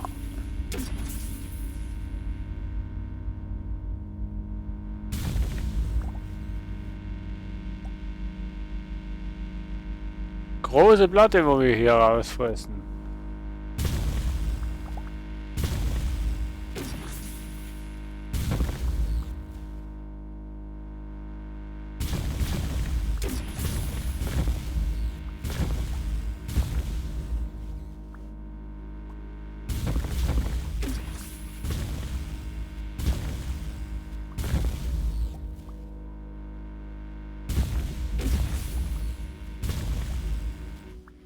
So.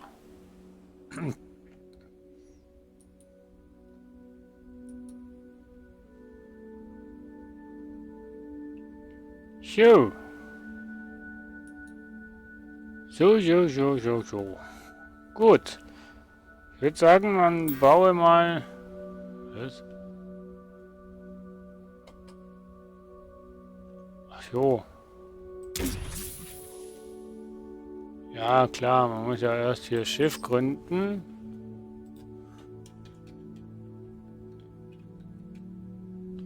Entorion.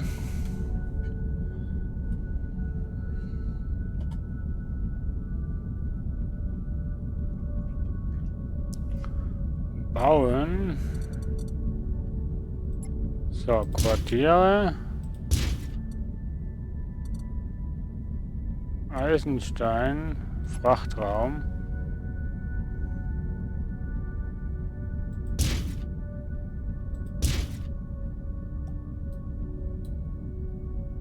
So. Und eine Düse hier hinten hin.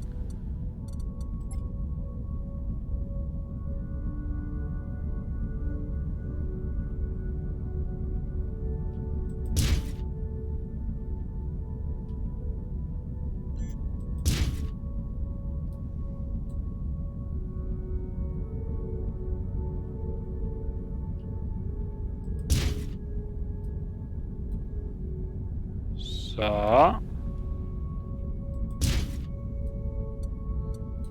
Das war schon mal gut.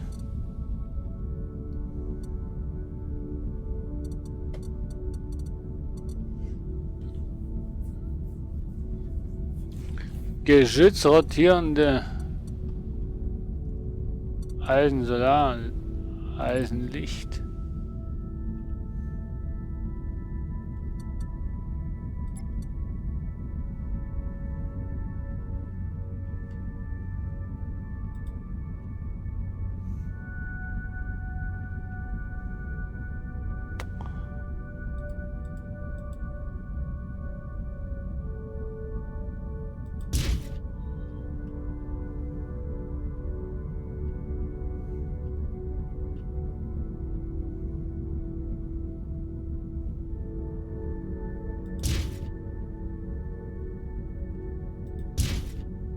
So.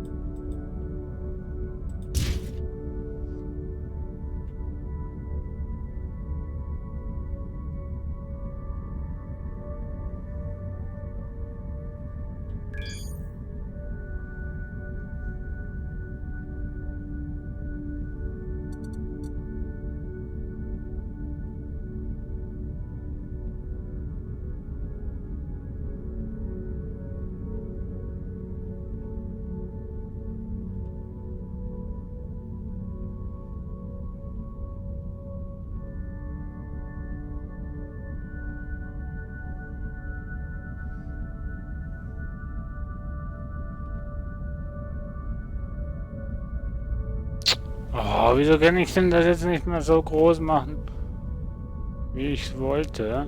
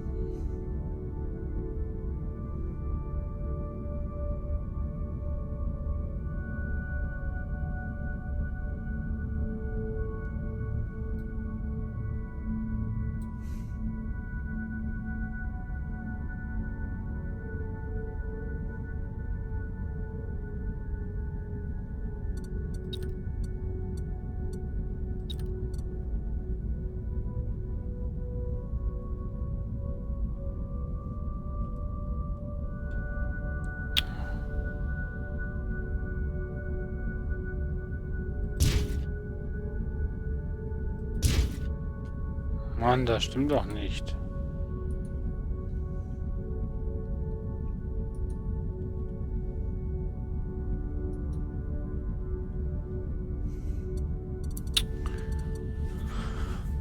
Wollen wir denn? Ausgewählte Blöcke verschmelzen. Ne. Blöcke durch den auswählen. Blöcke transferieren. Spiegel.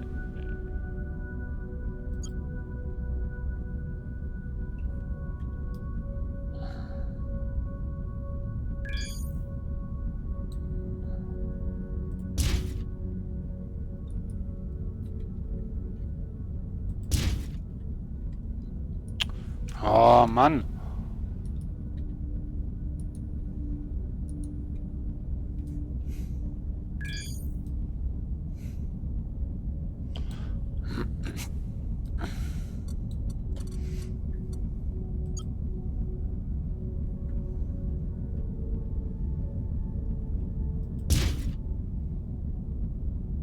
Wieso?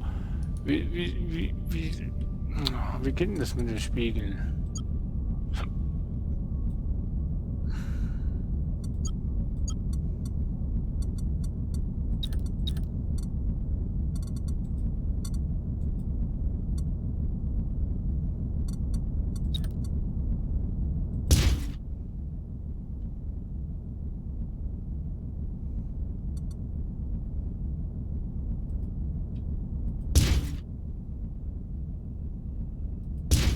So, jetzt habe ich es rausgefunden.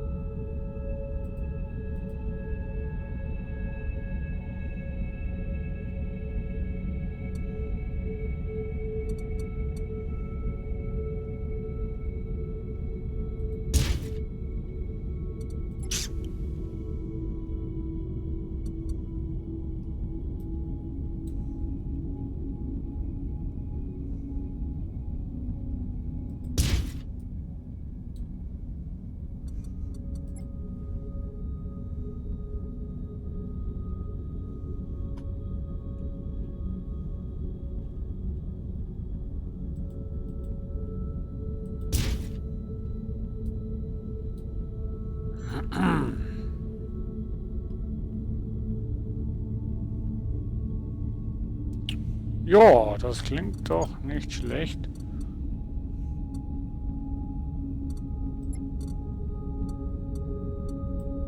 So.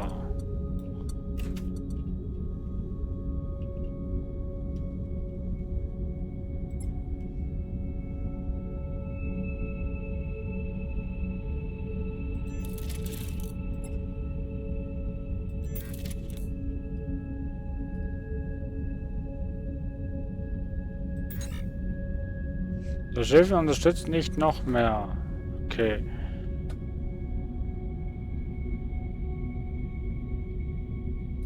Warum mehr Korrigierdüsen?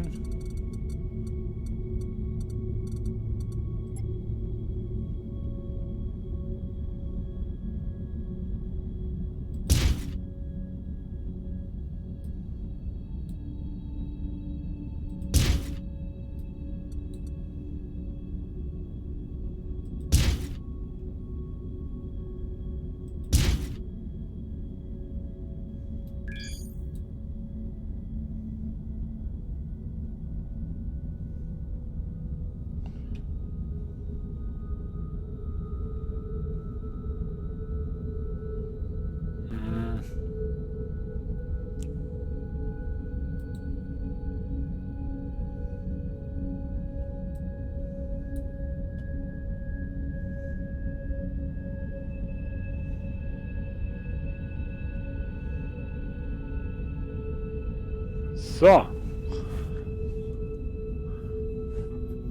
Sollte doch okay sein, oder? Findet ihr es?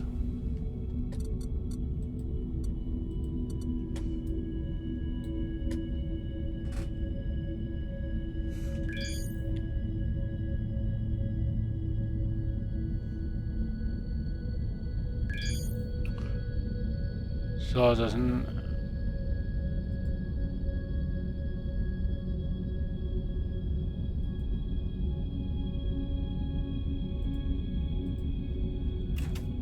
So.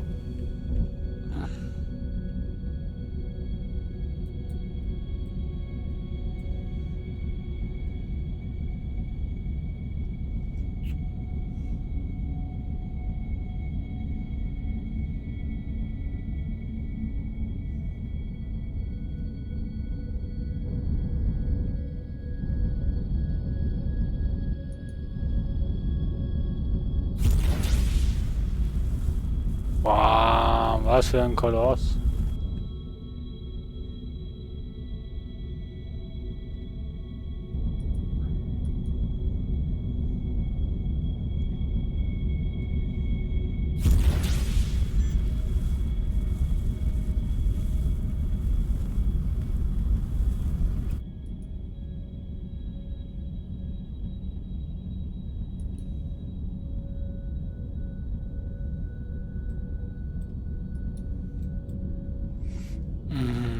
Kann ich ja gar nicht, noch nicht machen.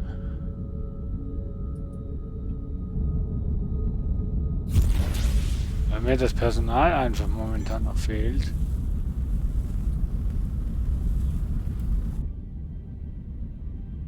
Piraten greifen den Sektor an.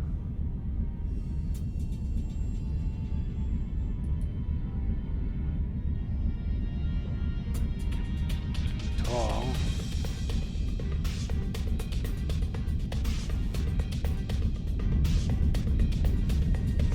Das Problem ist, ich habe eine Waffe, aber ich kann sie noch nicht brauchen, weil ich kein Personal habe.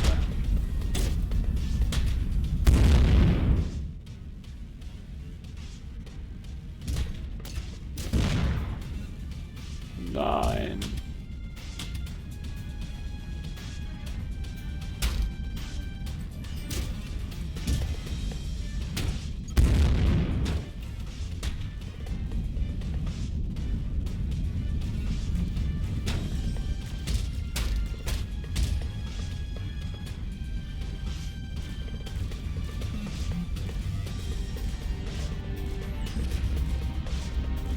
Ja, Crew anhalten.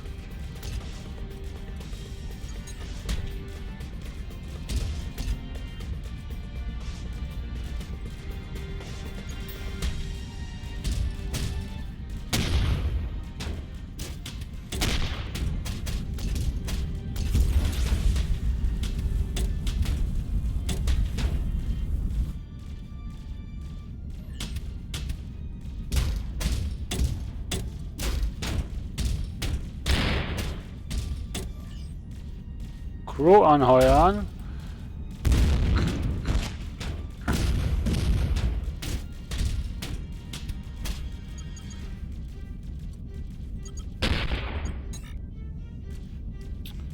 So. P. Crew. Hä, ich habe doch jetzt Crew angeheuert, oder nicht? Du musst an die Station gedockt sein.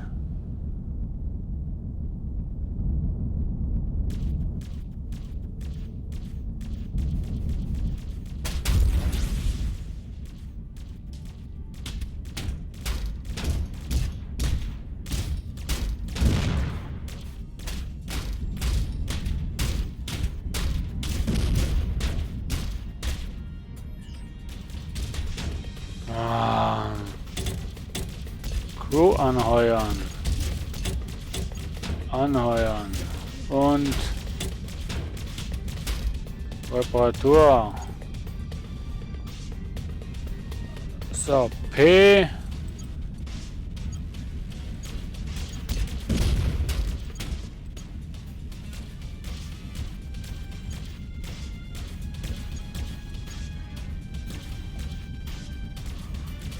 automatisch zuweisen das nächste Mal.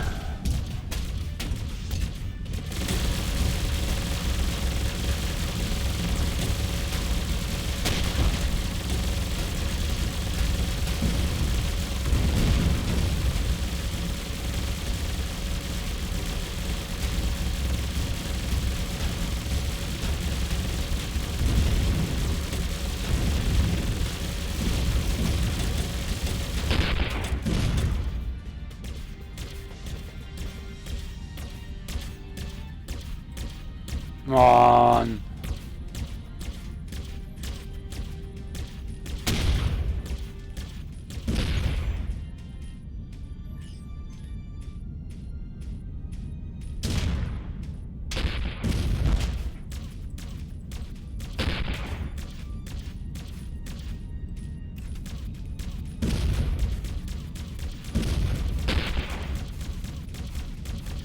Boah, der hat mir meine Geschütztürme weggeschossen.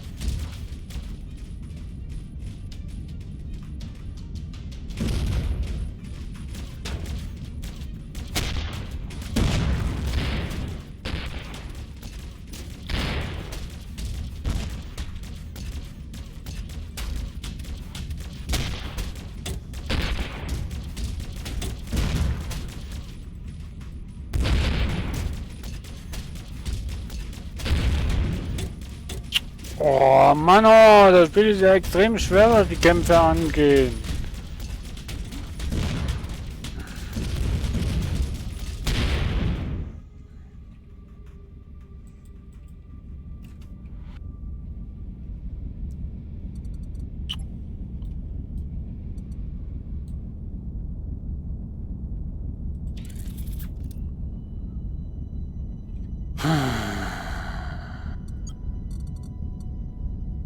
Maschinengeschütztürme, dreifach Maschinengeschütztürme.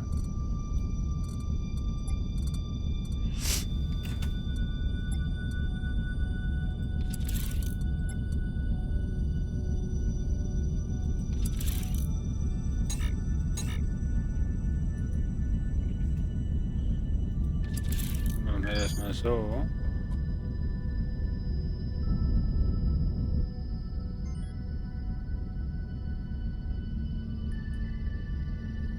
Kaufmann, du kannst hier kein Geschütztürme.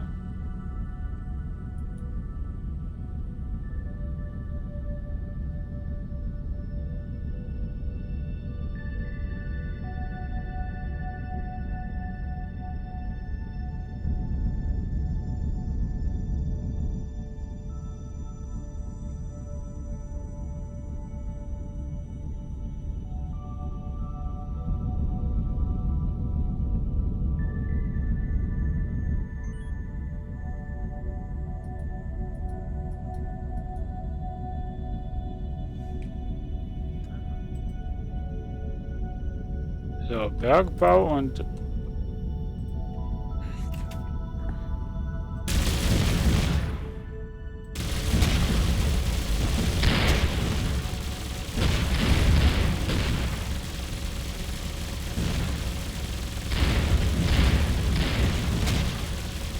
oh, macht das Spaß.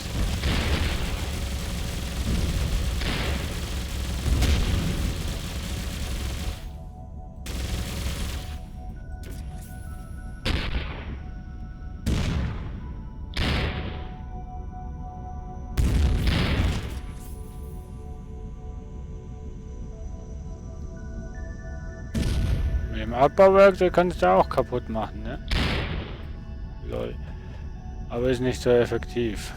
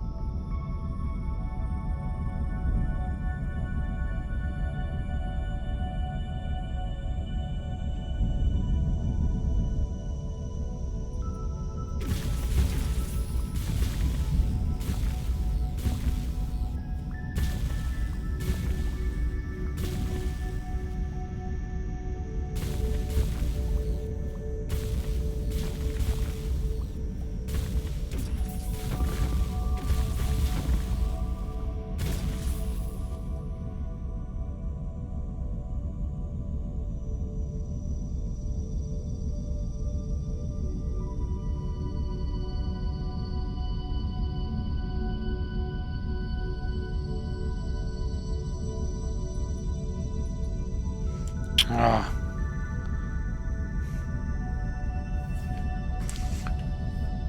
...14 Schiffe, das schaffe ich nicht.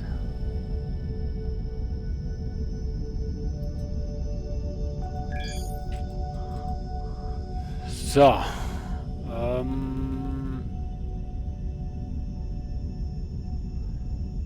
So, die Navigation wird ausgemacht. Route wurde gemacht und Sprung. Du kannst die gestohlenen markierten Güter bei Schmuggler rein waschen lassen. Okay. Tja, hier habe ich immer noch nichts. 9 Schiffe von, ein Schiff, 2 Schiffe von der... Oh, wir gehen auf die Jagd.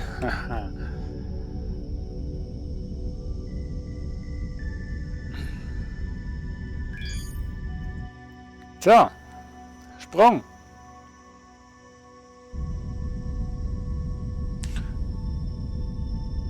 Türdüsen funktionieren am besten, wenn sie weit entfernt vom Schwerpunkt des Schiffs gebaut werden.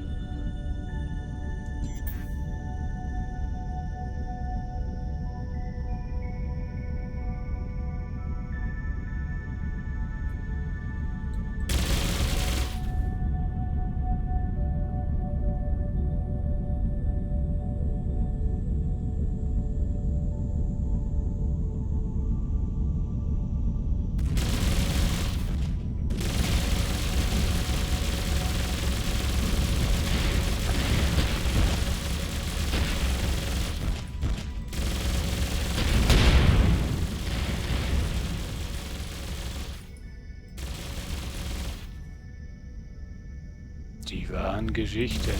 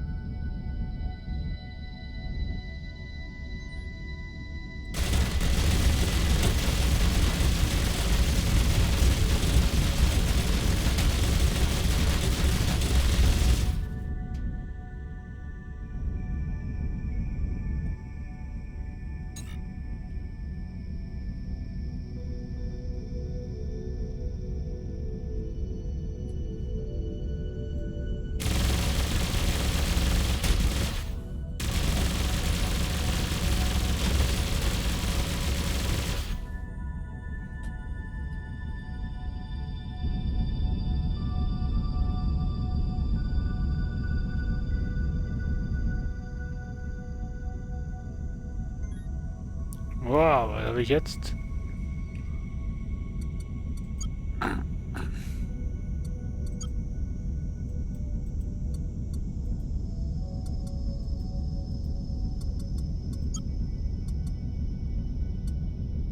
Radar-Upgrade, Quantum Heap Upgrade, Energie nach Schild konvertieren.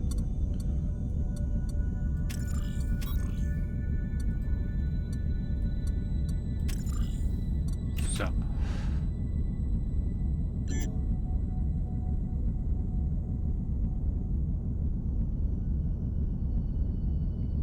Wie viele Crewmitglieder habe ich denn eigentlich?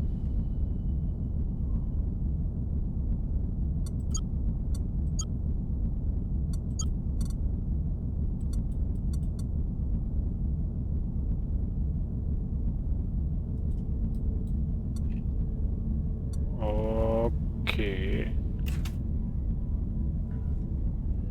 Wie kann ich die Infos so...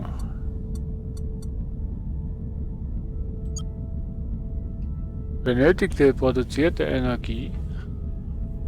Oh, oh. Oh, oh, ich brauche so viel Energie. Ich muss hier unbedingt noch etwas dran bauen.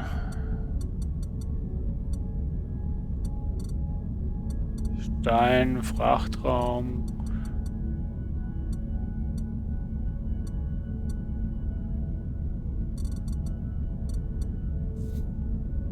Fensterlose Hülle, Triebwerke, Geschütze, die auf diesem Block gebaut werden, zeigen nur in eine Richtung und drehen sich nicht. Solarpanels.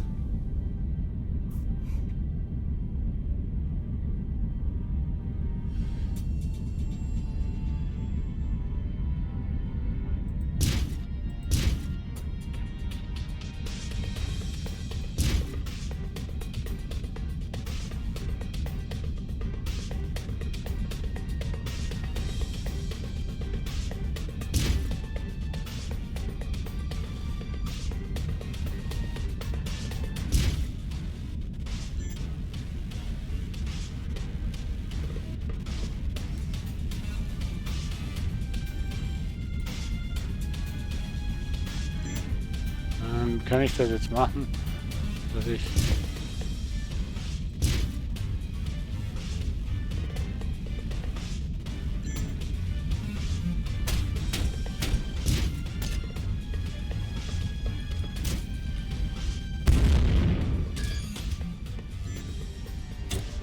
boah, Alter.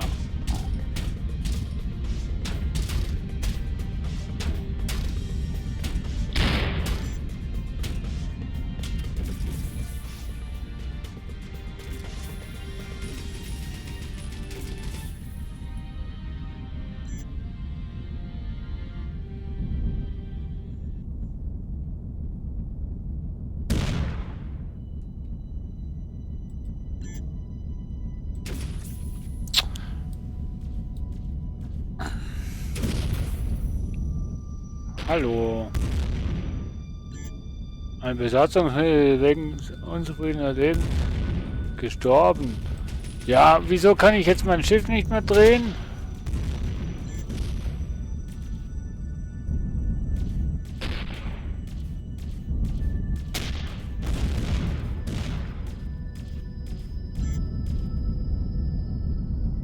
Hä?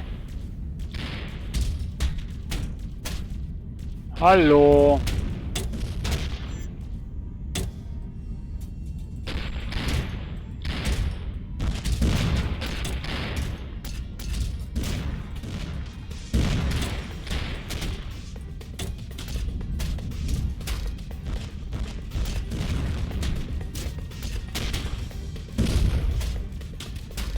Ha.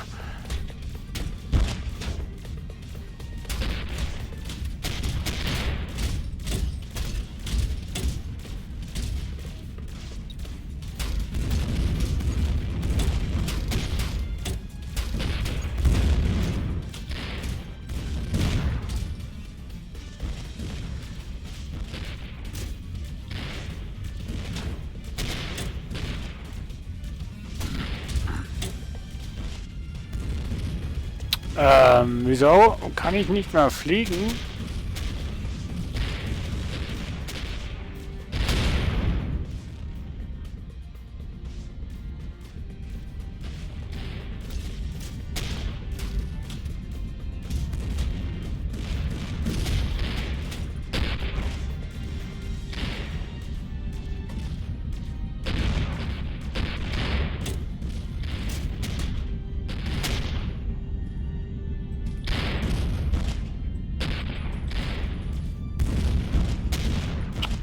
Oh, ist doch das auch schon Scheiß, Mensch.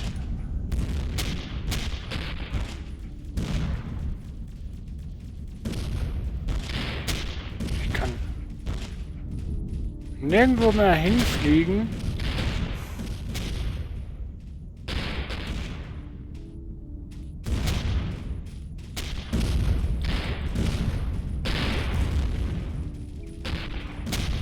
Weil ich einfach keine Energie mehr habe. Das ist das Problem.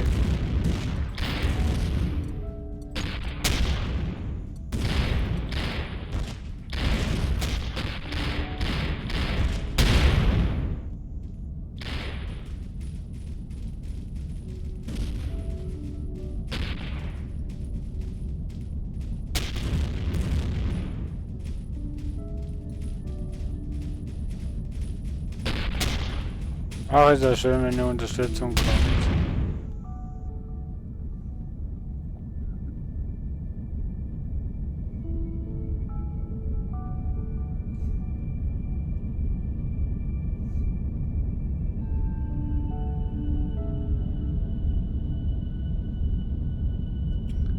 So.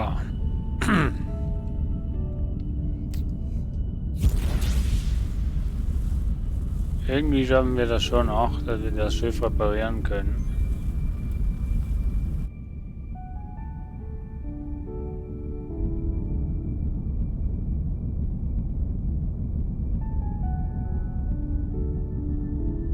Aquamarine, was?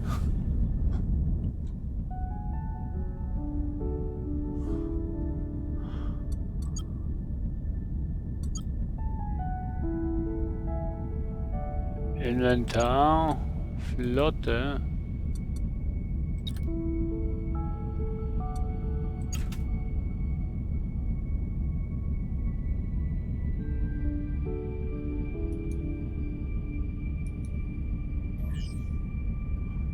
Ich hoffe mal, dass so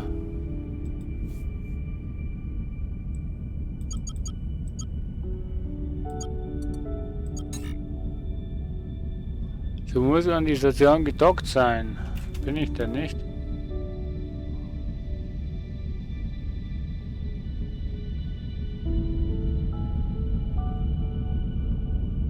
Noch nicht.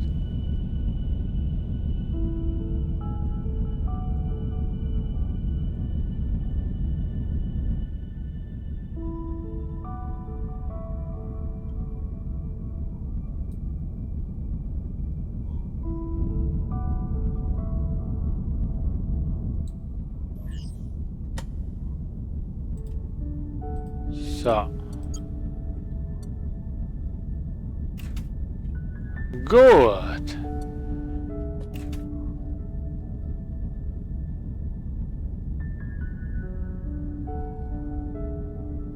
Ähm.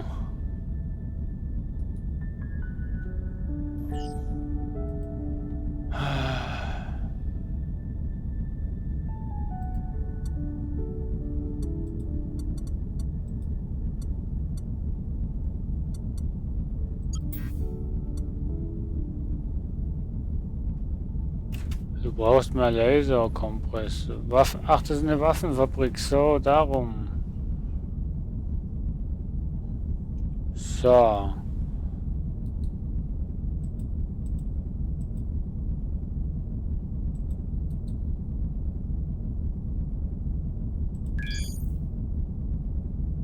Ja, das bedeutet, dass da die Piraten sind. Da will ich eigentlich nicht unbedingt hin.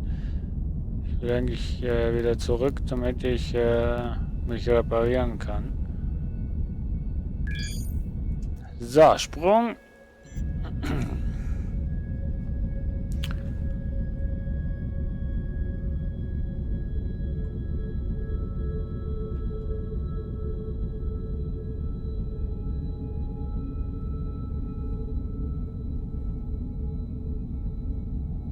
Sagen wir Energie. Benötigte Energie, produzierte Energie.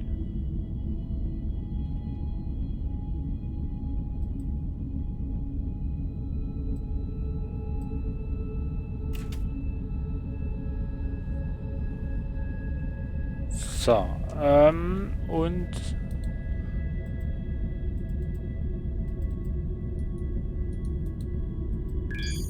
so. Halber Sprung aktiviert. Der Nav-Computer ist bereit und Sprung.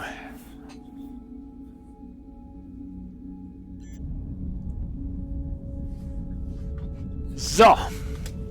Ich versuche jetzt noch das Schiff zu reparieren.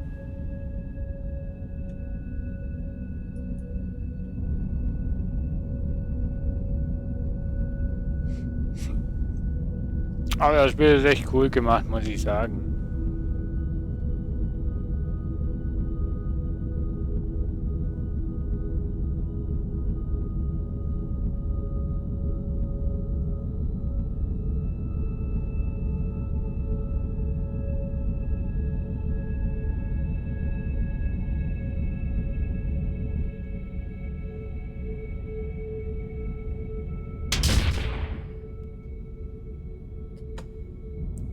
Ups.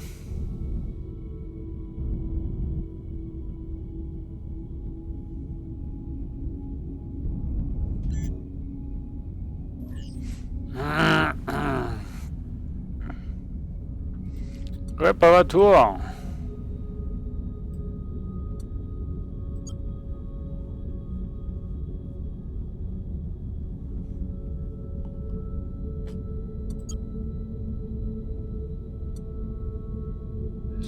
So.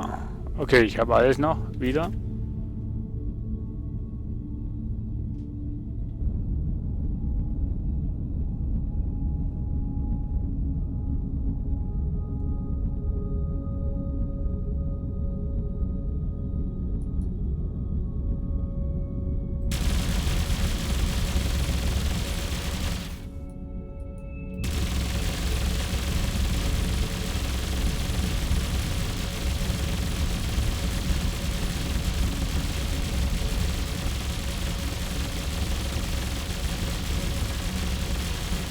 Wir müssen zusammenhalten.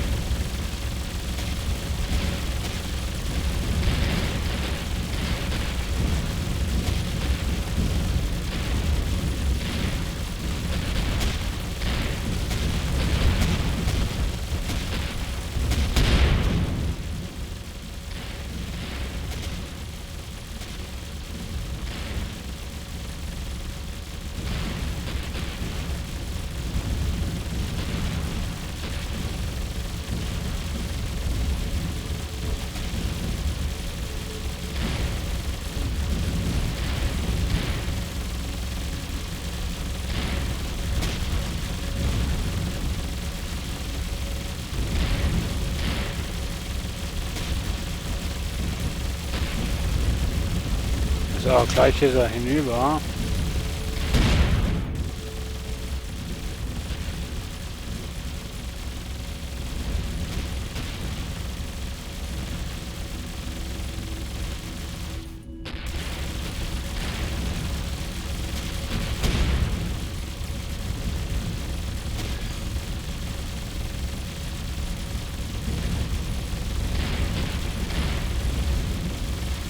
So, wie alle gern retten, das ist nicht so geil.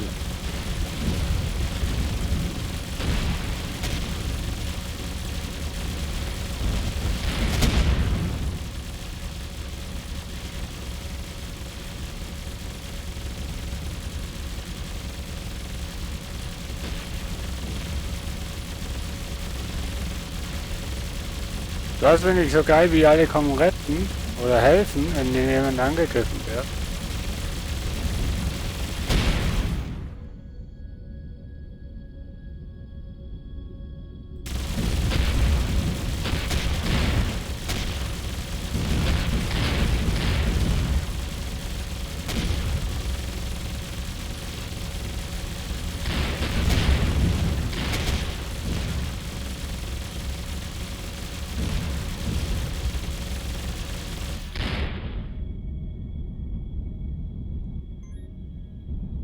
So, man soll ja immer die Sachen zusammen sammeln, die die anderen verlieren.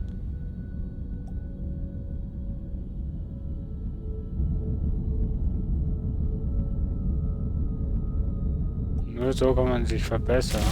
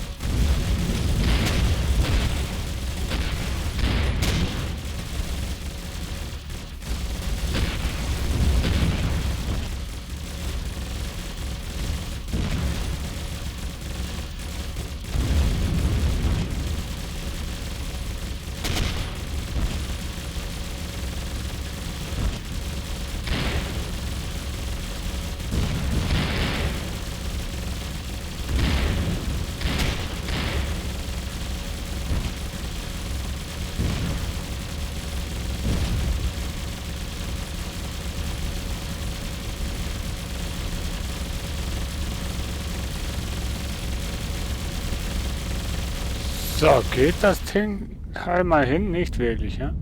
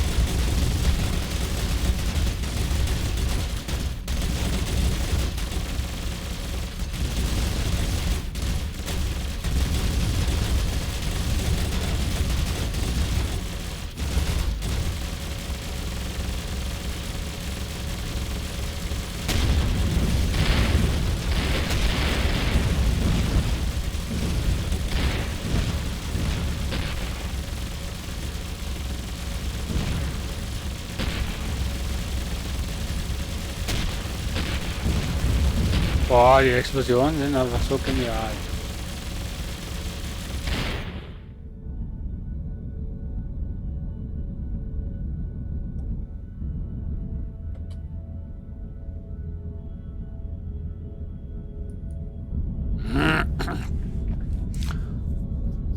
So, jetzt gehen wir mal reparieren nochmal und dann sage ich Tschüss, ciao, au revoir und bis zum nächsten Mal.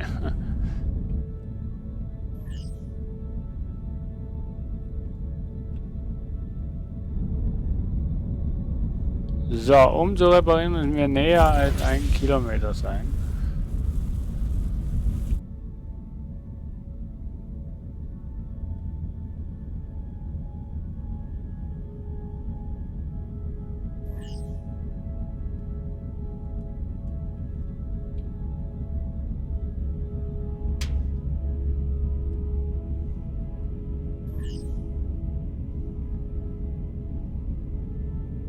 So, reparieren.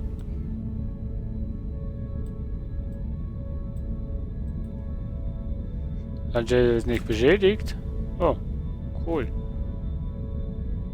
Okay, liebe Freunde, an der Stelle sage ich Tschüss, ciao. Also ich finde das Spiel absolut genial. Wie man handeln kann, habe ich noch nicht rausgefunden. Oder doch? Nee, rausgefunden noch nicht.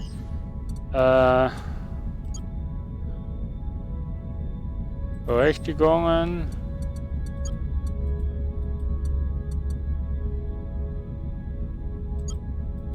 Berechtigung was?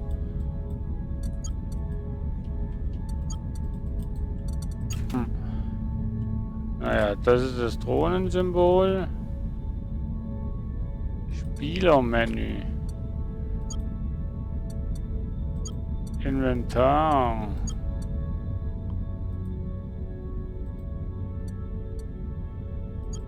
Zeigen.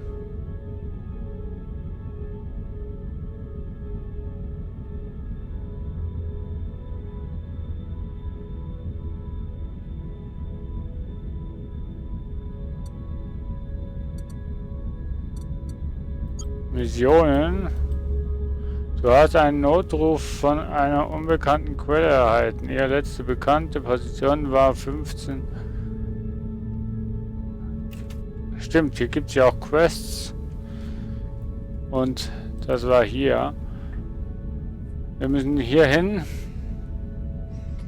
Oder sowas.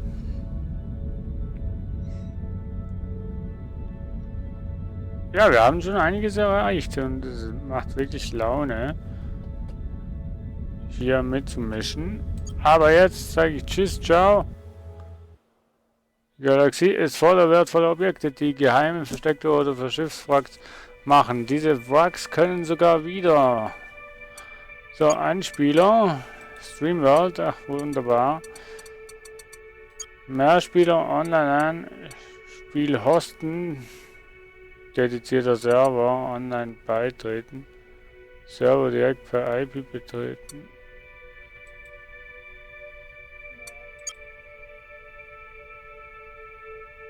Avoria Testserver.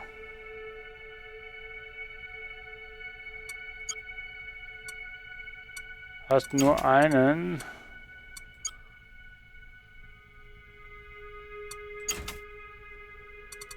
Okay. Also momentan kann man nur LAN oder Direktverbindungen machen, ohne.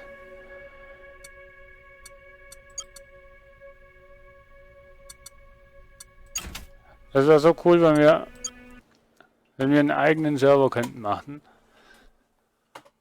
Ja, gut, liebe Freunde, das war's. 4 Stunden war ich jetzt streamen. Das nächste Mal wird am Montag sein, 13.02. von 14 Uhr 2 Stunden Rust. Dann 16 bis 18 Uhr Planet Coaster, 18. Ja, das wird noch eine Änderung geben. Um 18 Uhr werden wir Avorion spielen. Um 20 Uhr Conan Exil, um 22 Uhr Space Engineers. Das wird ein langer Tag. 14, 15, 16, 17, 18, 19, 20, 21, 22, 23, 24. Circa 10 Stunden werde ich da streamen. Ich weiß noch nicht, ob ich das durchhalte. Auf jeden Fall. Seid gespannt. Es kleine Programmänderungen gibt. Creativerse fällt raus, kommt dafür Avorion. Das Spiel gefällt mir so extremmaßen cool, dass wir das natürlich weiterhin Let's Playen, Let's Streamen, Livestreamen und weiß ich, was das noch alles soll. So, auf jeden Fall, ich sage jetzt Tschüss, ciao und bis zum nächsten Mal, wenn es wieder heißt Livestream bei Drantu.